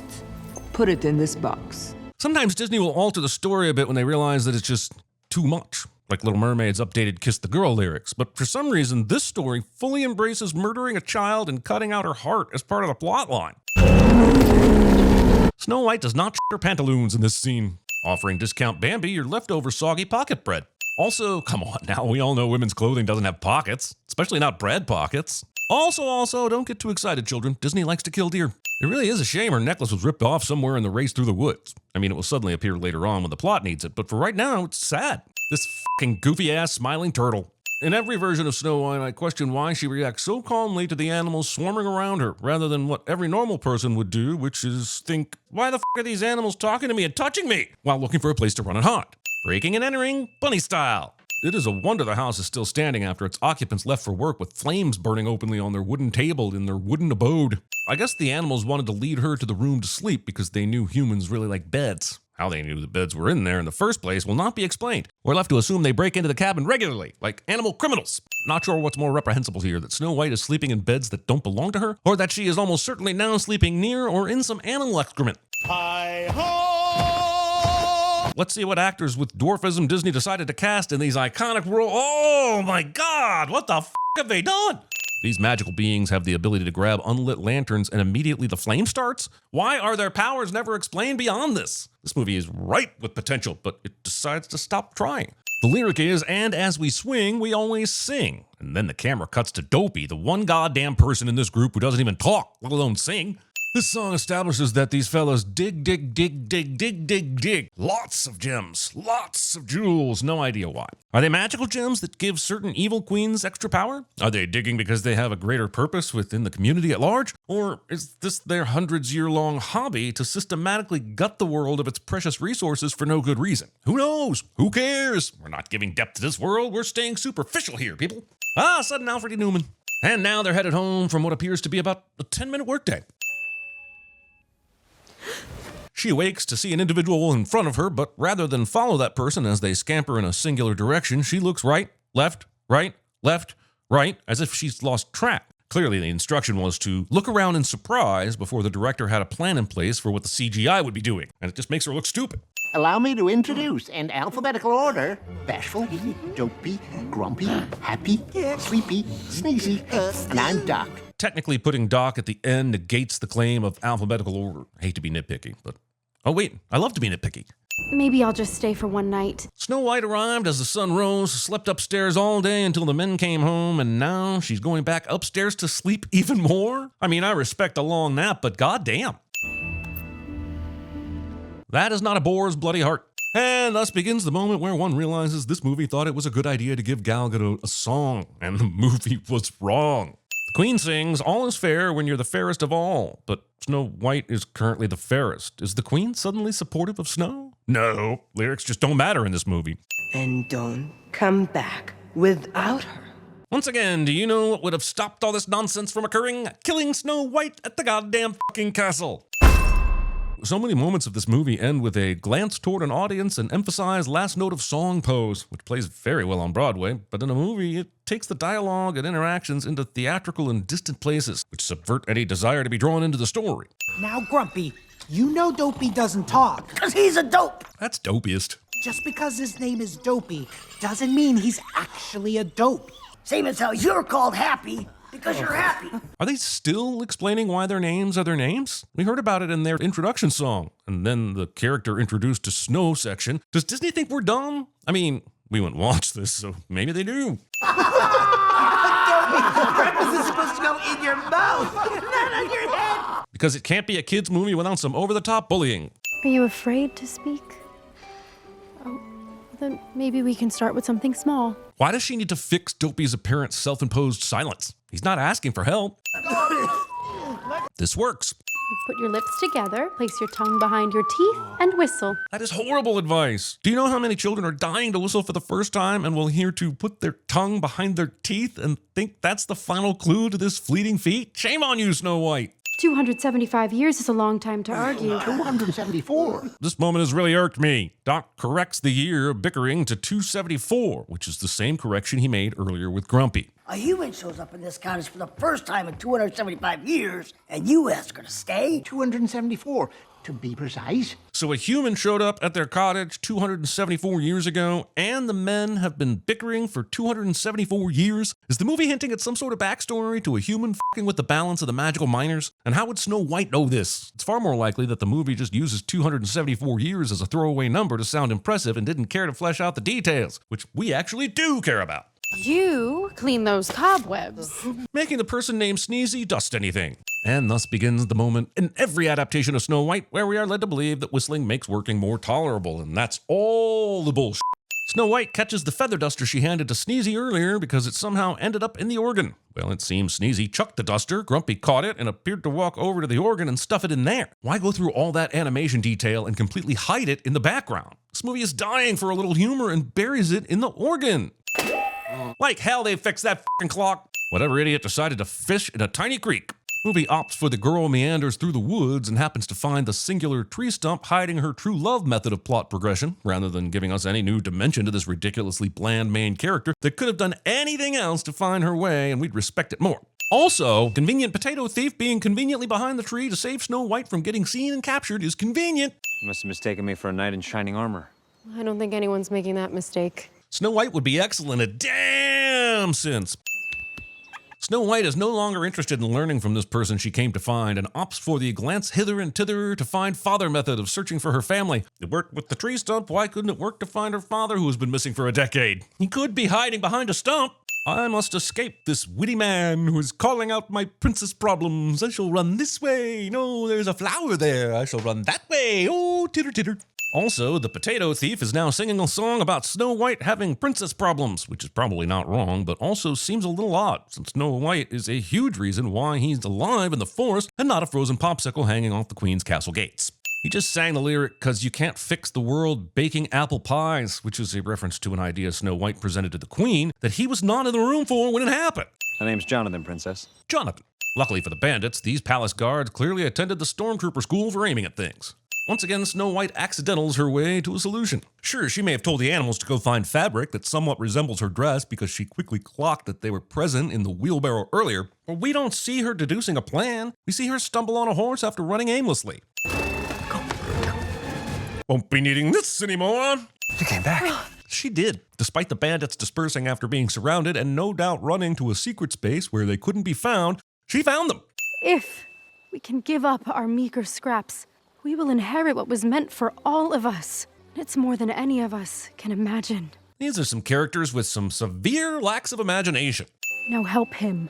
Doc has explained that his knowledge is in rocks and not surgery. Snow gives a speech about needing to come together rather than fight, and then demands Doc fix her friend, as if her speech about coming together has I know kung fu Doc to become a surgeon. Hot milk. It helps me sleep. So, Sleepy needs help sleeping? What the f*** is this movie? I used the blast furnace to cut through the bedrock, That doesn't sound good. then drilled to the fissure core, Oh, so he's dead then. added a poultice too. Because who needs to count after bedrock blasting and fissure drilling, really? I would do anything for Snow White's special friend. Oh god f***ing damn it. Snow and Jonathan have exchanged a handful of words, and are we really pushing the plot that they're going to fall in love now? I thought we were past the just met falling in love, true love's kiss bullshit. What time is it? It's time to dance! Yeah! Forget about all the really intense things that just happened and the fact that you're actively being hunted in these very woods. Let's break up the tension with a song. He saved your life. And that, my friends, is all this vapid character needs to propel her to a full-blown song about falling in love. Yes, sure, Jonathan took an arrow for her to save her, but does he smack his mouth when he eats? There are things that are important to know before you devote your life to someone. We can't play the music, but believe me when I tell you, this is discount how far I'll go. Oh, soldiers. Good thing the soldiers announced themselves far in advance, rather than sneakily going around the woods and crossbowing their enemies to death. Hey, thanks for having us. Thanking the one person who doesn't live there for accommodating them. Remember when the woods went full Fangorn for Snow White earlier? Yeah, I guess that was a very specific geographical section just off the apple orchard and not at all part of the rest of the movie. The lady with the good potatoes. Hey, that's no way to describe melons. See, unlike you, I know her. After a day and a f***ing half. Banish any trace of beauty. Oh, good. They gave Gal Gadot another song to sing. Also, if she could make an aging potion all this time, why not slip it into Snow's drink and turn Snow into a crone? Antidote.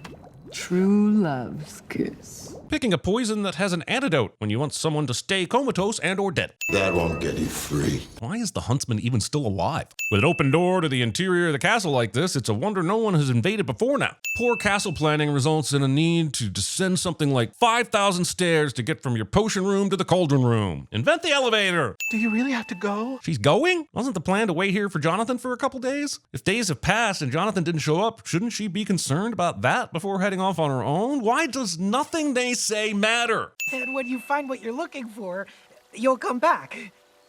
Right? I will. I promise. Unkeepable promises. Treating riding a deer as if it's the same as riding a horse. Also, if the animals were able to warn the men, couldn't they just as easily have warned Snow White? Movie will now spend 3 minutes mourning a death that we know will be reversed. That time could be spent in the confrontation with the evil queen, perhaps how Snow White rallies her people to her aid, or maybe fast-forwarding to show us Snow White's life in the future and how Snow White's legacy somehow links into the Disneyverse with other princesses to set up the onslaught of live-action remakes we will be forever bombarded with, unless somehow, some way, this remake was so terrible that Disney may actually pay attention to the resounding request from their audience. Make unique stories and stop redressing your old shit as if we want to see the same thing over and over and over.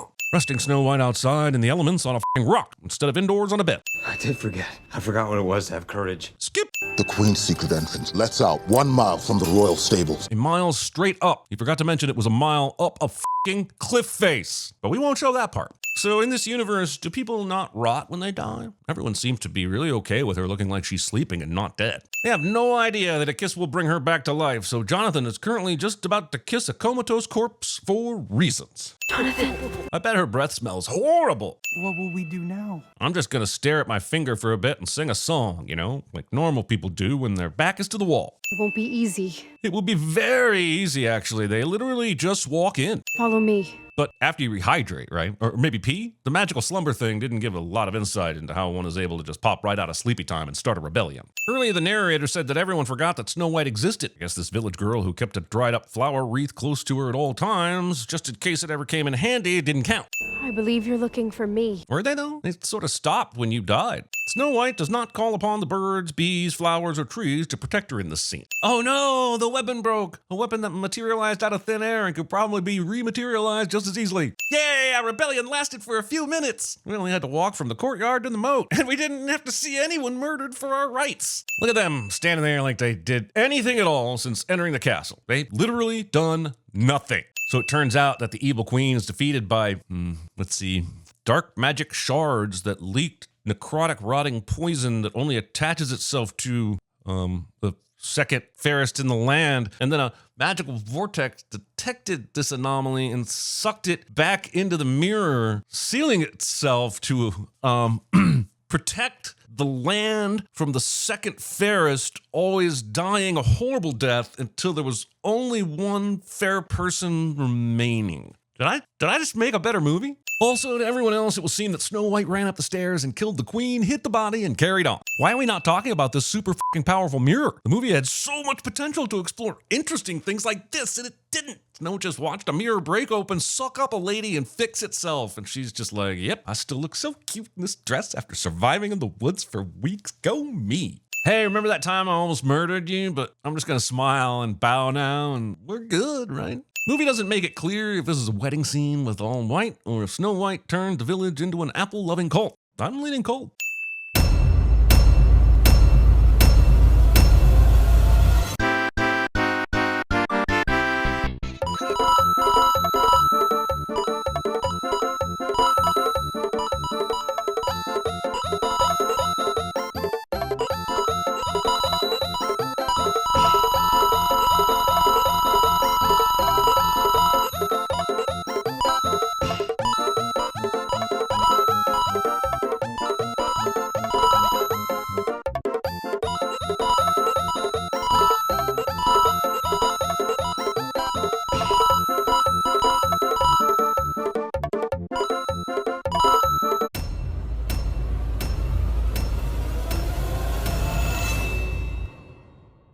This movie exists.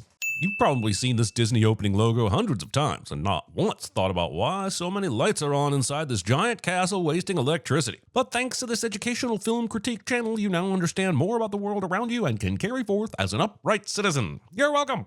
Making your alien language a one-to-one cryptographic translation of English. This basically means that the alien language was based on English and then changed into a code with the exact same amount of letters in the alphabet and the exact same phonetic rules. Which is fine if you're willing to deal with the philosophical and cosmological implications of the startling information that Earth's English is the etymological center of the universe. This movie does not. 626 is unstoppable. I'm honestly surprised that June 26th hasn't become Stitch Day or some shit where people quote this line while doing stupid social media stunts. And I just created it, didn't I? Movie cuts to some of the other aliens, but completely leaves out a live-action Mr. Pookie McFluffintuft. I can only assume that this is because they are making a standalone spin-off with his character being fed up with your bullshit. Don't get any ideas. These guns are locked on your genetic signature. They're not gonna shoot anyone but you. Explaining how your weapons work for no reason. Don't make me say it. Ew. Uh-oh. Designing your gene tracking gun to focus on the smaller amount of genetic material in the room instead of the still existing larger amount of genetic material in the room. Also, what is the shoot to kill threshold on these things and why are they self-firing? Also, some of the sins in this video will be extremely similar to sins from the original Lilo and Stitch video. If it helps, just pretend this is a live-action remake of our first Sins video, because that apparently makes it worthwhile and important. In 12 hours, we project he will collide with a planet called Earth. Oh, for f***'s sake, you're speaking English. And I know that this is the word Earth, and there is no f***ing dash between the E and the A, you fabricating f***er. You're the reason we're in this mess. Either they are unnecessarily bringing a prisoner through the control room, or they designed a facility where the only path from the trial floor to a cell is directly through the control room. Either way, I find you guilty of convenience in the first degree. Agent Bleakley, Earth expert, at your service. Good thing I happen to be nearby, even though you just identified the planet in question 50 seconds ago. Earth is a protected wildlife reserve. We've been using it to rebuild the mosquito population. This implies that mosquitoes are capable of extraterrestrial flight, in which case, burn the planet down now! Dr. Jakiba, you will travel to Earth where you will capture the escaped lab experiment known as 626. Agent Bleakley, you will be going with him. Choosing the mad scientist who you absolutely cannot trust to go on a mission with an agent you didn't know existed 5 minutes ago. Brilliant ops planning. Permission to hug my new partner. Brilliant. Permission granted. Right? So what I'm just trying to say is that... Thinking a hug involves mounting someone's head and putting your fingers in their mouth, eye, and or nose holes. This clock says 2, but Lilo's watch said 3:45 a few seconds ago. I don't care if there's some explanation or someone's clock is wrong or it's being shown out of order. Just stop showing clocks in your movies, Hollywood. Quit letting big Chronos boss you around.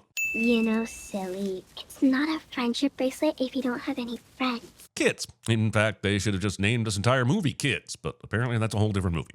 The music starts playing before Lilo places the record in the player, even though the record playing is an example of diegetic music, which means its sound originates from within that world. Oh, what's that? Is this just an excuse to use a word I just learned? Indubitably. Also, Heartbreak Hotel isn't on the Blue Hawaii soundtrack. Taking care of a small child without having keys to your own home. And now this record is not spinning in the overhead shots, but is spinning in the floor shots. Movie doesn't know how to vinyl correctly. I can't hear you. It's really weird. Turning up the volume on a record that is still not spinning. Smoke, Nani! Who put that pot on the stove? Lilo's too short, and Nani has been preoccupied with making Capri Sun tea. Oh, yeah. I've been practicing jumping out of my window. Geez, Disney, I know it's a 2025 update and everything, but not everything has to be a commentary on the political climate and its psychological impact on the United States population. You're gonna need that health insurance for when I kill you! That's not how health insurance works. Lottie, what you doing here? Having a second chance at not including this superfluous, distracting romantic subplot and deciding to keep it anyway. Warning.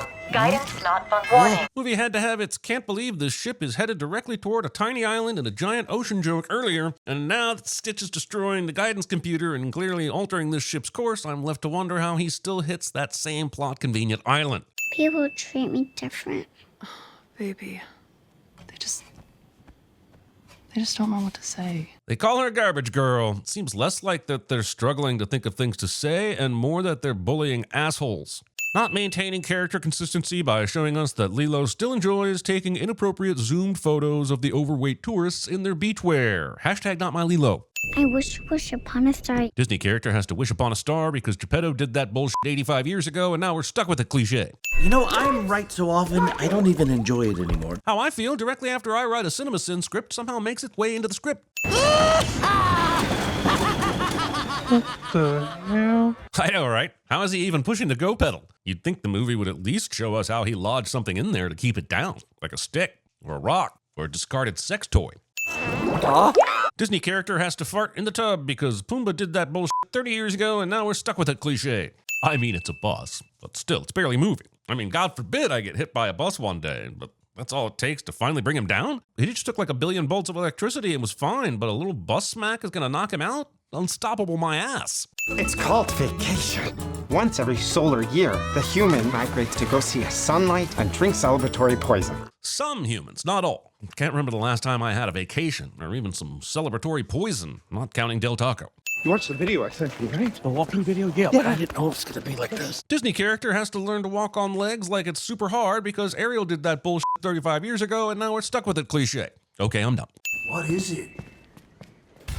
Gotta be some kind of a dog, right?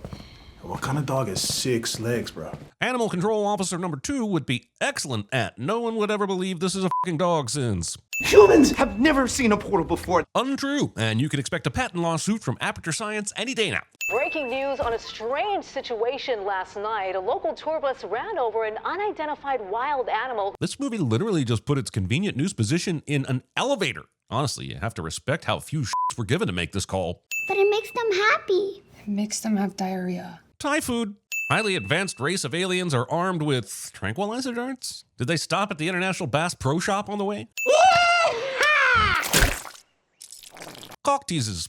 Adorable animal posters that basically say, you better take this dog with you or we're going to kill him. Special Agent Cobra Bubbles. Naming a child Cobra when they are already dealing with the last name Bubbles. You have 2 choices if your last name is Bubbles. If it's a boy, you name him Bobby. If it's a girl, you name her Barbara. It's just common sense. Sir, you're not implying this is extraterrestrial. Are you implying you haven't actually looked at it? Because it's obviously an alien spaceship. Wait, 626 was also adopted on 626? This kind of coincidence deserves a mathematical inquiry, like the birthday problem, so a professor can do some math and make some money showing us how our idiot brains don't understand random correlation. However, I'm still sinning this because I'm pretty sure it was crafted by a human trying to be clever and not by the unfeeling cosmos of mathematical chance. Hurry, hurry, hurry. Asking a guy you tranked to hurry. I also don't buy that Jumba didn't just leave him there on the side of the road.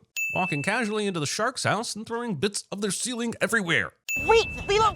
Now I have to stitch that up. Winning the battle for the most forced retroactive character naming origin when we were all content to just let Han Solo hold that title forever. Get over yourself. Just give me a second. These drivers see an unconscious man in the crosswalk and choose to honk at them. Apparently, on this road, Ohana means dickhead. Why do I have to be at your work? I'm 6. She's off by herself most of the time anyway, so it doesn't make sense to actually care about her whereabouts now. And no dogs on the table. Why not? Because people eat off them. Using canines as dishes. Once this fire starts breaking out, the beautiful live entertainment will continue to sing the same song at a faster tempo instead of maybe, stopping until the life-threatening part of the evening has subsided. Also, running a restaurant with a fire dancer show and not knowing where the fire extinguisher is. Wait, it's moving. Come on, come on. You guys had all day to track down Stitch, but only get there as they're leaving? What an adorable little psychopath. Lilo defenders. No, I didn't say it was black. I said it was blue. What's going on in there? Hair down. And then the very next frame, hair is up. But even worse, she doesn't say goodbye when she hangs up. Trying to stoke my Will It Blend nostalgia without having the decency to use a BlendTech blender. Now be good. This works, although I have heard a rumor that getting laid can calm someone down a bit, so... The people at home who give you lots of hugs and kisses, and they're there for you, even when... Lilo and Skip. Go. I'm watching. She was not. This is our last shot. Last shot? I saw your schedule earlier, and the coffee shop was your first interview, so I'm pretty sure you've got 4 more shots just today. I need you and him to be on your best behavior. It's clear that your sister, a 6-year-old child, and Stitch, an alien, are incapable of being on good behavior by this point, so you either need a babysitter or a jail cell. Your call. Actually, be very... Can you tell me how you did it? I have no idea. I looked at the light. These two are so good in these roles. In fact, the casting down the line is just perfection. Disney has proved how bad the casting of live-action versions of characters can be, so the fact that they got it right for once means the sin comes off. Island that Lilo previously said had no big cities includes this big city. Hey! What are you doing? Trying to capture Stitch. They're on a jet ski, following dangerously close while firing tranq darts, and you're not going to notice any of it, but hey, everyone knows surfing removes your peripheral vision and the ability to even slightly turn your head to the side. Tranq darts conveniently hit the only part of Stitch with padding, rendering them useless. Also, tranq darts conveniently hit the only part of Stitch capable of keeping him afloat, rendering his floaties useless. We are given no indication of how they got Stitch to shore here, considering what we know about his dense molecular structure, but sure, let's just ignore that hurdle until the movie needs it for a more emotional punch later. There's a way that the state will pay for all of this, but it means that you have to officially relinquish guardianship of Lilo. Official, give us your sister and we'll pay for your hospital bills programs.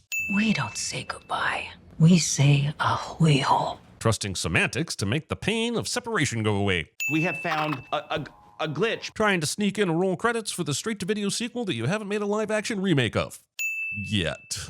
A Federation detail is on its way to clean up your mess. Which is what you should have done the first time. Aloha and mahalo. Already ditching the shoulder sling you apparently needed just 2 minutes ago. Sitting in a hammock. Like it's even possible without flipping over and needing a trip to the emergency room because, oh, you need to strengthen your core or your center of gravity is off. Have you thought about yoga? Yoga? Yoga? I'm a grown-ass man who, by the way, can do at least a dozen sit-ups, you overeducated...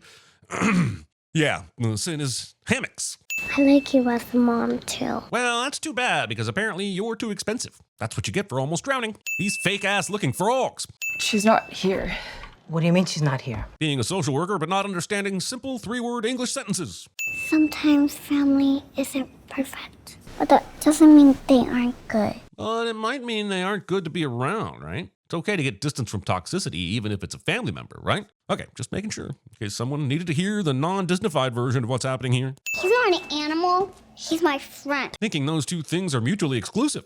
Do you have anything else to say? Taking your eyes off the creature of havoc and destruction that you created so you can chastise a Doberman for no reason.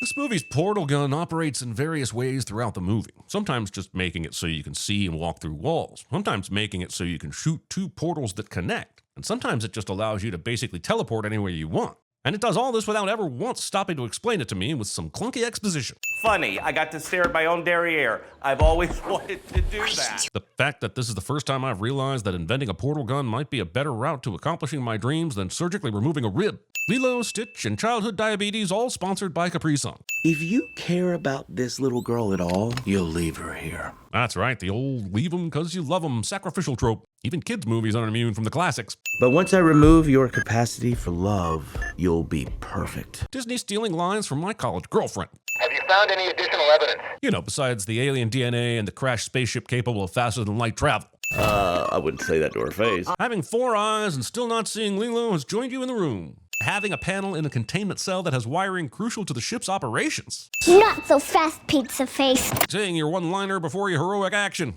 This isn't the 80s anymore. We say the one-liner to the bad guy's corpse now. Why don't you just admit that your little friend is a dangerous, freakish monster? Having an argument with a 6-year-old while she's trying to free said dangerous, freakish monster. Well, that's just a collar design flaw right there. David, faster! You're driving like a grandma. That's grandest. And Lilo is vaporized by the crash. What a gruesome way to end a Disney movie. Poor kid. Quick, name a Disney movie where someone with a tragic backstory finally finds companionship with an unlikely partner, but then that partner has to sacrifice themselves, and you think they're dead, but then they aren't really dead. Go. Yep, also that one. And that one too. Okay, you're stretching it a bit there, but sure, it fits. My point is, been there, Disney that. Yep, I'm the guy calling bullshit on this emotional rescue. I mean, she's underwater for over a minute, which is totally possible, though unlikely, considering her exertion of carrying an alien-shaped heavy bag. But it's actually the distance she's covering that is more ridiculous. Telling me she covered that amount of ocean floor in just over 60 seconds? Have you ever tried to walk underwater with a weight? Even if it were on land, that's, 400 meters? The world record in the 400 is 46 seconds. And you're telling me she did it underwater in 65? Stitch is dead. Nani is dead. Everyone dies. The end. Jump-starting your dead alien dog friend. Also, it turns out a defibrillator applies between 200 to 1,000 volts of electricity, while a car battery only does about 15. But a truck is bigger than a defibrillator, so it must be stronger, right? We did all that we could. Did you cry on him? I hear that's the new science. No! Hey, leave him alone! You're not even cuffing him properly. Stitch has 2 sets of arms, which the Federation and the movie as a whole seem to have forgotten. Can Stitch say goodbye? Yes. Come here, Stitch. We're gonna miss you. Nani ruining this touching moment by not knowing how tall the CGI insert would be and deciding to stitch-scritch the air above his head a couple times. Show it again. She's petting empty space. It's the simple things. It's little and broken, but still good. Yeah, still good. That's the spirit, Stitch. I've said that same thing a few times. Wait. A sentence that will be henceforth served here on Earth. Lilo. She did it again. Slow it down this time. It never gets old. No one else on the island reports this giant leopard seal print spaceship cloud hanging over the ocean. What if Lilo came to live with us? Oh, no, Tutu, that is way too much. That is... Smiley already said yes. Making backroom deals for custody of your neighbor's child. You're so smart, Nani. I think you should join the Marines. Trying to make the audience feel better about this moment by having Lilo be okay with it, even though any average 6-year-old would be terrified. I missed you too, Stitch. Aww. Your reaction to this perfect ending. Every change the movie makes here is better. Jumba stays a villain and gets taken away, which makes much more sense. Lilo finds safety from Nani's incompetence while staying with people she knows and loves. And Nani attempts to get her shit together by going to school and pursuing a solid future. The movie doesn't break Ohana, it expands it. And now I have to send you, because the internet is a bunch of crybabies who don't want their precious nostalgia sauce ingredients changed. Unlike me, who has been a steadfast example of reason and temperance and a shining example to all my whole life. Suck it, losers.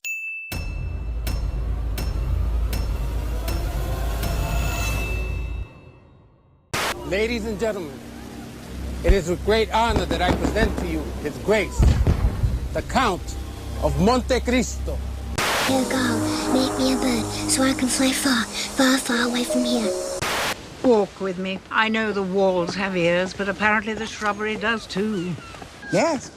Ned Stark had many admirers, and how many stepped forward when the executioner came for his head. Lorraine, my density has brought me to you. But I am flying! And from way up here, you all look like little ants! I think I'll miss you most of all. You're not supposed to be doing that, Dave. Now! I'm sorry, Dave. I'm afraid I can't do that. Ew, he peed his pants! Of course I peed my pants! Everybody my age pees their pants. It's the coolest. This is it. He's beginning to believe. But if you're up against the wall, there's only one weapon of choice. Am I not turtly enough for the Turtle Club? This is perfect. The rising will happen here. Don't mess with the bull, young man. You'll get the horns. You know what? It's all right, because I just remembered. I'm gonna steal the Declaration of Independence. Oh, no! Let's see you scurry out of this. You're going to tell me where the Grimhole is. Where is he? Merlin said, I'm like a prickly pear. I don't need your faculty identification card. My trick's gonna work on me. I'm not it. I'm not a hero. I'm not the one, Trinity. Okay, I will if you marry me. It's called a compromise. It's just called coercion. It's not fair. You must suspect me to attack with Capafera. Naturally, but I find that Tibble cancels out Capafera. Don't you? No one's ever painted my portrait. No? They should. I mean, your boobs are huge. I mean, I want to squeeze them.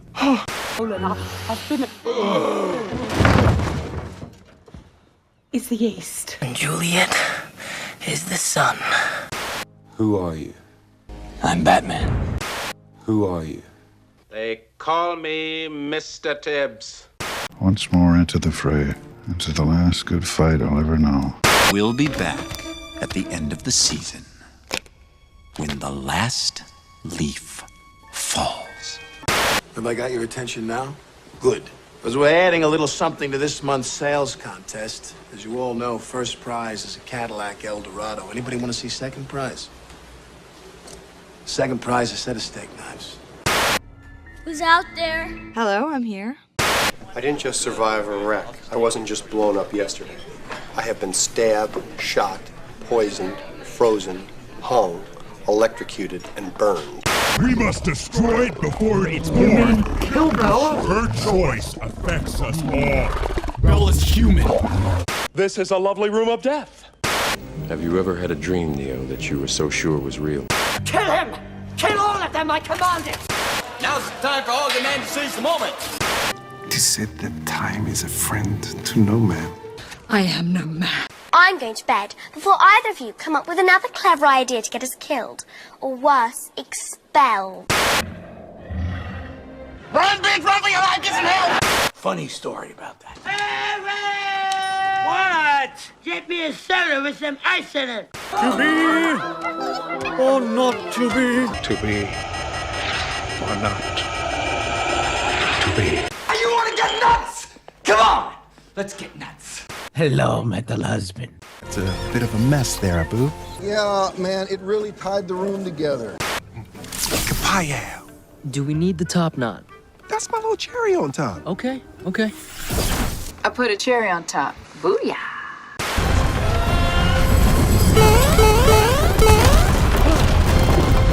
Meet Flower. She's the leader of a 29-strong family of meerkats. Hey, this is our spot. Go on, get out of here. Thanks to the quick action of Commander Lewis, astronauts Beck, Johansson, Martinez, and Vogel were all able to reach the Mars ascent vehicle and perform an emergency launch at 7:28 Central Time. Yes, Bolan. It is decided. It is decided. Slider. You stink. I know your father. Correction, I know your father. Today, you become men. Let's face it, you gotta be a man to wear tights. The Uruks are destroyed. We slaughtered them during the night. But there were two hobbits. Did you see two hobbits with them? Release! The secret weapon! Bolt the door! Bolt the door! Hold the door! Star, lad, star, bright, first star I see tonight. I wish. I wish. How do I say this? Wish I had $1 million. Hot dog! 10,000 years will give you such a crick in the neck. I'm the Blue Fairy. Who is Blue Fairy? Are you sad, lonely, looking for a friend? Blue Fairy Escort Service will find a mate for you. You have 4 more questions. Mine. I I don't think that teacher likes me. I taught school for 20 years in the inner city, so don't even think about messing with me. Oh, that's a bad mud puddle. I wouldn't want you to step in that and get your nice shoes all ruined. I reminded her about the gathering just this morning. What more can one crustacean do? What's the most you ever lost on a coin toss? If you come any closer, I will rip you to shreds. I am the Gmork. So you went to the shipwrecks again. Those waters are dangerous. You don't have to worry about me. You think you can do these things, but you can't, Nemo! Just look at you, barely held together by your pills and your drink. Don't forget my pathetic love of country. Storm coming in fast. Iceberg, right ahead! Tommy, how's the peeping? Tommy, how's the peeping? Tommy. Enough. That's enough. And Eric had nothing to do with it. Eric? Eric? Why did you say that name? I'm not a stray. I'm just a jellicle cat. Do you know which way is home? E.T. phone home. I have one more secret, Mufasa. You want to know how I did it? I never saved anything for the swim back. They're coming this way, Obasi. 2 lions for every one of ours. Each one. Big, massive elephant's You have no reason to challenge me. I never understood all these elaborate tortures. It's the simplest thing to cause more pain than a man can possibly endure.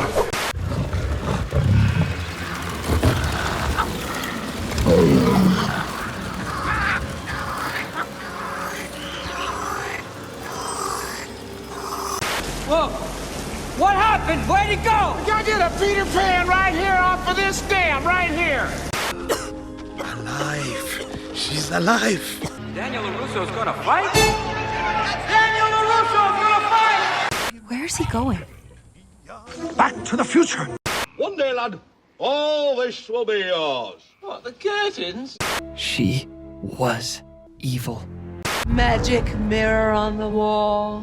Who is the fairest of them all? Mike Wazowski! You were saying? Pies are luxuries. They don't need luxuries. It confuses them. I'm confused. What happened to feeling it in my jimmies? Are you one of the bandits? I've been chased by the best of them. Son, you make them look like they're all running in slow motion. Remove his coat and boots and bind him to the gates to freeze. That is so not the opposite of taking somebody's underwear! Magic mirror on the wall. Who is the fairest of them all? Dragons! Cut out her heart. Put it in this box. Who's in the box? I miss seeing you shred waves, though. Yeah, I've always loved watching you. Tommy, how's the peeping? Huh? But...